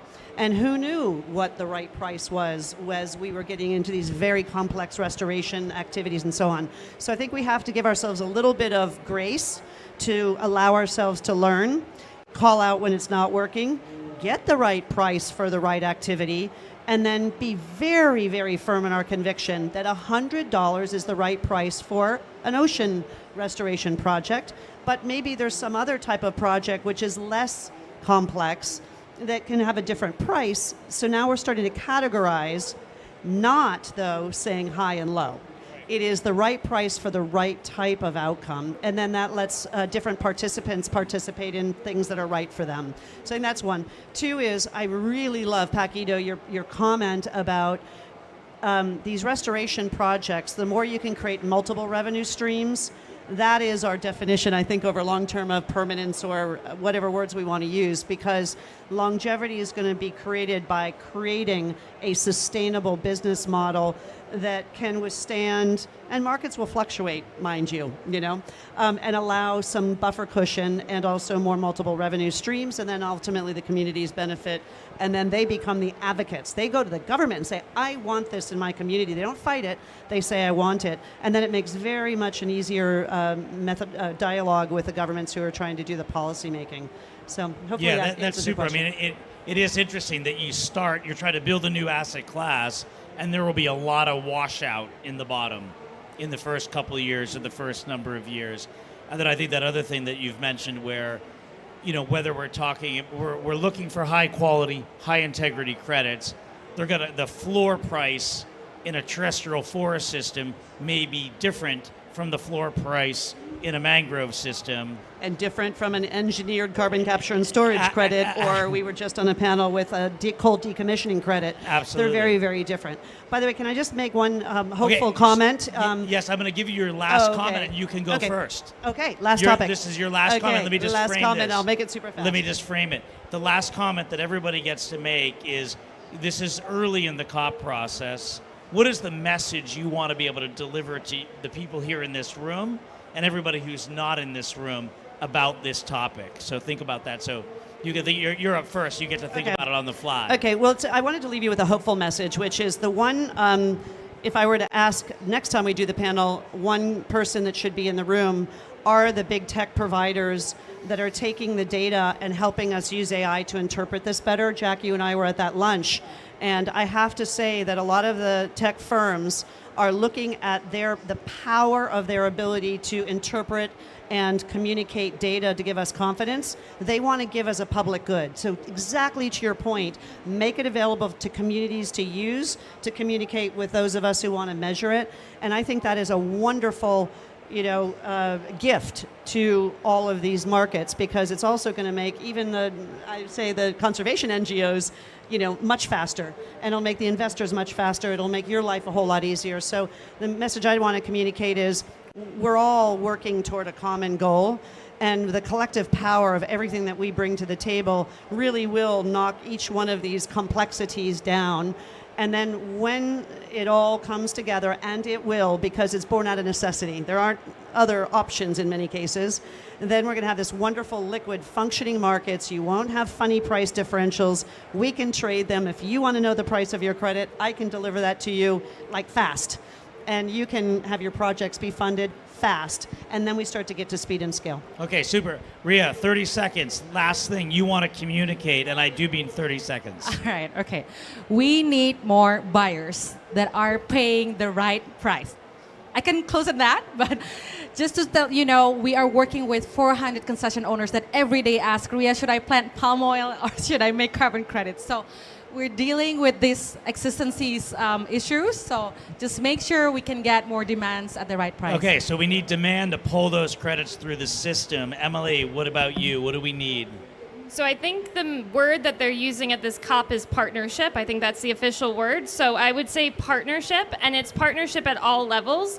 Exactly. We need to partner with the buyers and take them on a journey of how much it should really cost. And I'll give a shout out to Salesforce. They've been amazing in the blue carbon space, coming on a journey with us. So there are investors out there who are ready to take that journey. Then we need to partner with NGOs. We need to partner with the scientists. We need to partner with AI. We need to partner with the local communities. And so taking that idea of partnership, I think, is really critical because it's the only way. Super. Ibu Jasmine, what about you? What do we need?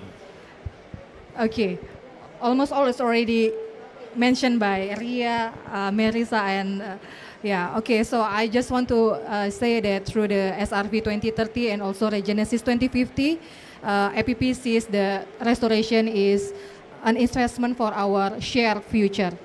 Together, we can restore the balance and build a brighter tomorrow for our generations to come. Thank you. Super. Thank you very much. Okay, so we started with the government. We're going to end in the government as we should. Yeah. So, I knew what do we intentionally need? put me last. What do we need? Yeah, and now it's end. And it's difficult for me. Okay, two things. Number one, carbon financing is not everything.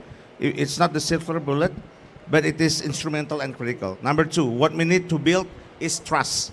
So that is what is missing. The market fails not because of lack of supply, lack of demand. No, lack of trust. Where do we build the trust? The supply, the demand, and everything in between. Okay, so super. So we've got data firms involved. We've got a demand signal we need. We've got partnerships. We need collaboration for the shared future, and we need trust. So I'd like to thank our panelists. I'd like to thank the government of Indonesia for the pavilion. I'd like to thank all of you.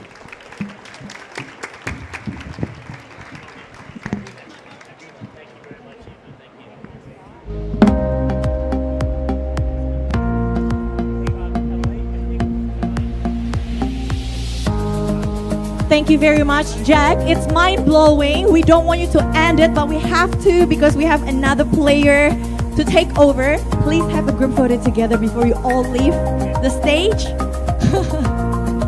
Look at here, it's full house. Applause for everyone who's attending this session. And of course, just before you all take a picture, we want to hand over a special merchandise to all the speakers as we do value your contribution.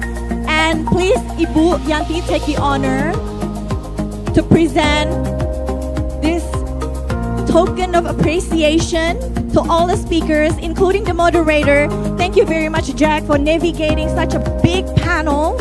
And you were able to actually gave everybody the same equal opportunity to share their views and manage to finish it within the limited, restricted time. Thank you very much. You're awesome. And again, we're very happy to see that everybody's on the same page to accelerate the carbon finance through the landscape, the restoration of the landscape in Indonesia. Okay, last thing that we have to do is a family picture. And by the way, Mr. Edo, Pa Edo, you're still slim and looking good. So don't worry about that. Just make sure you don't gain any more weight. Okay, I think that's it. Thank you very much once again. All right. Okay, we're going to switch to the next session. It's going to be inspiring and also an incredible panel because we're going to talk about how you integrate nature and technology to actually achieve the low carbon future. So please stay with us. Thank you very much.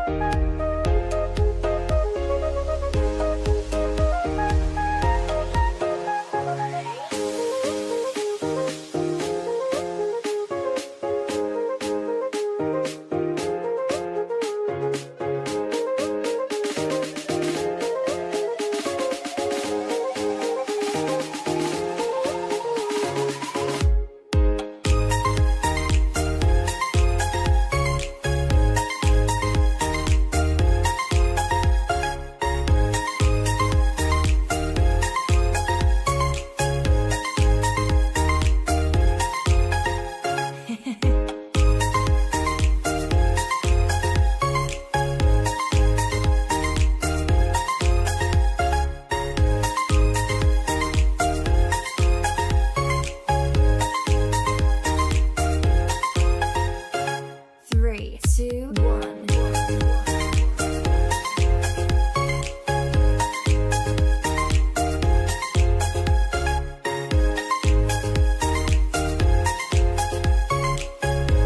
Welcome back, ladies and gentlemen.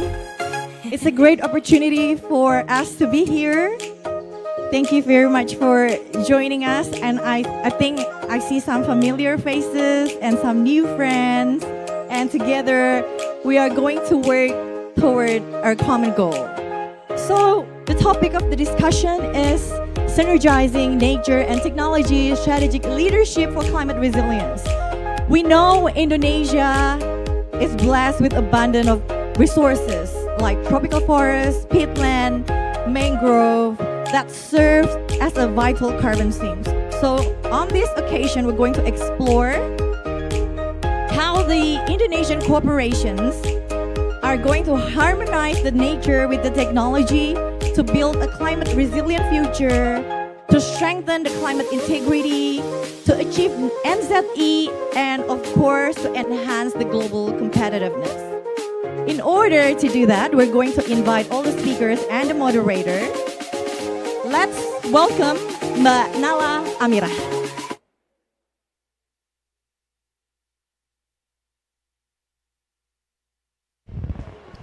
Thank you so much, Mbak Mona. Warm welcome to all of you once again in the Indonesian Pavilion of Day 3 of COP30. Today we're going to have the second session of the CEO talk, and I'm very, very honored to be moderating this talk today. It's a really important topic, and I think Mbak Mona has already introduced just how important that topic it is towards Indonesia. So over the next 90 minutes, our objective is to move forward from the high-level commitments that we know that Indonesia is so much forward looking to, and sort of try to understand a little bit more on the practical implementations and understand how we can better develop these low carbon technologies into Indonesia's key economic sectors.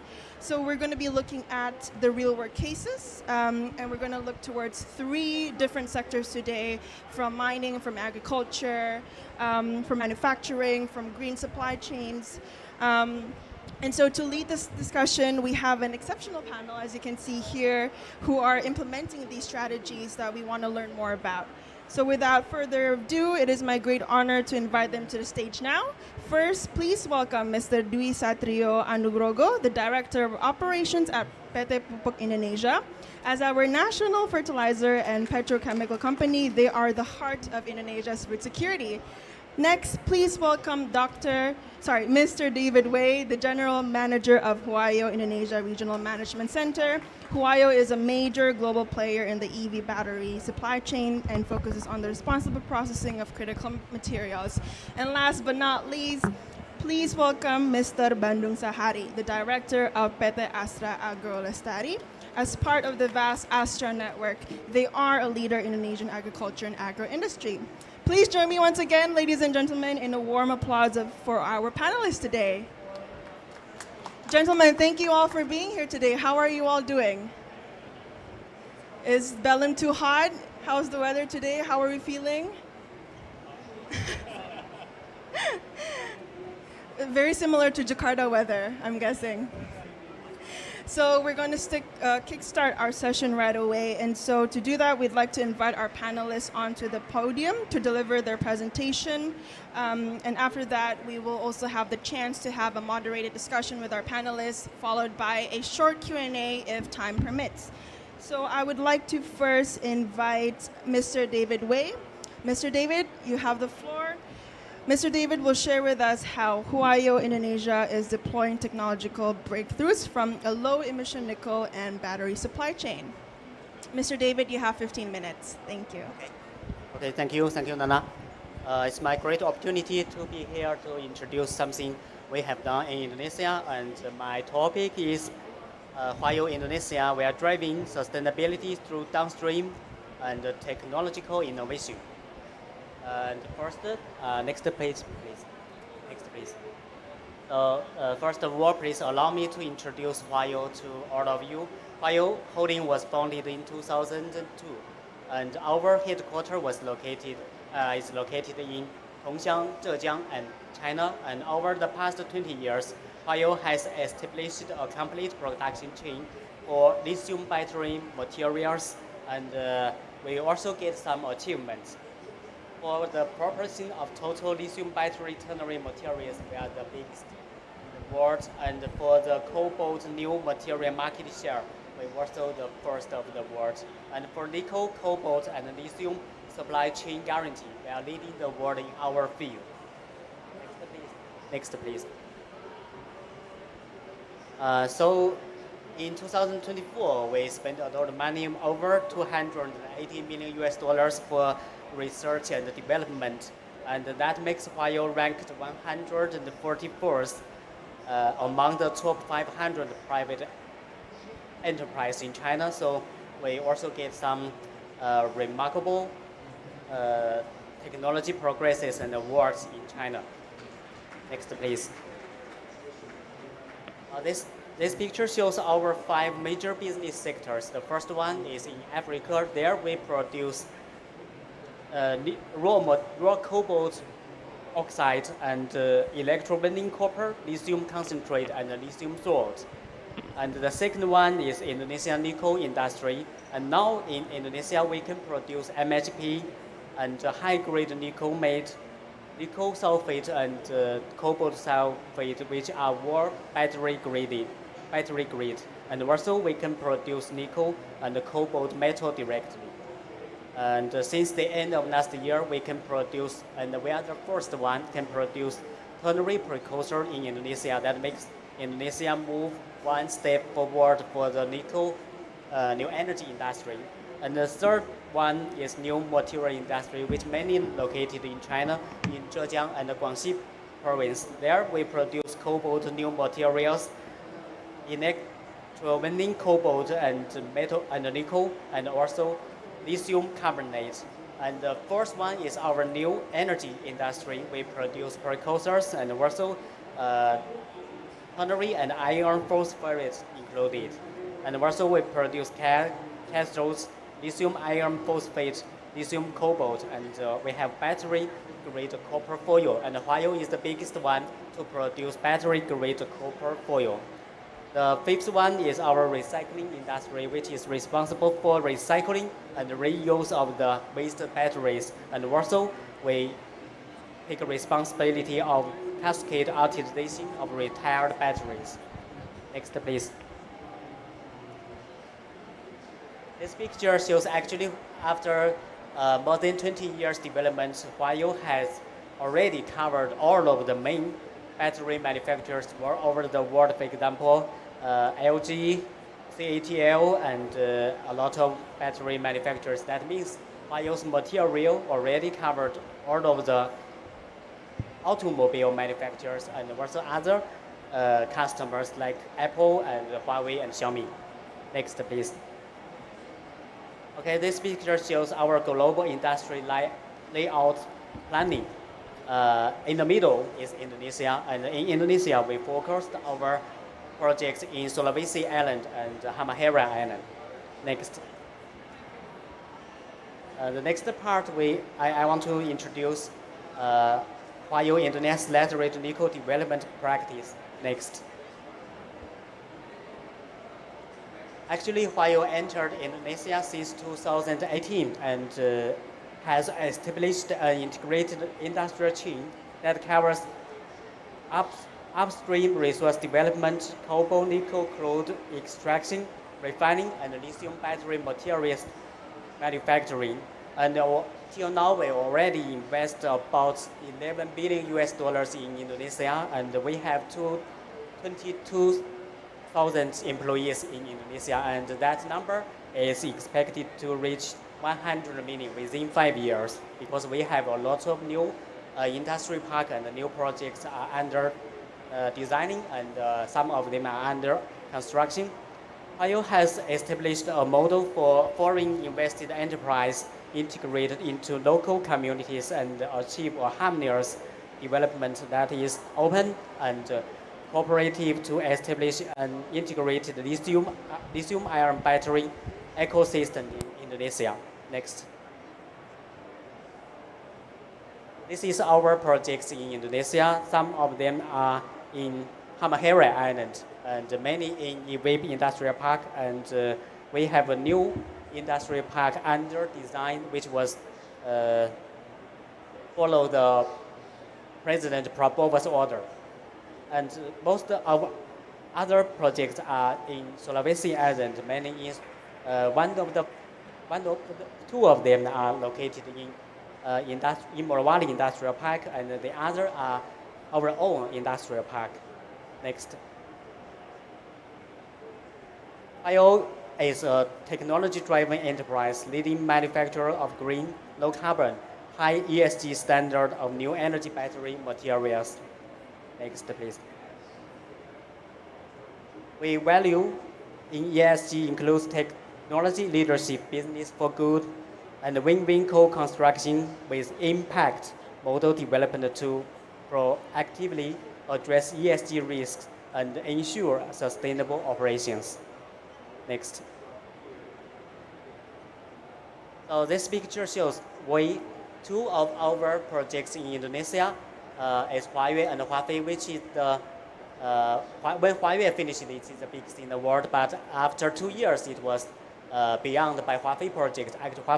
Actually, Huafei project is the biggest one for light vehicle export project.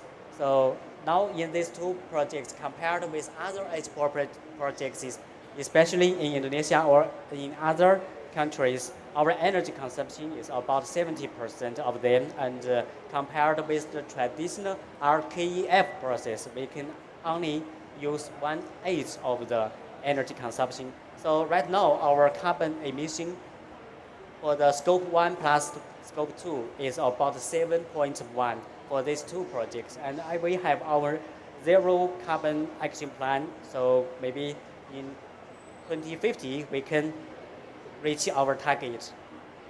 Next. In Morowali, we set up the first and also the longest slurry pipeline from SCM mining zone to our hydro project in Morowali Industrial Park. It is about 65 kilometers long, and after the pipeline was finished, we can reduce the carbon emission from 1.32 down to 0.54, and also we increased our operation cost efficiency about 55%. Next. We have a lot of new innovations of technology. Some of them are currently under deployment.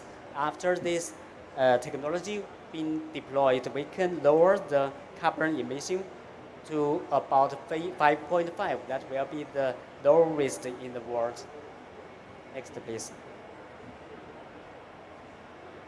When we're talking, when everybody are talking about the hydro projects, one of the most important topic is about the tailing. How you can guarantee the tailing, how you can guarantee the safety. So in order to solve the tailing problem, right now right now we set up our dry stacking facilities or some backfill facilities. But in the future, we developed a new technology to address tailing storage challenge in a more environment-friendly way, enabling to recover iron and sulfur from the tailing. And after we recover iron and tailing, the tailing which now was defined as B3 hazard waste, but after the new technology, it can be considered as a normal waste. Next. While Indonesia collaboration with global climate stakeholders. Next, please. Next, please. Okay, this May, while become a leader initiator with UNGC and 18 other institutions to launch the China-Indonesia Community Sustainable Development Action Network, ensure that the investment embrace more sustainable and demand-driven practice and help advance in the SDGs. Next, please. The high quality construction of Huayou Indonesia and the high efficiency operation of Huayou's project in Indonesia has attracted great attention from the world new energy industry. Aeromet, Volkswagen, Ford, Samsung, LG, Toyota, BASF, and etc. They sent their very professional team to do diligence investigation in our projects, and after that, many of them reached extensive cooperation with Huayou. Next. And one of the most important collaboration, also partnership, we can take our KI project as an example. Huayou established a joint venture export project named KNI together with PT Valley Indonesia and Ford Americans. Through the progress, Huayou has gained valuable insights and conducted extensive study for best ESG practice and performance. Next.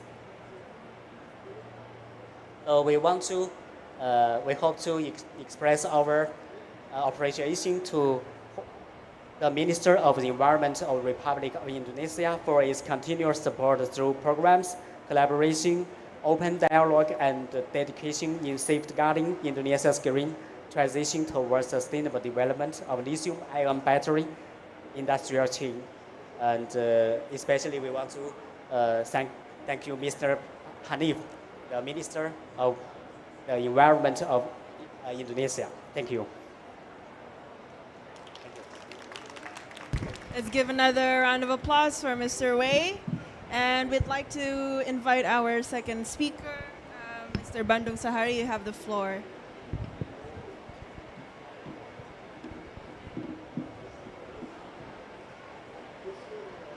Yes. Okay, good afternoon everybody. So Ibu Sinta, terima kasih banyak. So thank you very much for the opportunity given to us. We see this as an opportunity to share our thought, our experience, and our initiative, and when possible to get some valuable inputs from you all what needs to be improved. So in this opportunity, I would like to highlight to discuss about the cross-sectoral decarbonizations in Astra Agrolestari, digitalization, nature-based solutions, and clean technology. Next slide, please. So, as your information is that Astra Agrolestari is part of the Astra International. So then, Astra Agrolestari is actually its subsidiaries. So, actually, we are working with 41 oil palm plantations in Indonesia from Aceh to Sulawesi, and we work with more than 32,000 households in our plantations, and we process around 15,000 ton fresh fruit bunch every day. Can we go to the next slide? So what about the climate policy in Indonesia? When the global commitment to keep global temperatures raised below 2% Celsius and seek to limit it to 1.5 degrees Celsius, so Indonesia has submitted its first NDC in 2016 and updated NDC in 2022, and the enhanced NDC of Indonesia has been submitted in 2022. And second NDC has been submitted just last month, 2025. And while Indonesia is trying to commit with net zero emission by 2060, Astra Agrolestari and Astra International is trying to commit net zero emission 2050 by trying to reduce 30% of greenhouse gas emissions by 2030. Can we go to the next slide? So what about the digital transformations that we are trying to develop? And then as you can see in the slide that there are many initiatives related to the digital transformations, covering various aspects, including the utilizations of mobile device, drone, CPO tank sensors, and also the plantation operation analytics. So then we are trying to be the world-class plantations operations. So can we go to the next slide? So this is just a snapshot of an example of the digital applications that we are trying to develop, specifically on wire preventions, and we do this digitalizations in wire spot monitoring and replanting process. As you can see in this slide, that land fire in Indonesia was happened in 2015 and 2019. So then this is very crucial for these digital applications to monitor and to prevent possible fire preventions in the future. Next slide, please. So this is another technology that we applied through the utilizations of several initiatives for the GSG reduction program. The first is that we developed a CO2 removal through nature-based solutions, that our project are located in Riau province and also in Banten province. And the second one is that CO2 avoidance through the peatland rehabilitations and conservations. You know that Indonesia has a very strong regulation related to the peat conservations and how to mitigate CO2 emission through water management system. And then in Astra Agrostari, we developed what we call methane capture. So then methane emissions cover around 60 to 70% of total GHG emissions in palm oil productions. And the last one is how to avoid CO2 emissions through the fire prevention, as previously I have explained related to the utilization of digitalizations for fire preventions. Next slide, please. And related to this peatland conservation, so then we apply also peatland rewetting system in all palm plantations that can reduce a third of CO2 emissions. This is also our effort to comply with the national regulations. And as you can see here that based on the recent research that rewetting drained peatlands on oil palm plantation reduce heterotrophic respirations by 34% and total respirations by 20%. Next slide, please. So, fighting the fire land in our plantations is not easy. So then we cannot do it alone. So we need to have collaborations in the landscape, in the ecosystems, not only us preventing the possible fire, but we need to engage with local communities, with the community living around surrounding the plantations, and also other stakeholders in the area in questions. So the fire prevention initiative include the collaborations of related stakeholders, landscape fire prevention perspective, and empowering community. As your information is that AAL now is developing, has developed and still developing what we call Indonesia Masyarakat Peduli Api, or a community cares about fires. In there are around 122 MPA have been established in our plantations. And through these programs, then we develop these facilities, trainings, and technology for community to do this fire prevention together with the companies. Okay, next slide, please. So related to the business process and zero waste practices, This is, as you can see in this slide, that is the palm oil business process from land preparations, plantation management, mills and storage, and also refineries. So related to zero waste practices in our palm productions, we start with the retrieve to energy. We establish methane captures in our mills, and we use that biogas resulted from this methane capture for our fuel in mills. And then we also use the biomass. This include fibers and cell for replacing this fossil fuel in our mills. So then we also conduct a recycle through the land applications and also empty fruit bunch applications that can replace 50% of chemical fertilization in our plantations.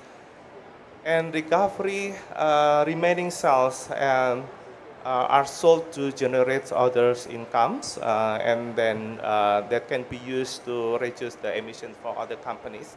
And for the reuse, the condensate steam of processed water in our palm mill also is established.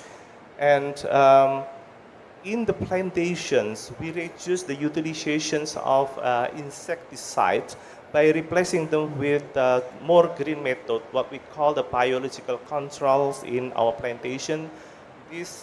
This not only how to control the pest population, but it's also increase the agro biodiversity in our plantations. Next slide, please. For the clean technology, as I already explained before, that this is what we call methane capture. This is the business development model that can be used not only in our our operations, but this can also be replicated to our other plantations in Indonesia and in other countries. So this by establishing this methane capture, so that we can extract this biogas, and it can be utilized as to replace the fossil fuel in our mill, and it also can be used for burner electricity and compressed biogas or CBG. Next slide, please.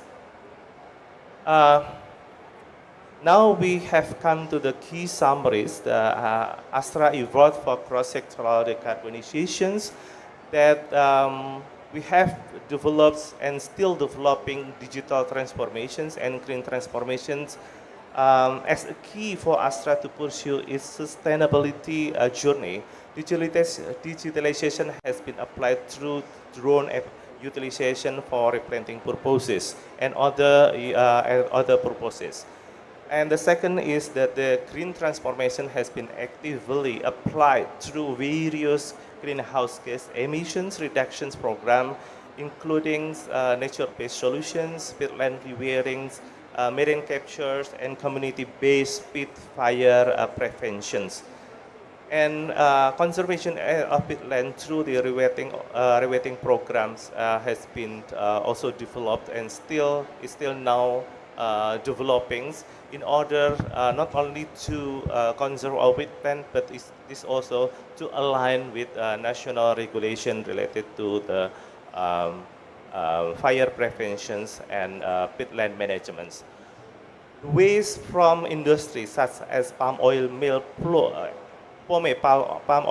effluent could be transformed into the biomethane or biogas that could be used as energy sources for cooking, electricity, industrial application, including feedstock for green hydrogens.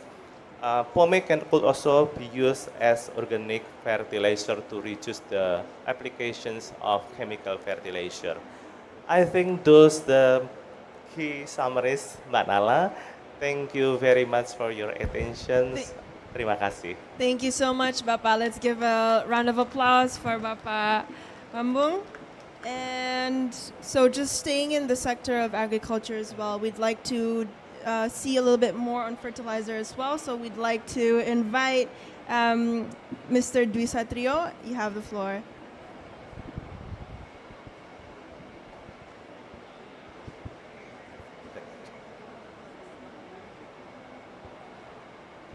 Good afternoon, distinguished speakers, global partners, ladies and gentlemen.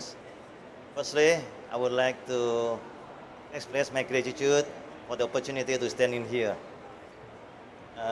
In this occasion, I would like to present how we, PT Pupuk Indonesia, fertilizers and industrial chemicals, in transforming, in balancing, in food security, to support food security in our nation, and Indonesia, and also the global and also the climate resiliency actions. Next slide, please. We introduce PT Pupuk Indonesia. We have 5 subsidiaries company as a fertilizer company and fertilizer manufacturers in Pupuk Singkaran Muda Aceh, and also Pupuk Sriwijaya Palembang, and Pupuk Kucang Cikampek in West Java, Petrokimia Gresik in East Java, and also Pupuk Kalimantan Timur in East Kalimantan. With the 5 subsidiaries company, we have a total capacity of ammonia is the 7 million tons of ammonia annually. And also we have a total capacity of the urea 9.4 million tons annually. Plus we have capacity of NPK fertilizers 4.6 million tons annually. So with the big capacity, we are the biggest and best fertilizer producer in Asia Pacific, Middle East, and North Africa. We have also 4 subsidiaries company to support our activity in shipping and also in the trading. Next slide, please. Yeah. Yes. Our corporate strategy built on our purpose is contributing to the national food security and also contribute in the national development growth. We have 4 pillars. Firstly is the agri-chemicals. Secondly, industrial chemicals. The thirdly is the industrial support and clean ammonia. We talk about the clean ammonia deeply. Why and how? And how about the ammonia? Next slide, please. Yeah, ammonia, as we know. Ammonia is the N carrier, nitrogen carrier. Nitrogen is needed for the plantation as the fertilizers. Is the primary nutrient for the plantation. We need nitrogen as the fertilizers. And you know, ammonia also the hydrogen carrier. Hydrogen carrier. Hydrogen is the strong candidate to be a future friendly environment energy in the future. Ammonia is a nitrogen carrier and also the hydrogen carrier. Ammonia, the third thing of the ammonia is gray ammonia, blue ammonia, and green ammonia. We realized that 15 plants of our ammonia plants, all of them is the gray ammonia, because we use natural gas raw material and we process it to be ammonia and then urea and some of the fertilizer kind of product of us. All of the ammonia plants of us is gray ammonia. And we know in the not long distant future, the gray ammonia have a big challenge in the decarbonization, policy and awareness and the climate change. So how and what and how we transforming our company to facing of the conditions. Okay, next slide, please. Yeah, this is our step of the decarbonization program. We facing of the awareness and also the regulation to decrease the carbon emission. As you know, 1 ton of ammonia produced occur approximately 2 tons of the CO2 emissions. So we should decrease it. How? The part of our program. Firstly, for the existing plants, we do efficiency. We do a revamping and we switch the power generation from the coal to the natural gas. And step by step, we transform our plants to be a blue ammonia plants. We have a project combine the hydrogen, green hydrogen, and also we have a project in carbon capturing to capture our CO2 emission to the earth, and then we transform later to be to advance to develop the green ammonia. We can get the hydrogen coming from the renewable energy from the solar panel, and we get the hydrogen from the electrolyzing process. We get a green hydrogen, and we can react it with the nitrogen to be ammonia. So so we can get the green ammonia. That is important because in the future, as I said before, that the ammonia is the strong candidate as the hydrogen carrier. So in the future, the consumption of the ammonia will be high and higher, increase and higher and higher. To fulfill the industrial energy and also the fuel of the shipping. So we have a plan in the long run to switch our grey ammonia to be blue ammonia, and also still expand our capacity to get the green ammonia to fulfill the fertilizer needed, and also the green energy needed in the future. This is our plan, our plan and development. Not only in the technological aspect, we do the net-based solutions. Next slide, please. Again, skip it. This next slide. Next slide again. Next slide again. Maybe. Sorry. Next slide again. Yeah, this net-based solution of us. Then we have agroforestry program. We collaboration with PT Perkebunan Nusantara, plantation state-owned enterprise in plantation, yeah. And also we do collaboration with the Indonesian Army to make agroforestry and also the mangrove restoration. We have a target in this years. We have plantation, accumulation of plantation 1,500 hectares, and step by step we increase of the area of plantation. We have a collaboration with another company, and also of course with the government. Next slide, please. Yeah, we also Puput Indonesia also have a circular economic initiative with the recycle of the waste.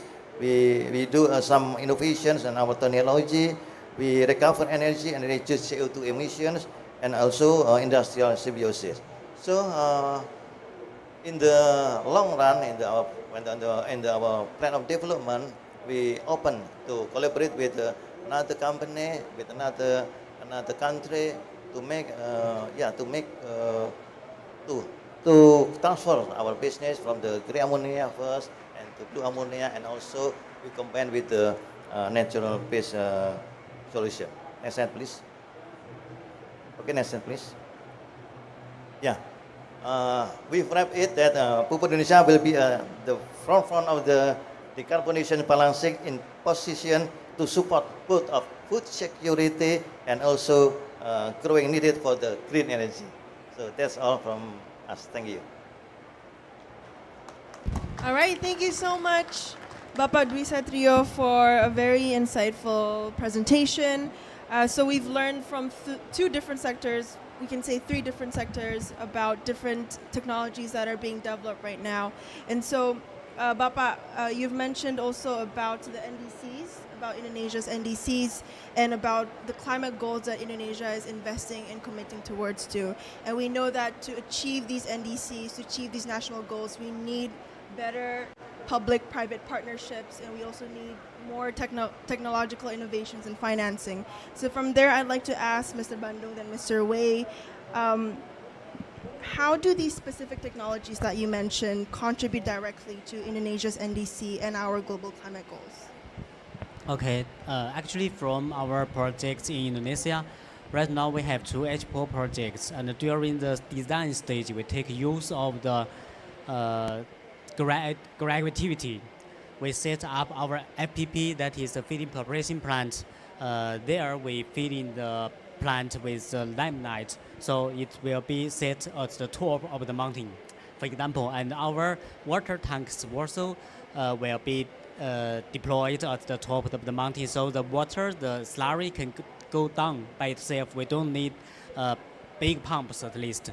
So that's one of the solutions. And just as I mentioned in my presentation, we built a very long distance pipeline for the slurry. Before that, we need transport about 100,000 tons of the laminate per day. We need a lot of DTs, with diesel DTs. And after we make the slurry pipeline worked, so we don't need that much DTs, and we can we can reduce a lot of the carbon dioxide emission. And in our Huafei project, that is the biggest H4 project in the world, right now we have 3 turbines, 3 generators can produce electricity from the heat recovery steam generator. Because in H4 projects, we need a lot of sulfuric acid and we need strong steam. And where we get that, actually we burning sulfur from the furnace. During the sulfur, when it's burning, it will generate a lot of heat. So we recover the heat in the form of steam. This high pressure steam will be, some of the high pressure steam will be directly injected into our autoclave, and the rest of them will be sent to the turbines to generate electricity. Right now, 75% of the electricity H4 projects needed are from this generator set by ourselves, and at the end of this year, the first generator will be finished installing, and after that we can provide 100% electricity by ourselves. We don't need any electricity from the industry parks power grid, which is generated from coal. So that is how we lower the carbon dioxide in our projects. And in the future, we will take, instead of, right now the DTs are diesel DTs, and in the future we will take the eDTs, electric DTs, instead of the diesel ones. So that will make our carbon dioxide lower again. So that is something we have done, and also we have some new innovations. For example, we can take use of the manganese in the solution to absorb the carbon dioxide to form manganese carbonate, which will be needed for the NCM tanneries. So that is something we need to do in the future. Thank you. Thank you so much, Mr. Wei. So we've heard from decarbonization in terms of mobility and also transportation. So Mr. Bandung, would you like to share specifically in the agroforestry sector? Thanks. I don't know how to use it. Thank you. Thank you.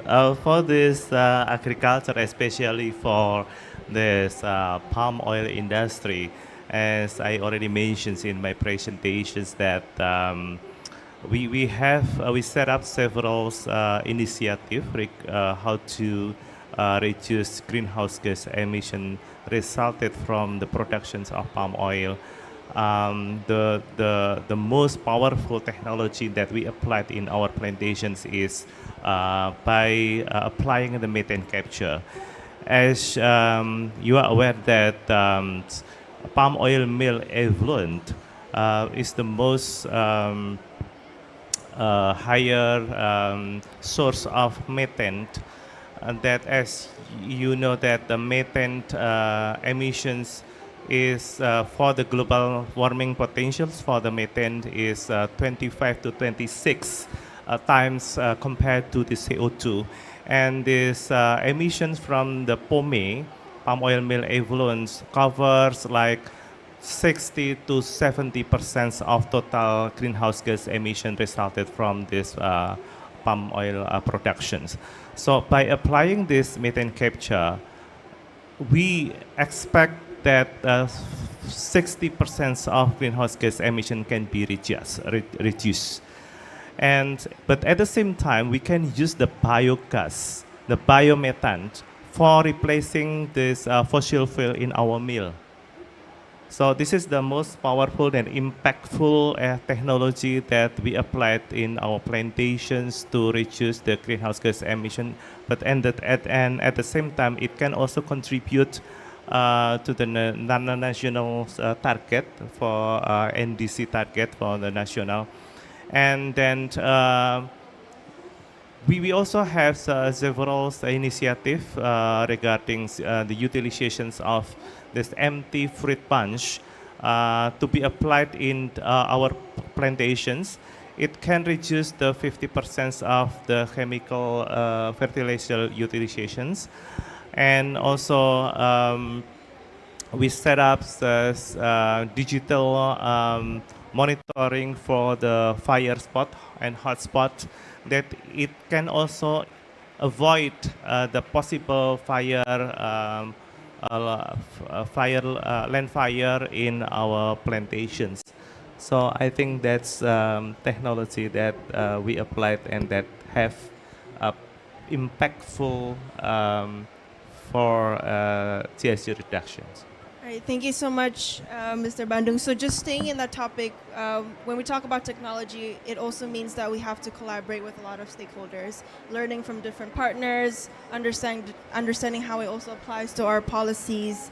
And so what are specific partnerships or policies that you think are really needed right now to accelerate this technological innovation, maybe within agriculture?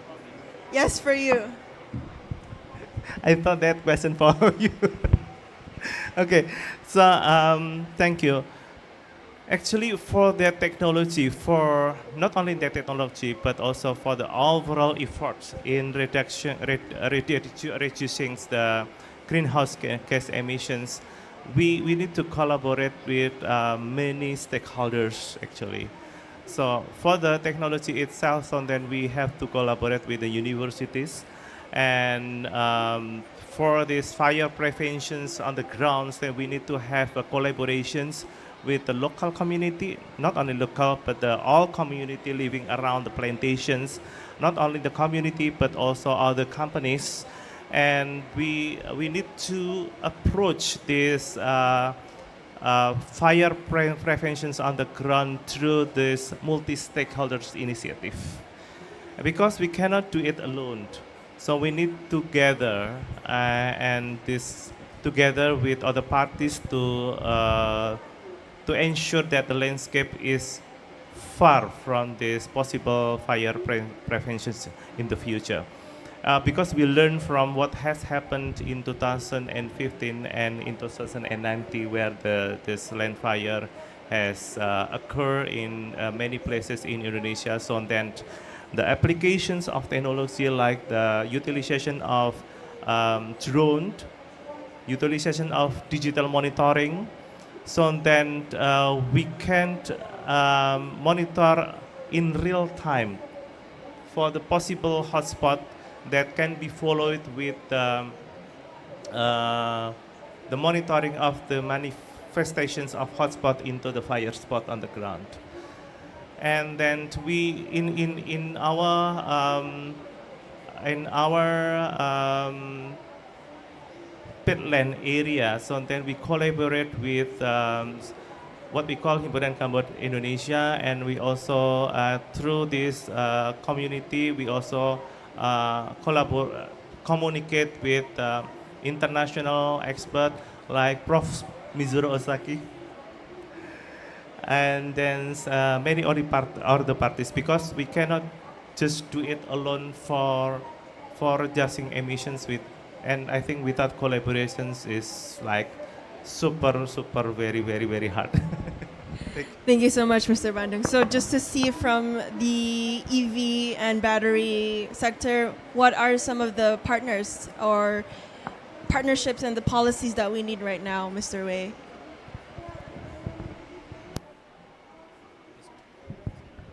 Okay, thank you. And I think from EV industrial companies, we really need to cooperate with each other. For example, during we are setting up King I project, which was cooperated with Huayou PT Valley Indonesia and Ford. We need to understand each other from the ESG standard because it's totally some of the standards is totally different.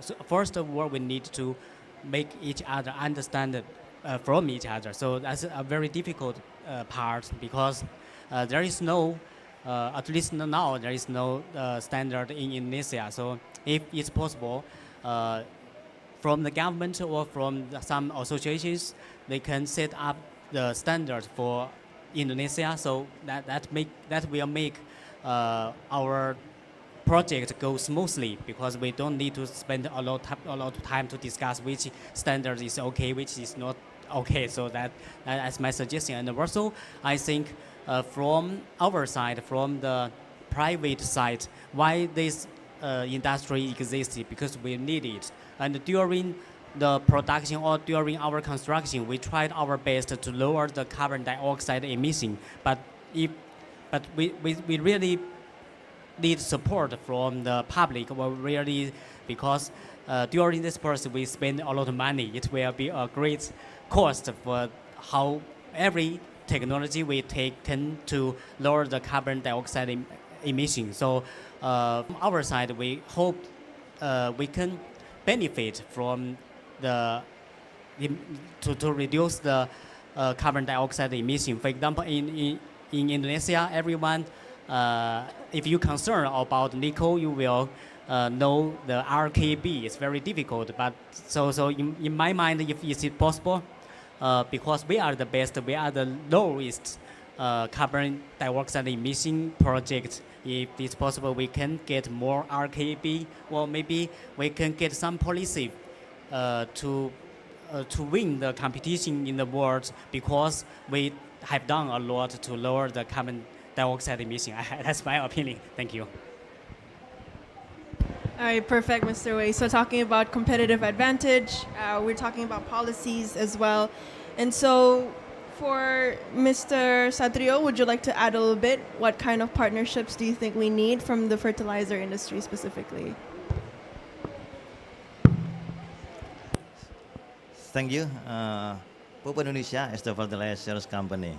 We have assignment to fulfill the fertilizer needed to support our food resiliency in our country. There are 280 million people in Indonesia need food.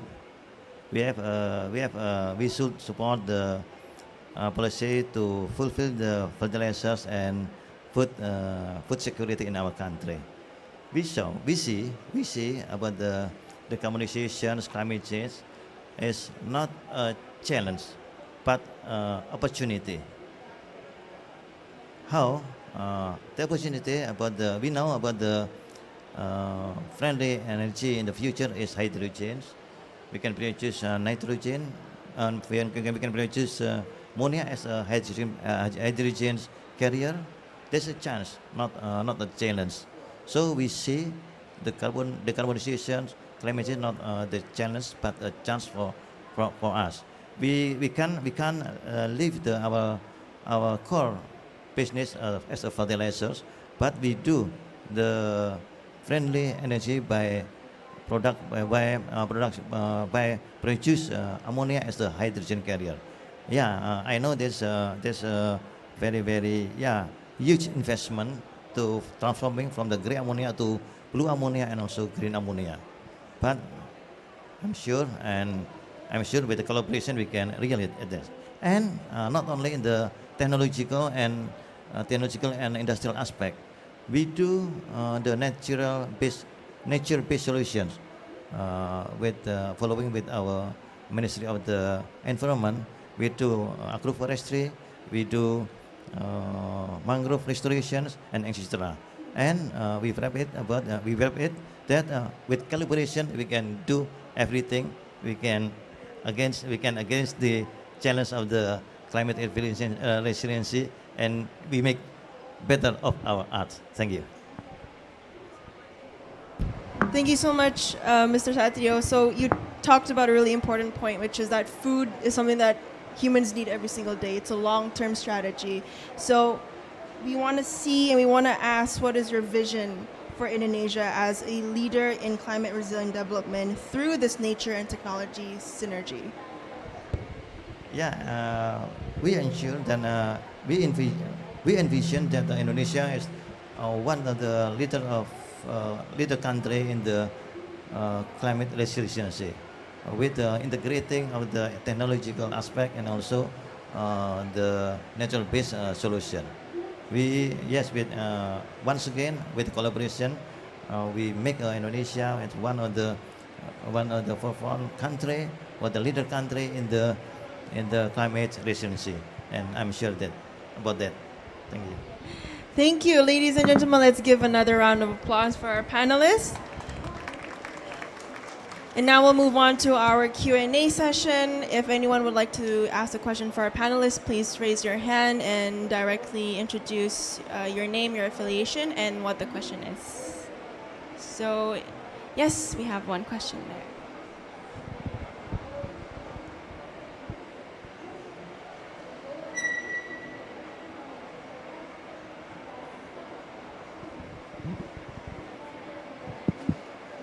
Hello?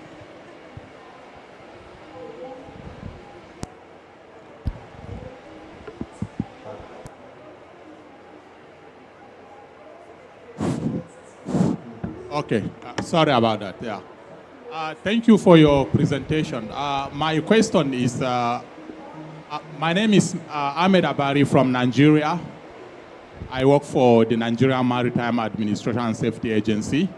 I am really interested with your presentation, synergizing nature and technology, strategic leadership for climate resilience. I want to know what you are doing in collaboration, especially carrying the local communities around, because I know for any project to be achieved, partnering with local community is very, very important. What is the nature of your collaboration with local community, as well as your inclusion of the youth in order to achieve sustainability in this project? Thank you. Thank you. That's a great question. So yes, just to restate the question from all of our panelists, what are some of the areas that you're working with young people, with the local communities, especially maybe in the palm industry, in the fertilizer industry? What are some of the areas and programs that you work with the local communities? Maybe do we have anyone who wants to start first? Okay. All right. Yeah, thank you for the questions. We have a program with the local community to develop the area. We have agroforestry program, and also we have we join with the local community join with in our program to increase the local economy, because we do some plantation that can productive can be give their income and increasing the economy in the local economy. We do collaboration with not only the local community, and we collaborate with the local government as the bridging, and that because they know well about the local community. So this program is going well in the several area, and we will increase it now 1,500 hectares we do with the local community, and we will increase it higher and in more wide area. That's from. Thank you, Mr. Satrio. Mr. Bandung, would you like to add something? Yes. Okay, thank you. I would like to support Pak Satrio's statement regarding on how to collaborate with the community, because of, you know, that in Astra Agrolestari, 50% of our fresh fruit bunch coming from the smallholders. So then we assisted the smallholders with good agricultural practices, including the good fertilizer applications on the ground. And then, then our plantation actually are mostly in a remote area. Different place has its own different cultures, different behavior, and different characters. So then the approach with the local community, but the community living in that area should be locally specific. Our understanding regarding the local community behavior and culture is very, very important. You cannot just introduce a technology, you cannot just introduce a systems, but you need to understand what they need. And how we can sit down together with them, how we can, when we understand their needs, then we can introduce them with technology, we can introduce them with fertilizer for good agriculture practices. So this is very challenging situations, as Indonesia agriculture's not only in one place, and it starts from Aceh to Papua. Then the plantations are scattered in the remote area, and then as I said before, that different area has its own dynamic. So this is what we can share about our work, our partnership with the smallholders in the remote area. I hope this can provide you with valuable information about that. Thank you. Thank you so much, Mr. Bandung. Do we have any follow-up question maybe, or any other questions from the audience?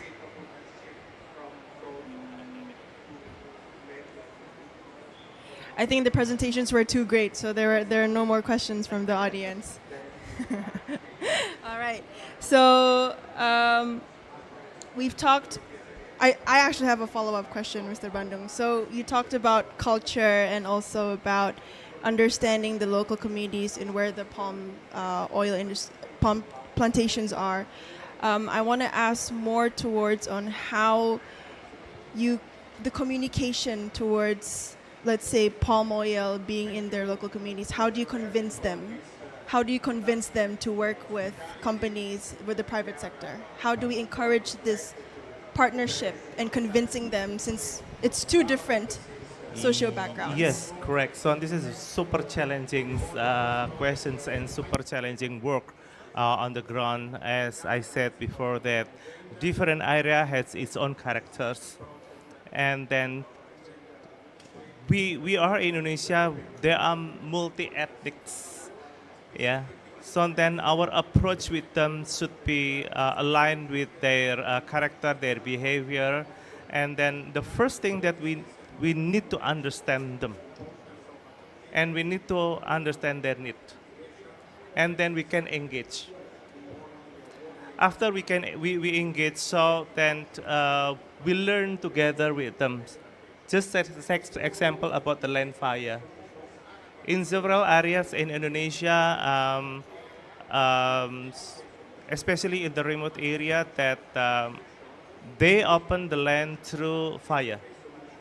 So this is super challenging, because of working with the local people is not easy, but it can be conducted.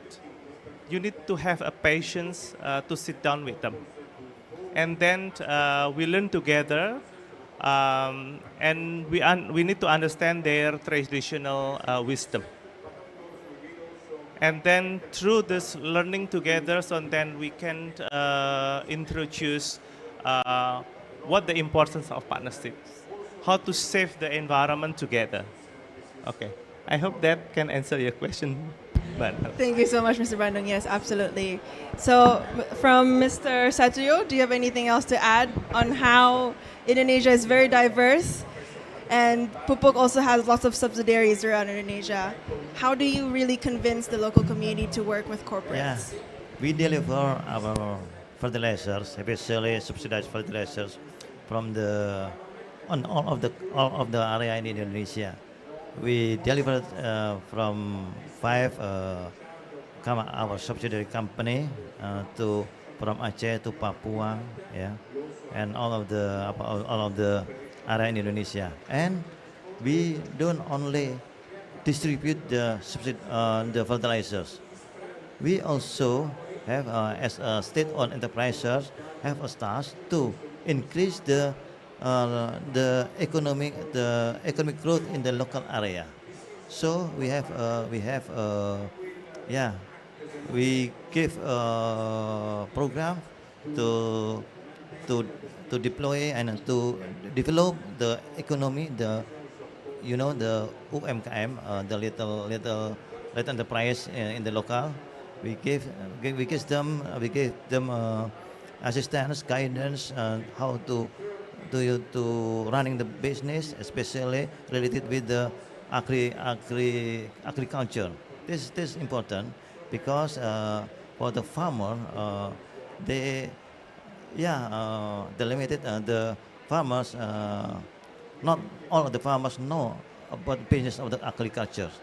They only plant and harvest it, and then they cannot market it. Marketing it, they cannot do in the downstreaming of the agriculture's product. So we give guidance, we give some program to develop them, and they can do step by step by themselves. Okay, thank you. Thank you so much, Pak Satrio. So it's also talking about capacity building, giving the communities the know-how in to operate the technology from the corporate sector. All right, ladies and gentlemen, unfortunately, that's all the time we have today. Thank you so much once again to our panelists. Let's give a round of applause once again. Next, I'd like to invite for a group photo for our panelists before we close off our talk show on technology and nature.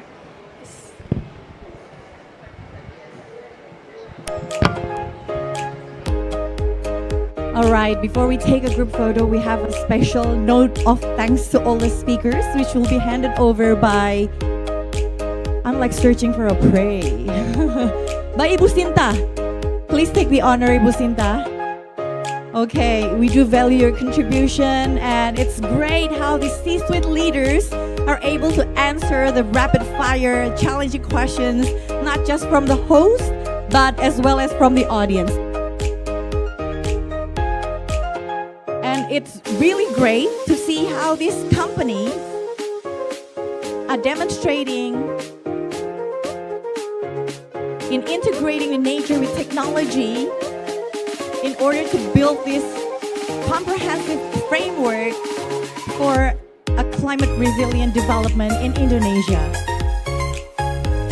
So I guess the keywords today is the technology digitalization is very, very crucial in order to design, to build, to monitor the businesses and the operations in a more sustainable way. Okay. You also get the opportunity to keep the batik bag that we brought all the way from Indonesia, and now we have a family picture. Okay. Don't forget to put a big smile, ear to ear. That's it for today. Thank you very much. Thank you all speakers and moderator. Okay, we still have one last session to do, so please be patient. But in the meanwhile, you can grab snacks, coffee, or tea that's being provided at the registration area. So feel free and enjoy your time in our pavilion. We'll see you again.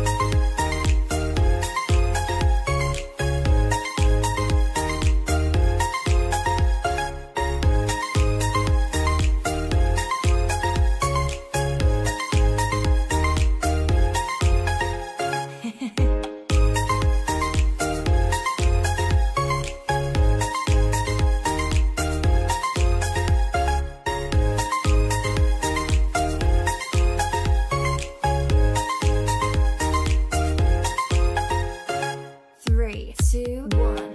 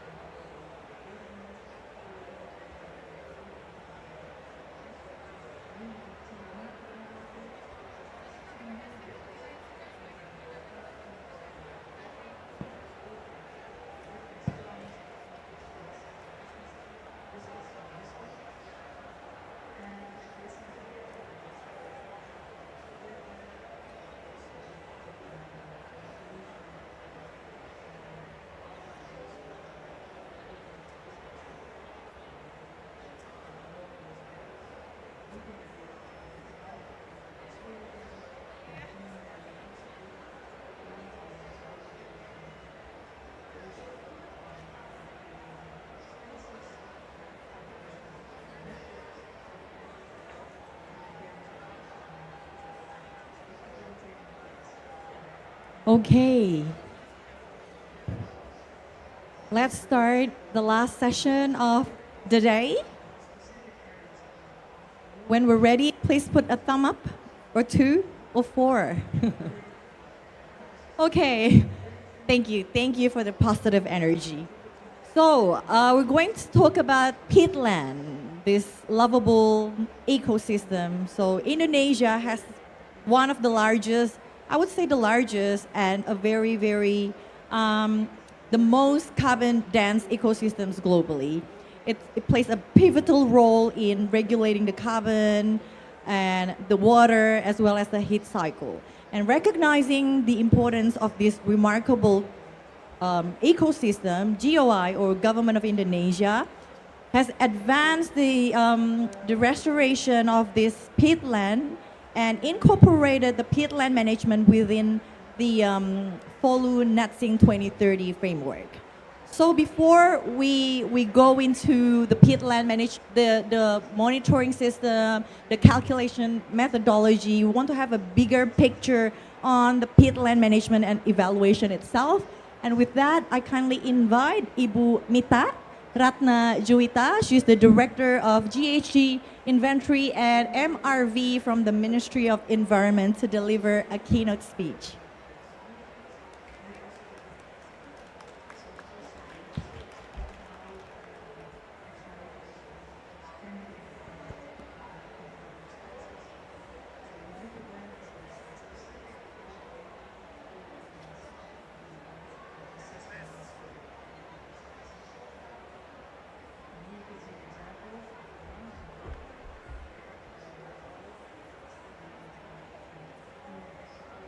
Oke, ya. Assalamualaikum warahmatullahi wabarakatuh. Distinguished representative of the government, honorable colleagues from JICA and other development partners, and ladies and gentlemen, good afternoon. Peace be upon us all. It is an honor for me to stand before you today to discuss about the climate agenda that is critically important of Indonesia and to the world, about the transforming tropical peatland into the core of the global climate solution. Firstly, Indonesia firm commitment and the central role of the peatland. You know, Indonesia is the world's largest tropical peatland, an ecosystem that stores a vast amount of carbon, estimated to hold 55% of the world total tropical peat carbon. This makes peatland management not just a national environmental issue, but the backbone of the Indonesia climate commitment. Our commitment is clear and enhanced. We pledge to achieve a greenhouse gas emission reduction of 31.89% unconditionally and 43.20% conditionally with international support by 2030, as stipulated in our Enhanced National Determined Contribution or NDC. Furthermore, Indonesia has set an ambitious vision, Indonesia FOLU NetSync 2030, aiming to achieve a condition where the forestry and other land use or FOLU sector will absorb more carbon than it emits, projected to reach minus 140 million tons of CO2 equivalent by 2030. To achieve this challenge, NetSync target, peatland restoration and sustainable management are the main pillars. This action affirms Indonesia's leadership in integrating peatland into national climate policy and MRV frameworks. Secondly, the strengthening through partnership, and this one with JICA collaboration and LULUCF project. This ambition achievement would not be possible without strong partnership. We are proud of the long-standing collaboration established over 20 years with JICA, covering fire prevention, science-based research cooperation, and RED Plus initiative. Currently, our joint initiative, the LULUCF project, specifically aims to strengthen MRV system for peatland, ensuring our methodologies reach Tier 3 standard, the most stringent and transparent measurement standard. Second, promote the carbon technology that innovatively integrate restoration, productively and emission reduction, what we call aerohydroculture or AHC. Through the LULUCF project, we are jointly accelerating progress toward the NDC target, positioning Indonesia as a global model for tropical peatland restoration and climate resilience. Third, innovation as an accelerator, breakthrough with the aerohydroculture or AHC. We know that conventional cultivation practices on peatland often require drainage, which in turn causes substantial emission and fire risk. This is challenge that demand innovation. Aerohydroculture is our answer. It is now cultivation paradigm demonstrating that crops can thrive under rewetted condition with high groundwater level. Field trials such as those in Riau and Central Kalimantan recorded remarkable result. That is, yield increases up to 30% in oil palm when the average groundwater level was maintained the depth of 30 centimeter below the ground surface. This proves that productivity and restoration can go hand in hand. And then ecologically, AHC promotes root microbial partnership that restore soil health, reduce decomposition, and capture carbon into biomass.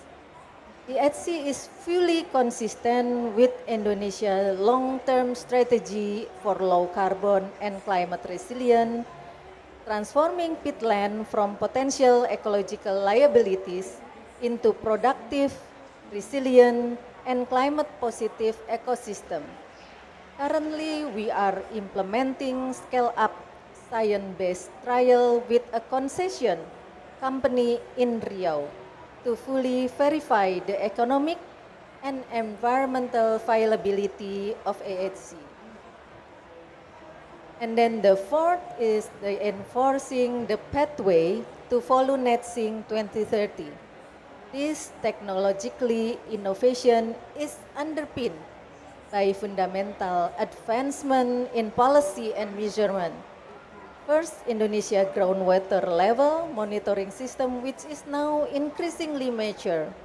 And the second, the new methodology for GHG emission calculation based on water table depth. The integration of the monitoring system and the water table depth-based methodology can substantially reduce projected emission under the follow scenario by providing more accurate and site-specific data. This reinforces Indonesia pathway to the follow net zero 2030 target. And now Indonesia is demonstrating a global model where science-informed policy through groundwater level of water table depth data, and then restoration support livelihood through innovation like aerohydroculture, and then innovation accelerate national and global climate goals. Finally, this advancement significantly strengthen the basis for carbon credit mechanism by providing transparent and science-based measurement of peatland emission and reduction. Indonesia can increase the credibility and market value of our carbon credits, enabling greater participation in both voluntary and compliant market. And also we have a call to action and a global partnership. In closing, allow me to reaffirm Indonesia's firm commitment to science-based policy innovation and partnership. We call upon that the projects should be sustained. After the projects should be there is a continuation about the activity and then the government, researcher, and the private sector to collaborate in scaling up nature-based solution and advancing robust MRV system. And also we emphasize the need for sustained international support and financing to expand innovation and ensure peatland restoration continue to deliver climate, biodiversity, and livelihood benefit. Tropical peatland are our heritage, and their management is our global responsibility. Through science, innovation, and partnership, we can turn this challenge into a shared victory. I think that is all from me. I hope this session could give more information and data about what we have already done in Indonesia about the peatland, about tropical peatland. Thank you very much. Assalamualaikum warahmatullahi wabarakatuh.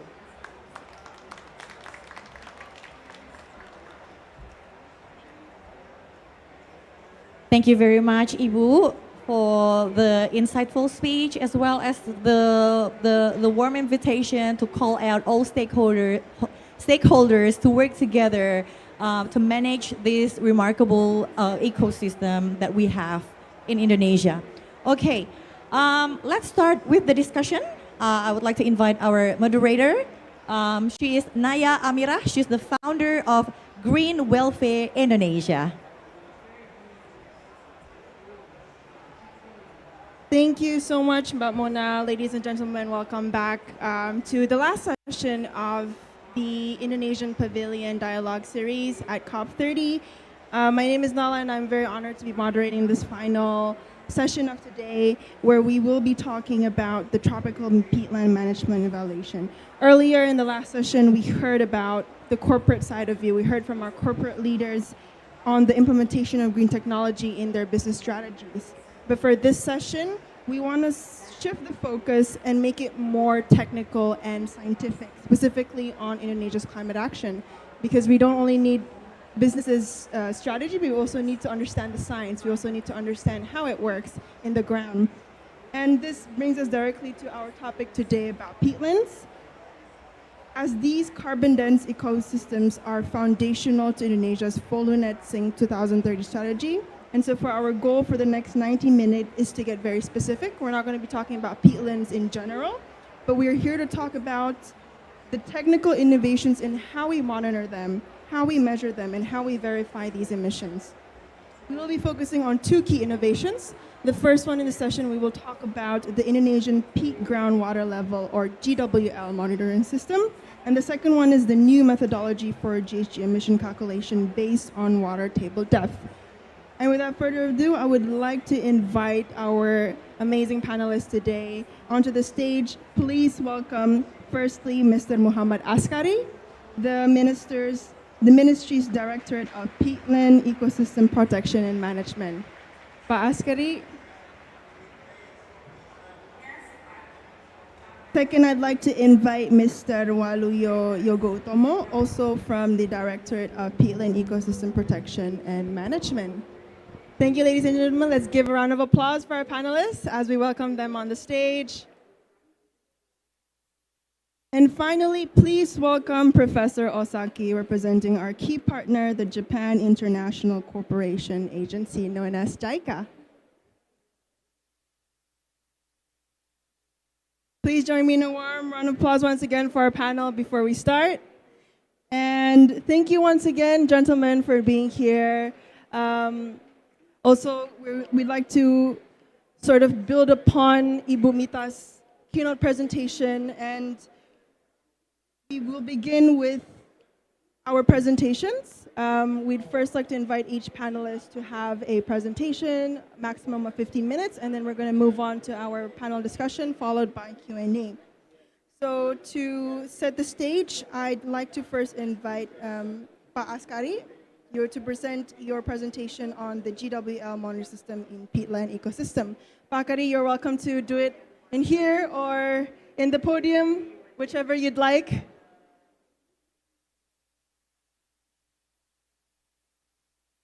Okay, thank you for allowing me to be here again.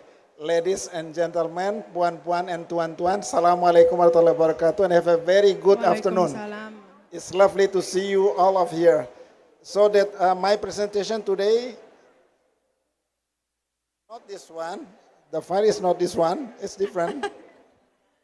Okay, so it seems we've pulled the wrong presentation for the wrong panelists. Yeah, that's one for the ASEAN Pavilion. I think it has the same title, Pa, maybe? Not this one, not this PPT. Please. All right, maybe before we move on into Pa Askari's presentation, I'm so sorry, Pa Askari, to call you back. We're going to move on with your presentation as the second, if that's all right, after Pa. I think that will be in sequence. I have to go first. All right, okay. So it's in sequence already. Yeah, okay. Find B4. Yes, let's wait for a while till we have the right presentation pulled out. Sorry for waiting a little bit. Okay. Papa, maybe you can share pantun with us before we start. Okay. In English? Okay. I will try to explain that. So basically that what we are trying to explain to you today, the information system that we have so far, in order to see how is the work has been achieved in the peatland restoration. So the work should be monitored. What we will see is the monitoring system that we have developed so far, which is in the area for more than 4 million hectares. So this quite huge information system, so we can catch up how to measure the groundwater level in the peatland area. The questions come to us why we have to monitor the peat groundwater level. There are several reasons behind that. The first one, peatland ecosystem, 90% consists of water, so we have to monitor the water. The second one, if we look in much more details, the peat, what's so called the peat, basically is a hollow organic soil. So it consists of the water. When the water is taken out, so there's no supporting material for them, so it will shrink. So that's why we have to monitor the water. The third reason, because each 1 grams of the dried peat, it can absorb 13 grams of water. That's why we keep saying 90% of the peat consists of water. So if we monitor them, so we will try to find the solution. And the fourth, the enemy of the fire is water. So we have to manage the water. We have to monitor the water. So it's very essential to know about the condition of the ecosystem itself. Because if we talk about the ecosystem, in the peatland ecosystem, it consists of the first one is water, the second one is the peat itself, and then the third one is the vegetation. That's the health peatland ecosystem. So that's why if one of them is damaged or degraded, so that the entire ecosystem will collapse. That's why we have to monitor. Based on our regulation in our country, Indonesia, that all of the peatland area, it should be preserved, except for the cultivation function, because we differentiate with the 2 functions. The conservation function, which is the peatland, which is depth more than 3 meters. But for less than 3 meters, then we can use it as the cultivation function. But of course, we have to monitor. In some areas in Indonesia, that there are so many canals to drain out, taking out of the water. So let's come to the challenge.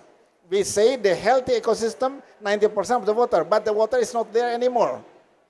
So we have to do some restoration. We put the canal blocking to restrain the water coming out. And then, of course, we have to monitor whether the work is done or not. So that's why we have to monitor the water itself. And then, for your information, that so far we have developed this system to monitor in the area for more than 4 million hectares, both in the concession area and also in the community area. Because the peatland is not just in the concession area, but also in the community area. And then, through this monitoring system, we can see whether our effort to restore the peatland ecosystem is success or not, is achieved or not. Because then we can say that we achieved something if we cannot monitor, we cannot do the MRV, we cannot see whether that the achievement is good or not. That's why we have to develop this monitoring system. That's what we have done so far. Is there any slide there, or I don't know? Sounds a bit lost. Yes, but I think we're going to have a couple of minutes till we pull out the right presentation for you. Okay then. Okay, maybe I will hand over to Pak Waluyo then, because the slide is not there.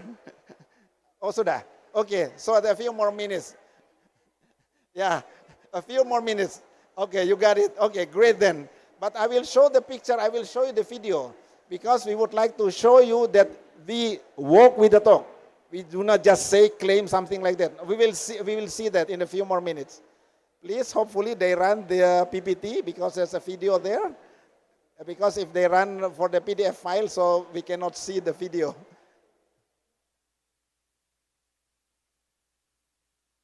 Is that ready? In the count of 3. 1, 2.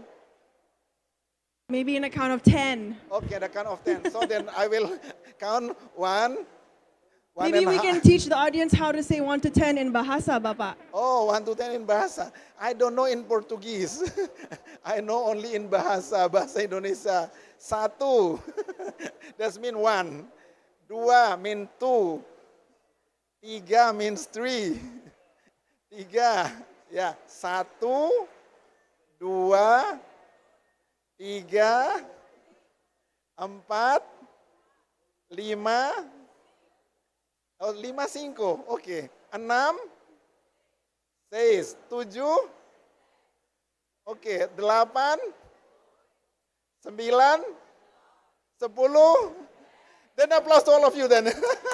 Okay, right in time, Bapak. We have your presentation right here for you. Okay, thank you very much for giving me, allowing Nala for allowing me to having the time. So basically, this is the flow process of peatland restoration in our country. Of course, the first one is planning process, or we call it designing, and the second one is construction or rehabilitation, monitoring, and assessment or evaluation. We will today focus on the monitoring. The first one is regarding the planning. We have at least 47 regulations in our country, in Indonesia. From Act, from the guideline, many guidelines, guidance that we can do in our activities. And then the second one is construction or rehabilitation. We construct the canal blockings. Until now that we already construct more than 46,000 of canal blockings to restrain the water coming out from the peatland ecosystem.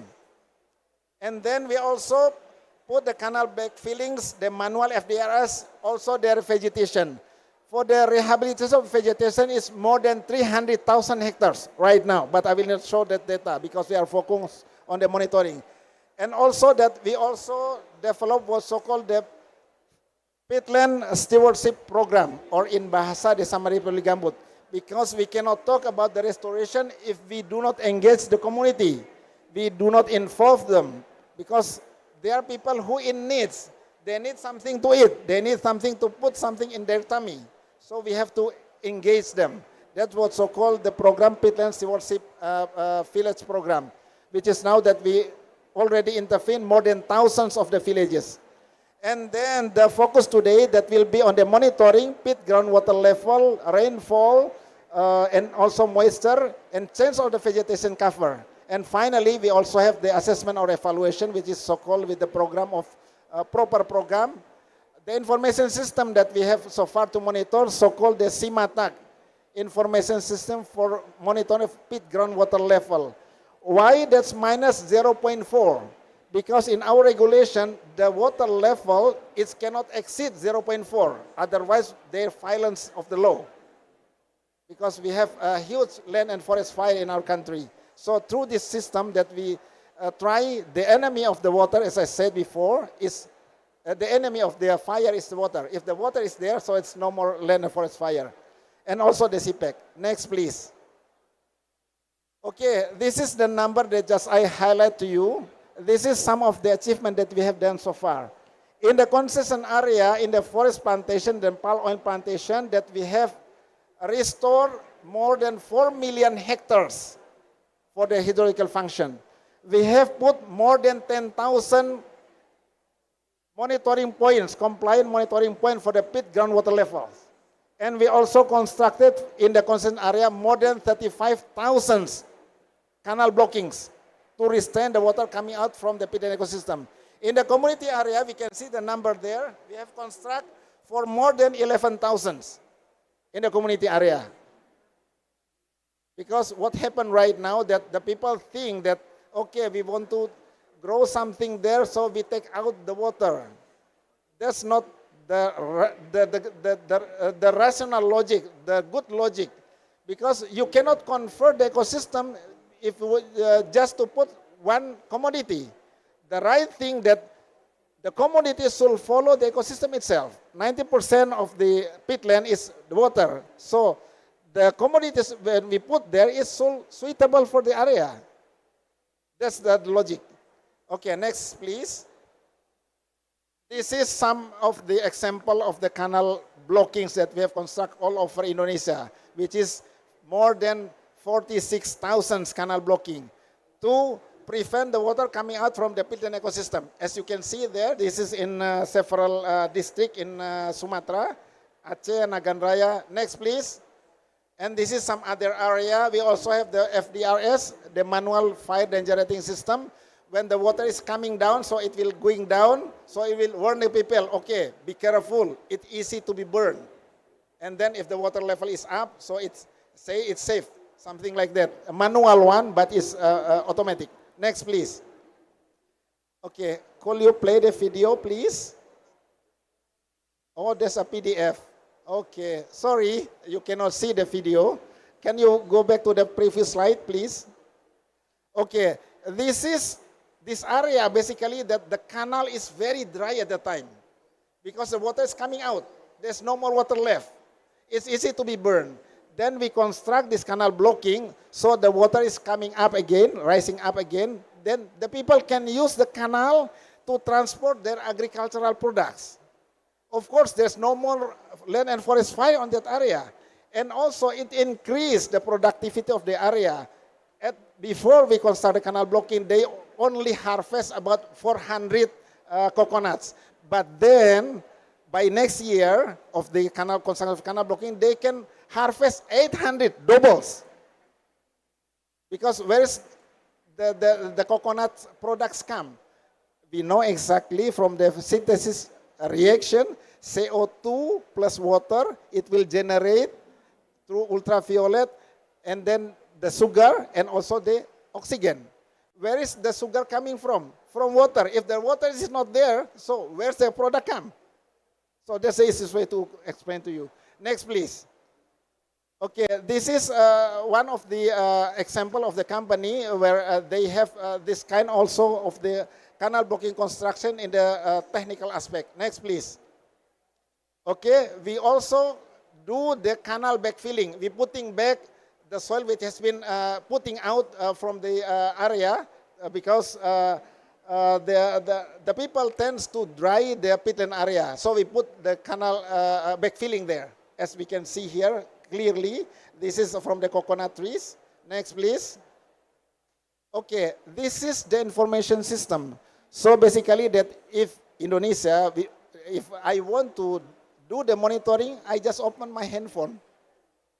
Because already integrated the information system. So the data is coming through from the field, so it's coming through to our website, to our database system, then I can see from my handphone. So it's quite easy for us right now to see whether it's, the restoration is success or not. So through this system, you can see here is a massive data. The red color here, that's the canal blocking.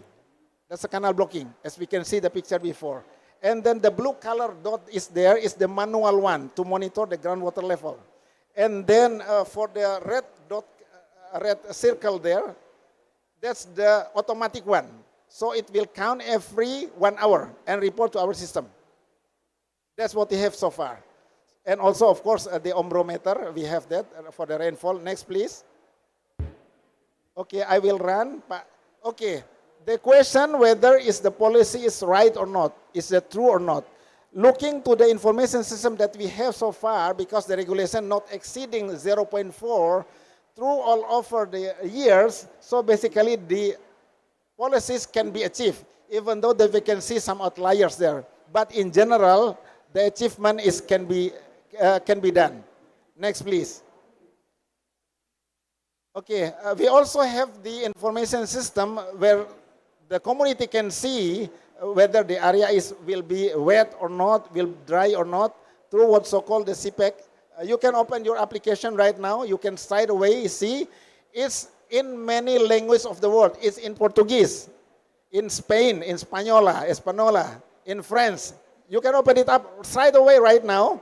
I'm promoting our website, but please do not hacking our system because some people, they have intelligence, then they do everything which is not right. We launched that many years ago in 2020. I was there also in Egypt. Next, please. Okay, this is the information system that we have. We have an application, and also that we calculate directly what's the emission reduction through the activities that we have so far. But we will have the new equation that my colleague will explain that. This is the old equation, so we can see directly. Next, please. Okay, we claim that we have done our job. Is that true or just a claim or a fake claim? You can see here, ladies and gentlemen, the blue, the much more blue color, that's the area when we put the canal blockings, they become much more moist than the other area. Next slide, please. Okay, you can see there. That's the dot there is the canal blocking. So what we claim, that what we have done. We can show that from the satellite imagery. We cannot lie. I cannot create this one because we download it directly from the sky. Next, please. Okay, this is the monitoring point, which is more than 10,000 monitoring points all over Indonesia. This is the biggest database in monitoring of the pit groundwater in the world. Not just Indonesia, but in the world. Next, please. And some of the outcome, just to share with you, because there's also some research, as I said before, that the fruit branch come from the photosynthesis reaction. This is one of the research that has been done by our colleague from UGM University. Through the groundwater level management, which is 0.4, it can reach 80% of the soil moisture. That's the maximum, that's the optimum soil moisture where the pollinators will active.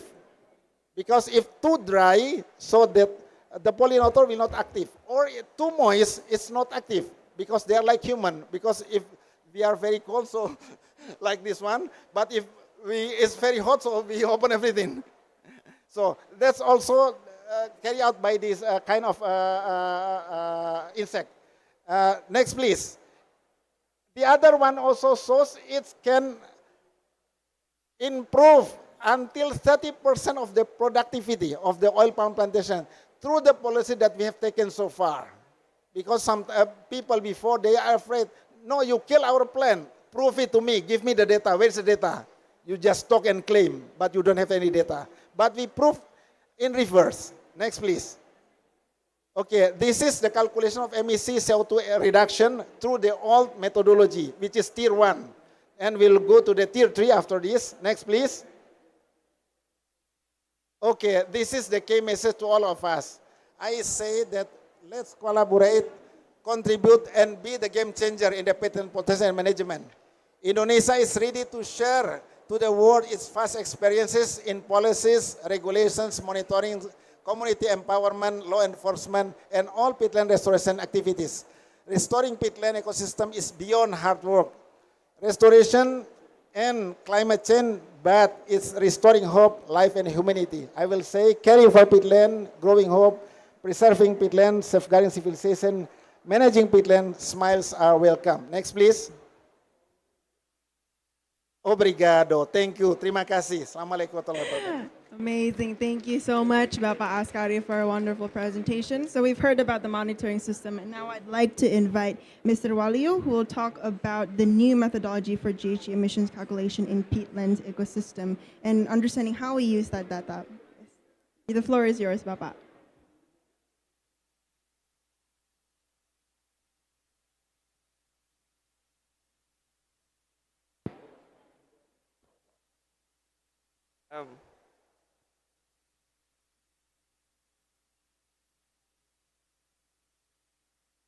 Good afternoon, everyone. Allow me to introduce myself. My name is Waluyo Yogo Utomo. I am one of staff under Directorate of Peat Ecosystem Degradation Control, same unit with Pak Askari.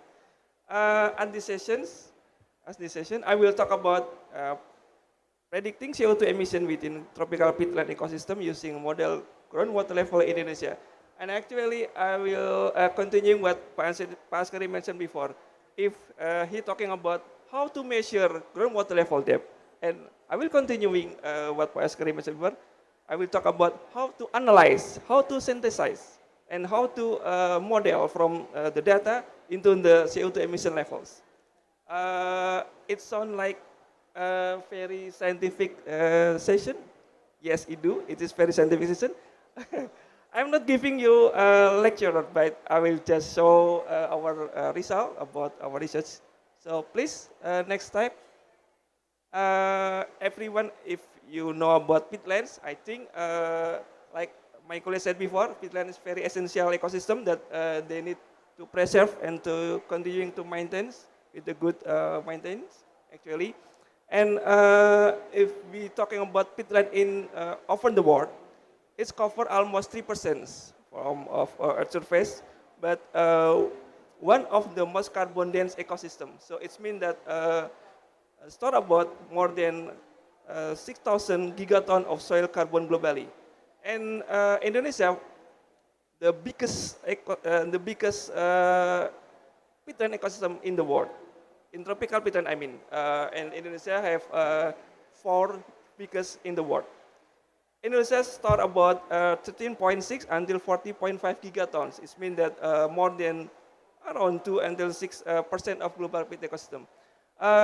Here, this is the how to understanding GWL dynamic is crucial for GHG emission estimate and its mitigation. That's why I will talking about this. So I will continue from my colleagues said before.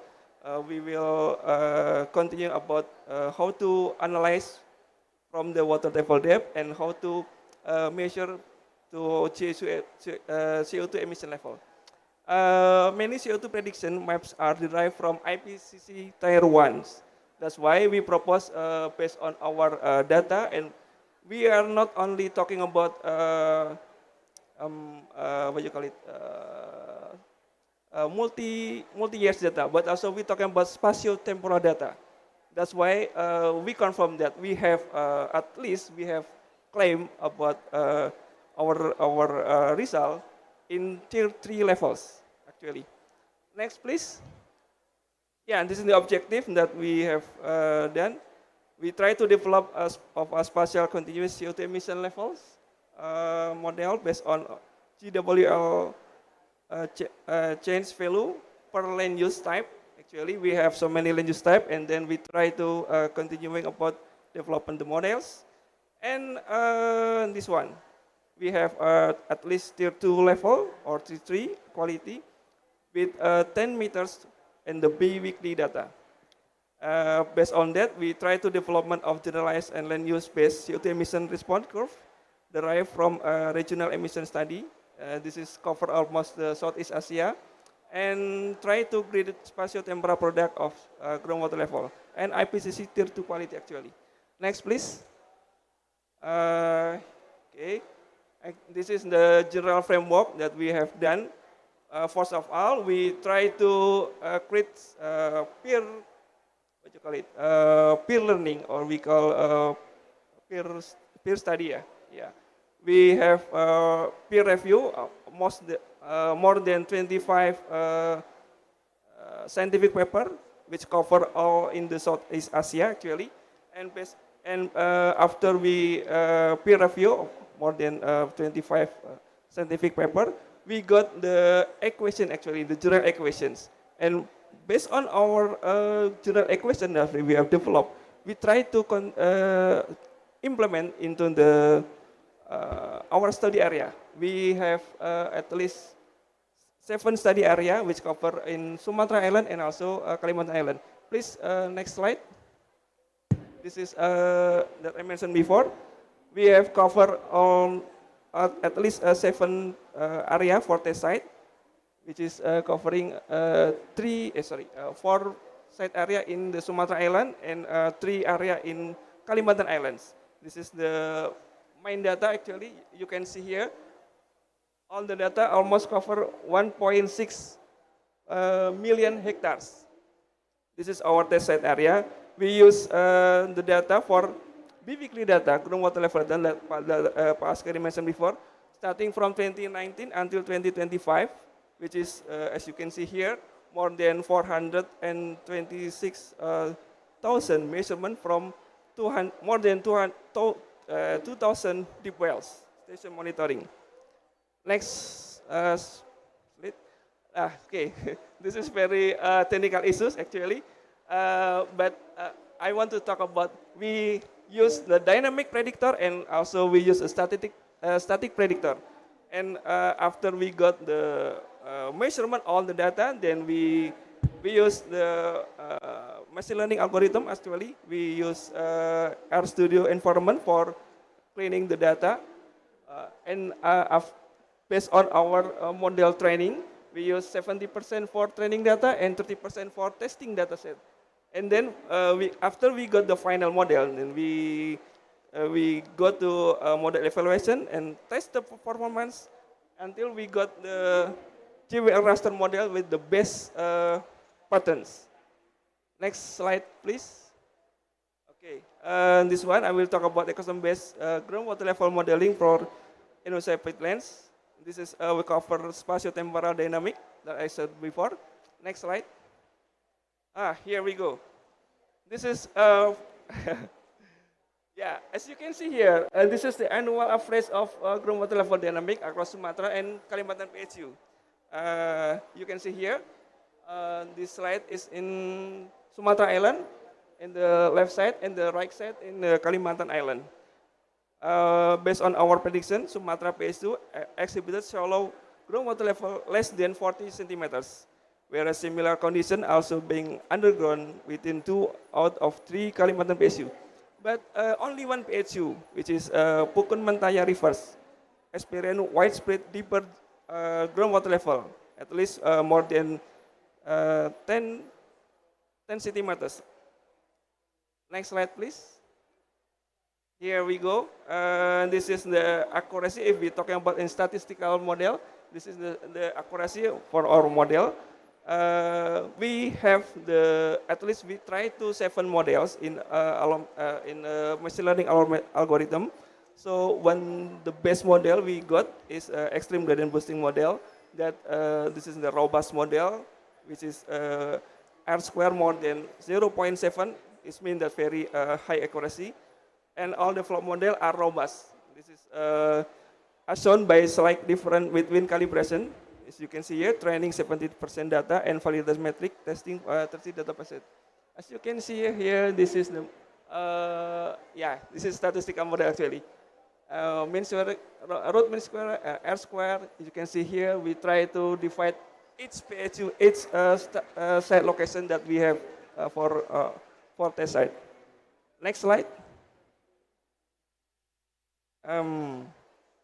This is the estimating of soil CO2 emission from Indonesia peatland ecosystem. Next slide. Here we go. This is actually the general of equation that we have proposed. And based on this equation, we will try to submit in Nature scientific journal with the very highest impact in the world, and still under review, but in external review in our team. This is the general course reform. actually representing only for total soil respiration, which is consisting of autotrophic and heterotrophic respirations, not in net ecosystem exchange. Yeah, actually we just done analyze for total general CO2 response curve to groundwater level based on total soil respiration. If we talk about the clear about how much the emission that emitted to the atmosphere, we need to talk about net ecosystem exchange. On our research, we don't talk about net ecosystem exchange, but yes, we do after we continue after this research done. This is the question. And next slide, please. Beside the general equation, we also try to create the equation for each vegetation type. For example, secondary swamp forest, we do the equation for the CO2 response curves for the plantation forest, estate plantation, and also agriculture and other land use. So that's why if we have the land use type and we have the data for groundwater level, then we can calculate using these equations. Actually, each of vegetation type that we have produced this one. Next slide, please. This is the result. You can see here. This is the shown about annual cumulative CO2 emission dynamic across Sumatra and Kalimantan PHU. I think it's the same result if we talk about annual cumulative for groundwater level in Sumatra and Kalimantan PHU. Following our groundwater level prediction in Sumatra PHU, emitted moderate CO2 annually. This is around 30 until 60 megagram CO2 per year per hectare. Whereas a similar condition also being underground within 2 out of 3 Kalimantan PSU. Only in Pukun Mentaya River, PSU generate highest annual CO2 emissions. You can see here more than in between 60 until 90 megagram CO2 per hectare per year. Next slide, please. This is the annual and cumulative CO2 emission. If you see here, compared to the entire study PSU of Siak Kampar Rivers, PSU emitted highest CO2 emission through 2019 until 2024. This is around half of all PSU cumulative emission, and accumulating around more than 170 megaton CO2 emissions. And from all our study area, we covering almost 1.6 million hectare. This is if we calculate all this or all of this result, almost more than 337 megaton CO2 emission has been done. However, this use emission is resulted from autotrophic and heterotrophic respiration. And as I talking about before, we do only on total respirations for these calculations. Next slide, please. This is annual and cumulative CO2 emission based on across land use in Sumatra and Kalimantan PSU. We try to calculate also based on each vegetation type in our study area. You can see here. Secondary peatland swamp emit highest cumulative CO2 emission within Sumatra PSU, whereas agriculture and other land use in the primary CO2 emission contributor within Kalimantan PSU. Next slide, please. This is the CO2 emission as percentage across variety of land use. As you can see here, in the top side is Sumatra PSU, and the bottom side is Kalimantan PSU. Each vegetation type for each PSU, you can see here, this is the percentage of the CO2 emissions. Next slide, please. Here we go. We will do also for the calculation of impact of the hydrological management on CO2 emission across Sumatra and Kalimantan PSU. We try to divide into managed land, less managed, and unmanaged land. Managed is represent of forest plantation and also oil palm plantations. Less managed covering of agriculture and other land use. Unmanaged is covering primary and secondary swamp forest. And based on our results, overall, this is I will talk about overall. Managed peatland emit higher CO2 than unmanaged peatland. It means that forest plantation and oil plantation emit higher CO2 than unmanaged. Unmanaged is mean that primary and secondary swamp forests, but considerably lower than less managed peatlands. Less managed peatland is mean that agriculture and other land use. But yeah, avoid emission around 13.6 until 70.4 megagram CO2 per year per hectare. Sumatra PHU emits substantially lower CO2 than PHU in Kalimantan Island. Yes, this is the following the result of a model for GWWL. Next slide, please. Okay, this is the final result. You can see here we try to calculate annual cumulative CO2 emission for each years, starting from 2019 until 2024. As you can see here, our result indicate that all PHU generate less than annual CO2 emission average from 2020 until 2024 compared to their 2019 emission baseline. So if you see here, for 2019 as a baseline, you can see here, and comparing to the starting from 2020 until 2024, you can calculating mostly based on our data, less annual CO2 emissions compared to the 2019 as a baseline emissions. Okay, next slide. This is the concluding remarks. Next slide, please. Okay. Yes, actually we have successful for develop general CO2 emission calculation within this equation. This is the general equation models, and beside that, we also try to develop the equation for each type vegetations in our PHU models. And from this study, estimate average groundwater level around minus 25 until 51 centimeters, and annual CO2 emission ranging from 42 until 63 megagram per year per hectare.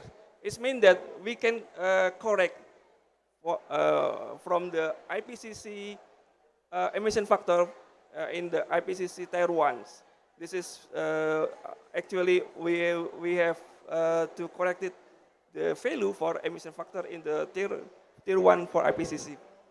And based on our model predicted JWL with a model to high accuracy, you can see here with R square more than 0.7.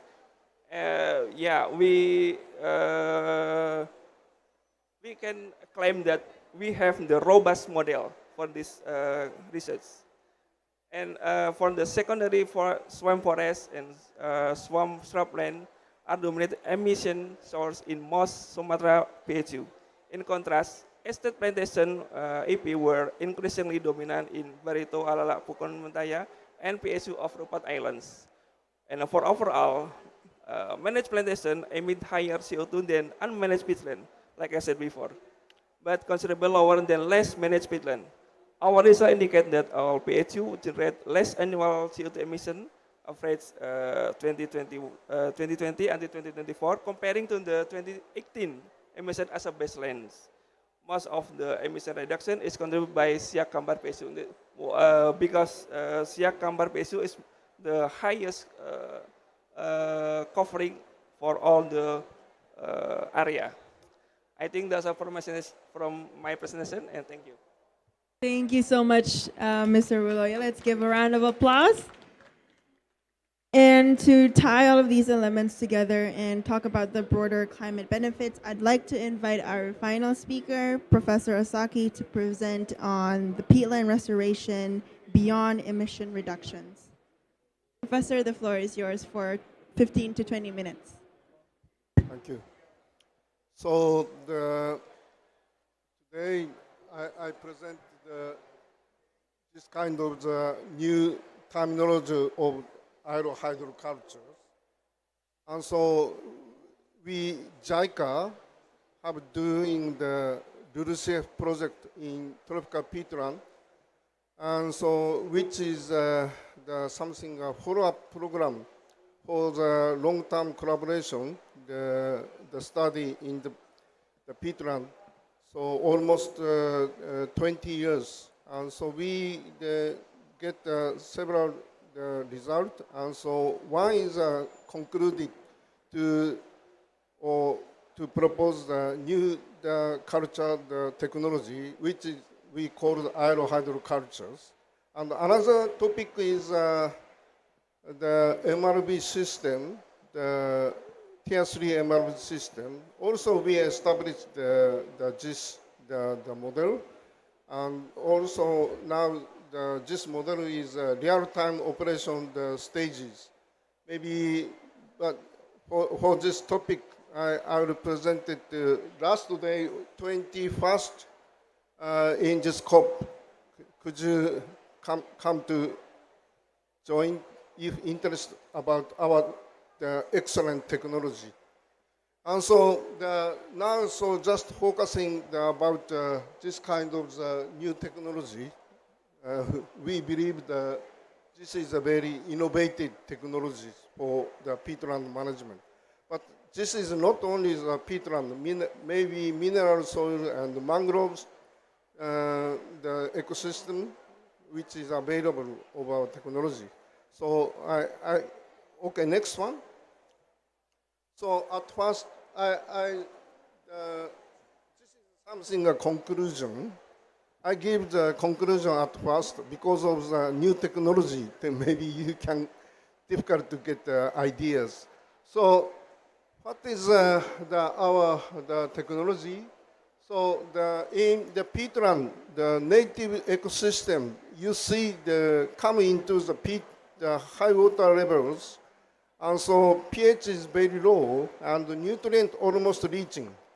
So you know that in native the peatland, what to say, the key parameter is very low oxygen, almost nothing of oxygen, and almost nothing of the nutrient. So in this condition, you can imagine plant can grow, but maybe so in our academic ideas, it's impossible to grow the plant. Maybe small grass only survive. But if you go to the tropical peatland, native peatland, so the tree is 30 meters.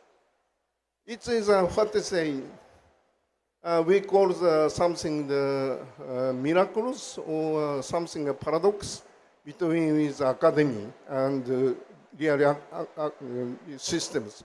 So how to improve the concluded ecosystem, the solving by themselves.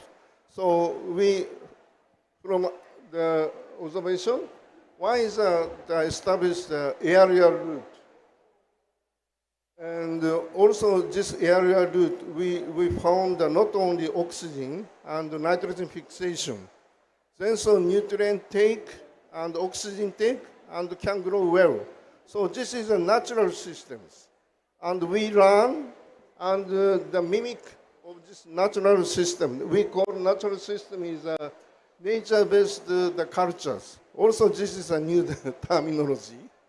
And so to achieve this kind of NBC, we try to supply something, the bug, including the nutrient, the compost, and biochars, zeolite, PGPL, plant growth promoting rhizobium, and mycorrhizas.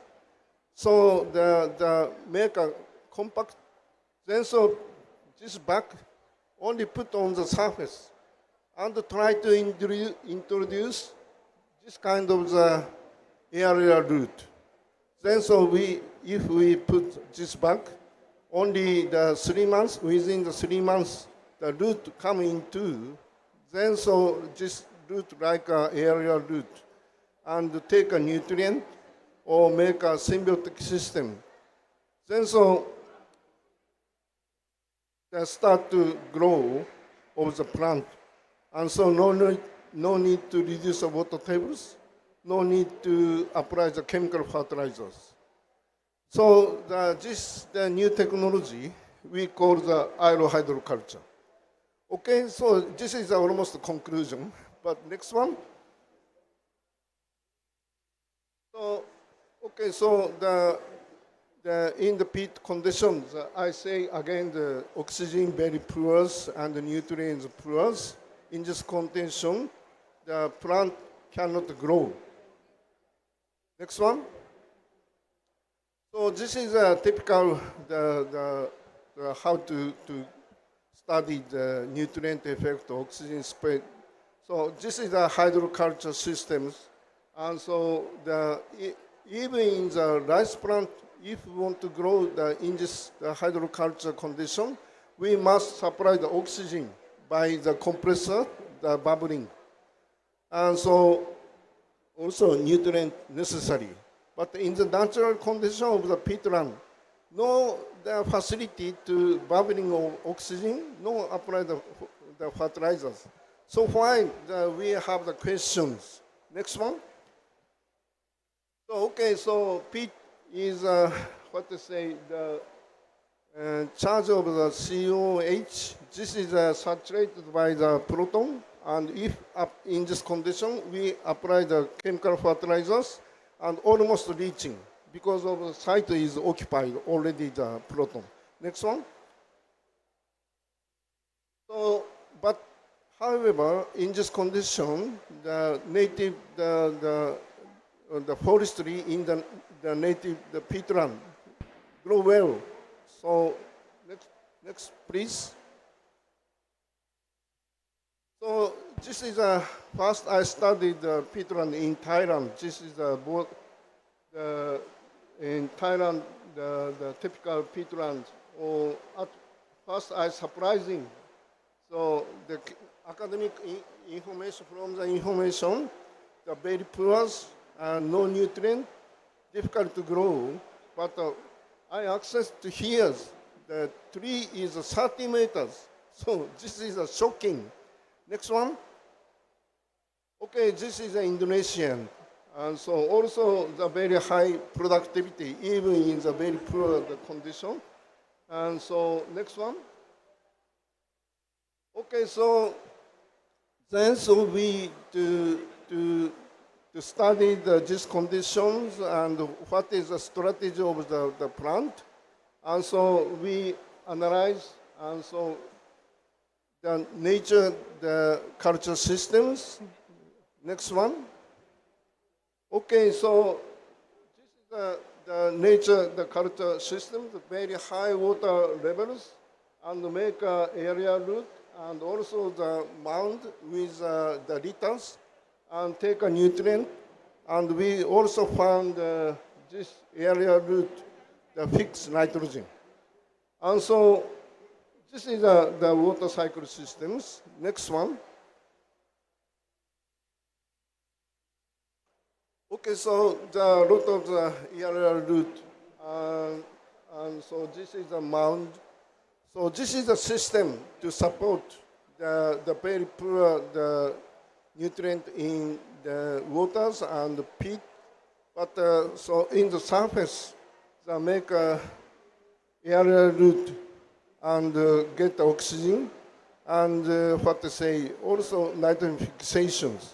And some another, the litter or so on, decompose, especially phosphorus or so on, the absorbing.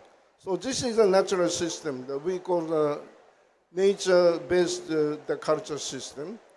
Next one.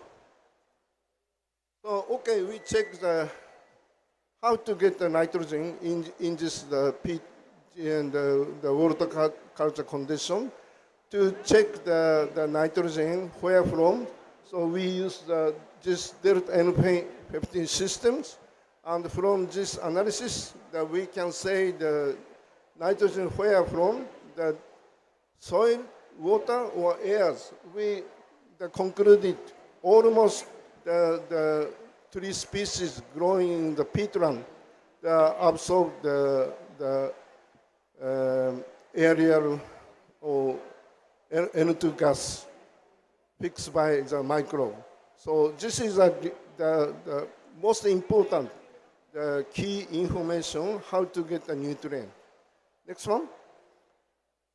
So then we mimic the culture system, nature-based culture system, and we developing this kind of the new technology we call hydroculture.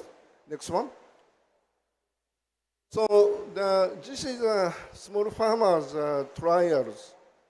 So the scientists, the Soil Institute scientists invite me as something curious, the farmer, which is the growth, the oil palm, even in high water levels, and growth is very excellent. Then so this group asked me to check what the mechanisms, and the access here, you see the high water tables, and the productivity is almost double compared to the normal. And so they also put the back, and so including some compost, and I'm surprising a lot of the root here and take nutrient even in the high water tables, and if the root into the waters, difficult to get the nutrient, but in this condition, easy to take the nutrient. Then so productivity come to the high, even under the high water levels. So this is a first hint. Next one. So we study in these systems in the real, the local farmer, and this is the bag, and so the oil palm, we put the four bag, one tree of the oil, and we can find the aerial root. So next one. Okay, so if make a symbiotic systems to start to absorb the nutrient, and so we found at first to make this kind of the new area root from the trunk. Next one. So we studied not only the oil palm and the Surya Barangrang and the sago, and almost same by the treatment, this kind of hydrocultures. Also, all of them stimulated the growth within the 3 months and start the leafing. Next one. So this is after we harvest this years after treatment, after 4 years treatment, and so you see the control. The farmer still applies the chemicals, and so this is the hydroculture, no chemicals, only the compost or so on, and only once a time they put on the ground, not continue to applying, but still you see the productivity is in this time the 36%. But you see that this is the plant, so maybe take only the seed, maybe productivity is more than 1.5 or 2 times higher than the control. Control is a chemical fertilizer application. They apply every year, but this system only once a time applying this back, but still continue for years. So why we say that this is a miracle or innovative technology? Next one. Okay, so this is the conclusion. Hydrocultures. This is something that will contribute to the long-term strategies for low carbon climate resilience. And so these hydrocultures, something innovated, the peatland management. maybe just last one. Next one. Okay, so we published three books and two papers related to this kind of technology. Thank you very much. Thank you so much, Prof. Osaki, and thank you all to our panelists for very rich data presentations that we had in the past 1 hour. And so now we'll move on to ask a little bit deeper on the presentations and also questions from the audience after that. So based on everything we've heard, I'd first like to ask Pak Askari, how can Indonesia's peatland restoration, now supported by these new tools, effectively advance our national climate goals while also reinforcing global ecological resilience? So how can these new tools help our NDC target, Bapak? Okay, thank you for the very good questions. I cannot answer the NDC target because I'm not from the unit who is responsible for that. But at least what I'm trying to say that we have achieved that much we have done so far. That's never happened in the world what we have done so far. Even last 200 years in the Europe, they never done what we have done in Indonesia. I can claim that because I met with many colleagues, some of here from Europe also. Yeah, so basically that we have done what we have to do. But I don't know about the numbers. If we talk about how to achieve of the number that we have put 39% or 51%, I don't know about the calculation itself. That's why we try to develop what we achieved, what we have done so far. We need a robust methodology so we can claim this is what we have done. And that's also, we will try to provide what's so-called the integrated carbon. Yeah, because we cannot just claim, okay, we have done this much, but what's the proof? What's the evidence? So through this kind of system that we have developed, we do believe that we will achieve what has been written as the NDC. But if you ask a number, maybe Ibu Mita, the right person who will answer about the number. Thank you for that. Thank you, Bapak Askari. And just talking about the three key points that you talked about, which is data, evidence, and also the answers to it, I'd like to ask Pak Waluyo and Prof. Osaki, what ways can this new methodology for GHG calculation really enhance the accuracy and the integrity for our ecosystem level assessments in peatland management? Yeah, thank you for good question for me. I will try to answer. Yes, as I talking about the prediction of CO2 emission within tropical peatland ecosystem using model groundwater level in Indonesia, we have done to develop the robust model, how to integrate it between water table depth and then CO2 emissions, at least at the each vegetation type. So we have done for the general equations, and we have done for developing equation for each vegetation type.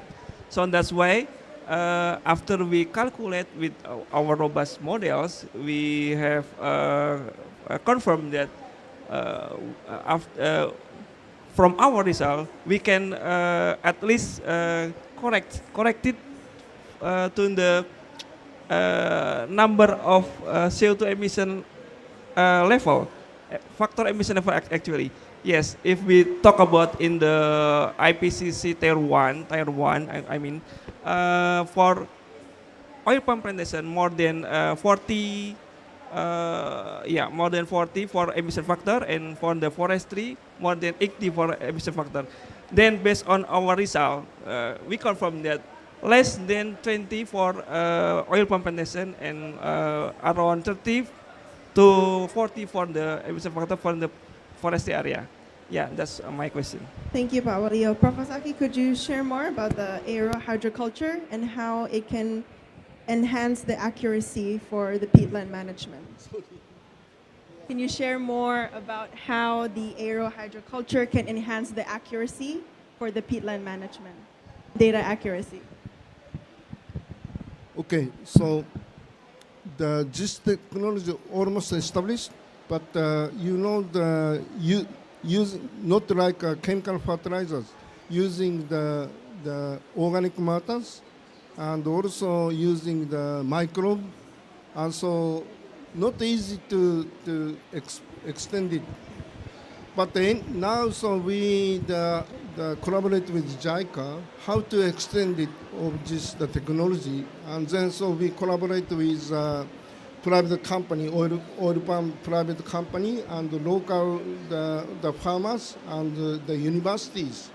So the methodology already we done. Then so how to the teaching according to the plant or management system.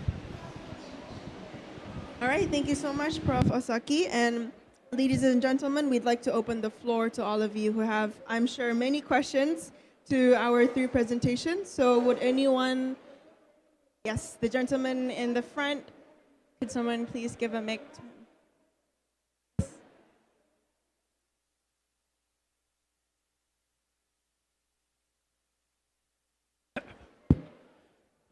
Thank you very much. Faisal Parish, Global Environment Center. Very happy to attend and see the in-depth work that's been done and the new work, particularly on trying to have a model for the groundwater level. So I think that's a very new information that you're developed. Can you just elaborate a little bit more? I think you mentioned that the data on the greenhouse gas emission you got from 97 information you took from the literature. For the study, you didn't do your own greenhouse gas emission. You're just taking from the literature.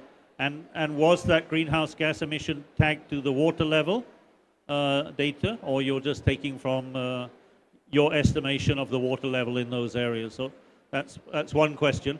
I think for Prof. Ozaki, I think this is a very good further development of the idea that if really it's possible to change the approach for a cultivation of oil palm in the Peatland area, that you can cultivate with a high water table and then just be putting these sacks with material. Can you just clarify a little? You showed the higher yield and the more long-term yield, and those you're not putting the normal fertilizer, you're putting compost or something in those bags. Can you just clarify what that is? So there would be an emission reduction from not using the chemical fertilizer as well as the higher water table, which lead to lower peatland breakdown. So if you can elaborate on those points. Thank you. Thank you so much. I think we'll give the answer to Ministry of Environment. Yeah. Thank you very much, Pak Faisal Faris. He is our colleague also. Yeah. Like I said before, Pak Faris, we do peer review from the first of all. We do more than 28 scientific papers, which cover around Asia, actually. And based on that, we try to collaborate and we try to synthesize into we got the general model equations. After we got the general model equation, we try to test in our location. I forget to explain in my presentation. We do also collaboration with our several university also in IPB and Central Kalimantan, and we do also collaboration with the private sector in oil palm also and forestry also. We got several data from covariant methods from the several university and the several private sector. Then after we got the models equation, we have the robust model. Like I said before, we try to testing. Then after we test, we confirm that okay, this is the new equation that we can. It might be improve the accuracy for the emission factor. Yeah, I think that's Pak Faris. Pak Askari, do you want to add some information? Okay, thank you. So basically that we have hundreds or thousands of the journals, but then we screen out, we take specifically which is correlated to the eddy covariance flux towers, come from several others. And then what we have done so far, basically that some is already published data, but some is still, the data is not published, which is come from several towers that we have so far. So basically this developed the new tiers, because what we have in the IPCC panel guideline is still tier 1. What we use right now, if this published by the Nature, that will be tier 3, which is correlate directly between the groundwater level and the net ecosystem exchange. That's what we are able to have this publication, even though that's in the middle that we have the soil respiration publication first. But we will go to this level of the methodology, the tier 3, not tier 2, but tier 3. So we know exactly the correlation. So we will convince some other colleagues that this is the latest one. And through that, we also will propose the new methodology to the IPCC Panel International to use this kind of approaches. And this also can be used not just for Indonesia, but for the southern part of the ASEAN. I mean for like the Brunei, like the Philippines, like also the Malaysia. So we can use this as our own methodology. We don't know exactly whether we have the data from Congo or DRC. If they have this kind of new data, we can also collaborate, and also from some other like Peru, if they have this data. So we can collaborate further through what's so-called the ITPC. But that's for the next step from us. Thank you. That's some additional information. Thank you, Bapak Askari. Prof. Osaki, would you like to answer? Yeah, thank you, Faisal. And so you point out the good, and so normally the oil palm need huge amount of chemical fertilizers, but I showed in the slide no to adopt source of site in the pit, so huge amount of the chemicals. In my roughly calculation, 80% gone. That is a big reason. And so then high waters, normally the oil palm root difficult to get oxygen, and if have the nutrient rich but difficult to absorb. So this is a big reason. So why for oil palm the cultivation reduce the water tables 1 meter of zone, but still many problems in this cultivation systems because of the still heavy chemical application. So the decompose still continues CO2 emission, and so the what they say the reduction potential come to the reduce. Then the methane emission and oxidize the zone, oxidize the nitrogen, N2O. So this is what terrible the technology.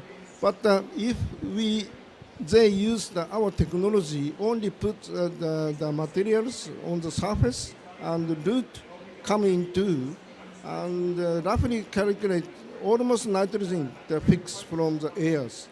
So this is the big factors. And in the compost contains amount of not so rich, but phosphorus and potassium is increasing.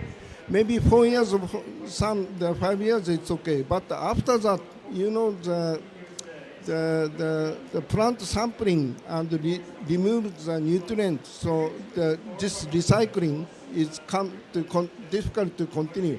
So you should apply this technology, but at least phosphorus, potassium, how to apply. So this is another after 4 years, 5 years, the issues. Thank you. Thank you, ladies and gentlemen. Let's give a round of applause for our speakers. We have one last question. If anyone wants to have a follow-up question or... All right, if there are no more questions, so we can close off this session as we are also running over time. Once again, gentlemen, thank you so much for your time and your insights today. Today, we've talked a lot about consolidating the scientific insights and highlighting Indonesia's robust innovations in peatland monitoring, as well as GHG calculation, which is very important for achieving our follow net sync 2030 targets. Without further ado, I'd like to invite our panelists for a token of appreciation and photo before we close off our session. Thank you all so much, and have a wonderful rest of your day. And I'd like to turn it back to our MC. Thank you for doing my job. Okay, so I guess big hand of applause for all the speakers as well as Nala for navigating such interesting high-level discussion. Ibu Mita, please take the honor to hand over a gift of thanks to all the speakers. Thank you, Prof. Osaki. All this technical information that you just delivered really made us feel like a scientist, I think. But again, Pak Askari, you did make us Indonesian proud by mentioning that what we have done for the Peatland is much more than what the global north has done. Okay, let's have a group picture together before we all leave the pavilion.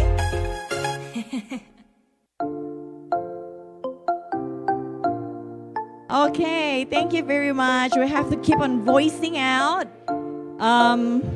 in order to sustaining this wonderful ecosystem. Okay, I think let's wrap it up.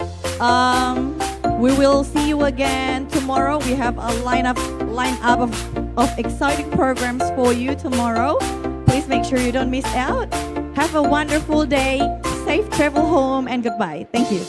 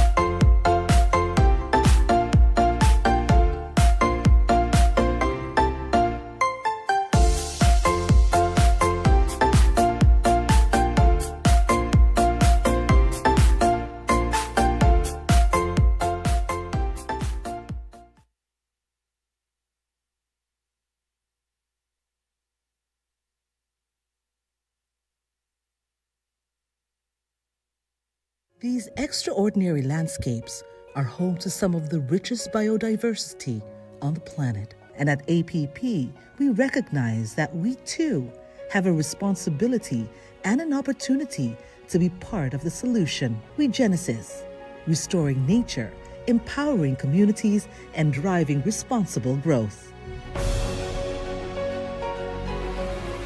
Regenesis is APP's ambition for a sustainable future.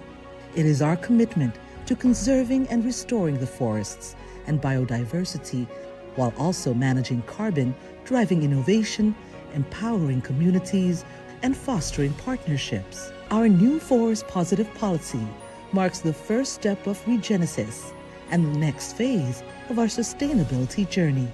Having already developed a catalog of native species and piloted restoration areas, we're now scaling up our efforts by identifying larger areas with the highest potential for restoration and expanding our impact across critical landscapes.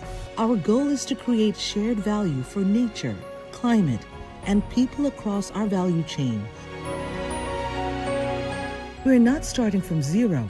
Together with our suppliers, we have been deforestation-free since 2013. We've invested in flagship livelihood programs and built the foundations for restoration. We are building on our progress to date. Through Regenesis, we are continuing our journey to more sustainable business operations. Join us on the journey as we work towards a more sustainable future.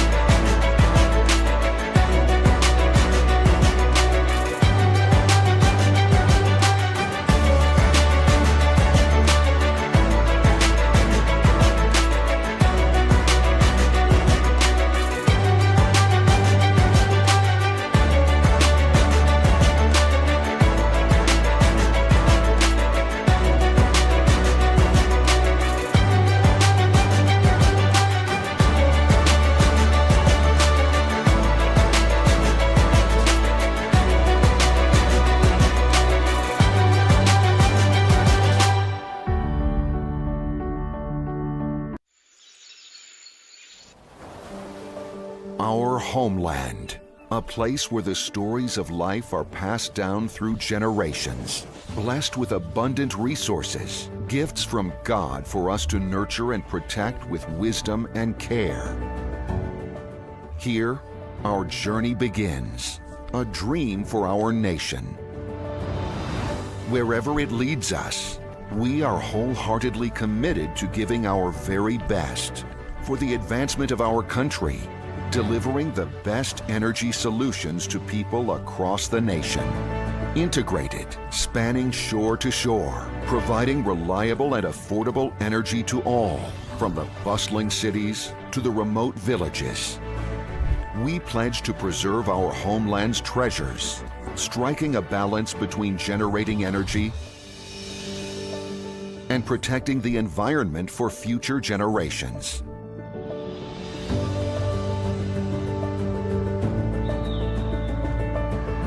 As advocates and agents of change, we are dedicated to empowering communities inclusively, creating values and delivering tangible benefits to society. With a bold vision, we take a leap forward into a new chapter, anchored in transparency, innovation, and integrity. We stand united in our purpose. PT Adaro Andalan Indonesia Tbk. With unwavering commitment, responsibility, and dedication, we present energy for a better future.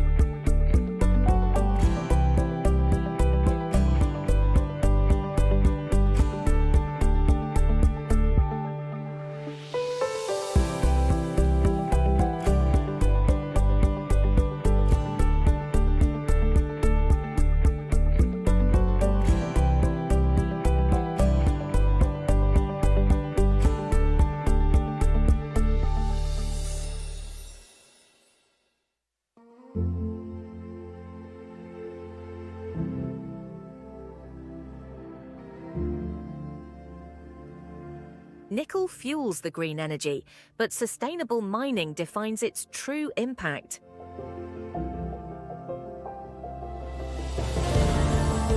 From hydropower to HVO, we push the boundaries of sustainability.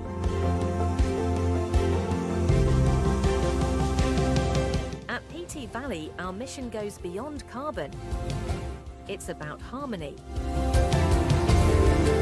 Because our work today shapes the world tomorrow.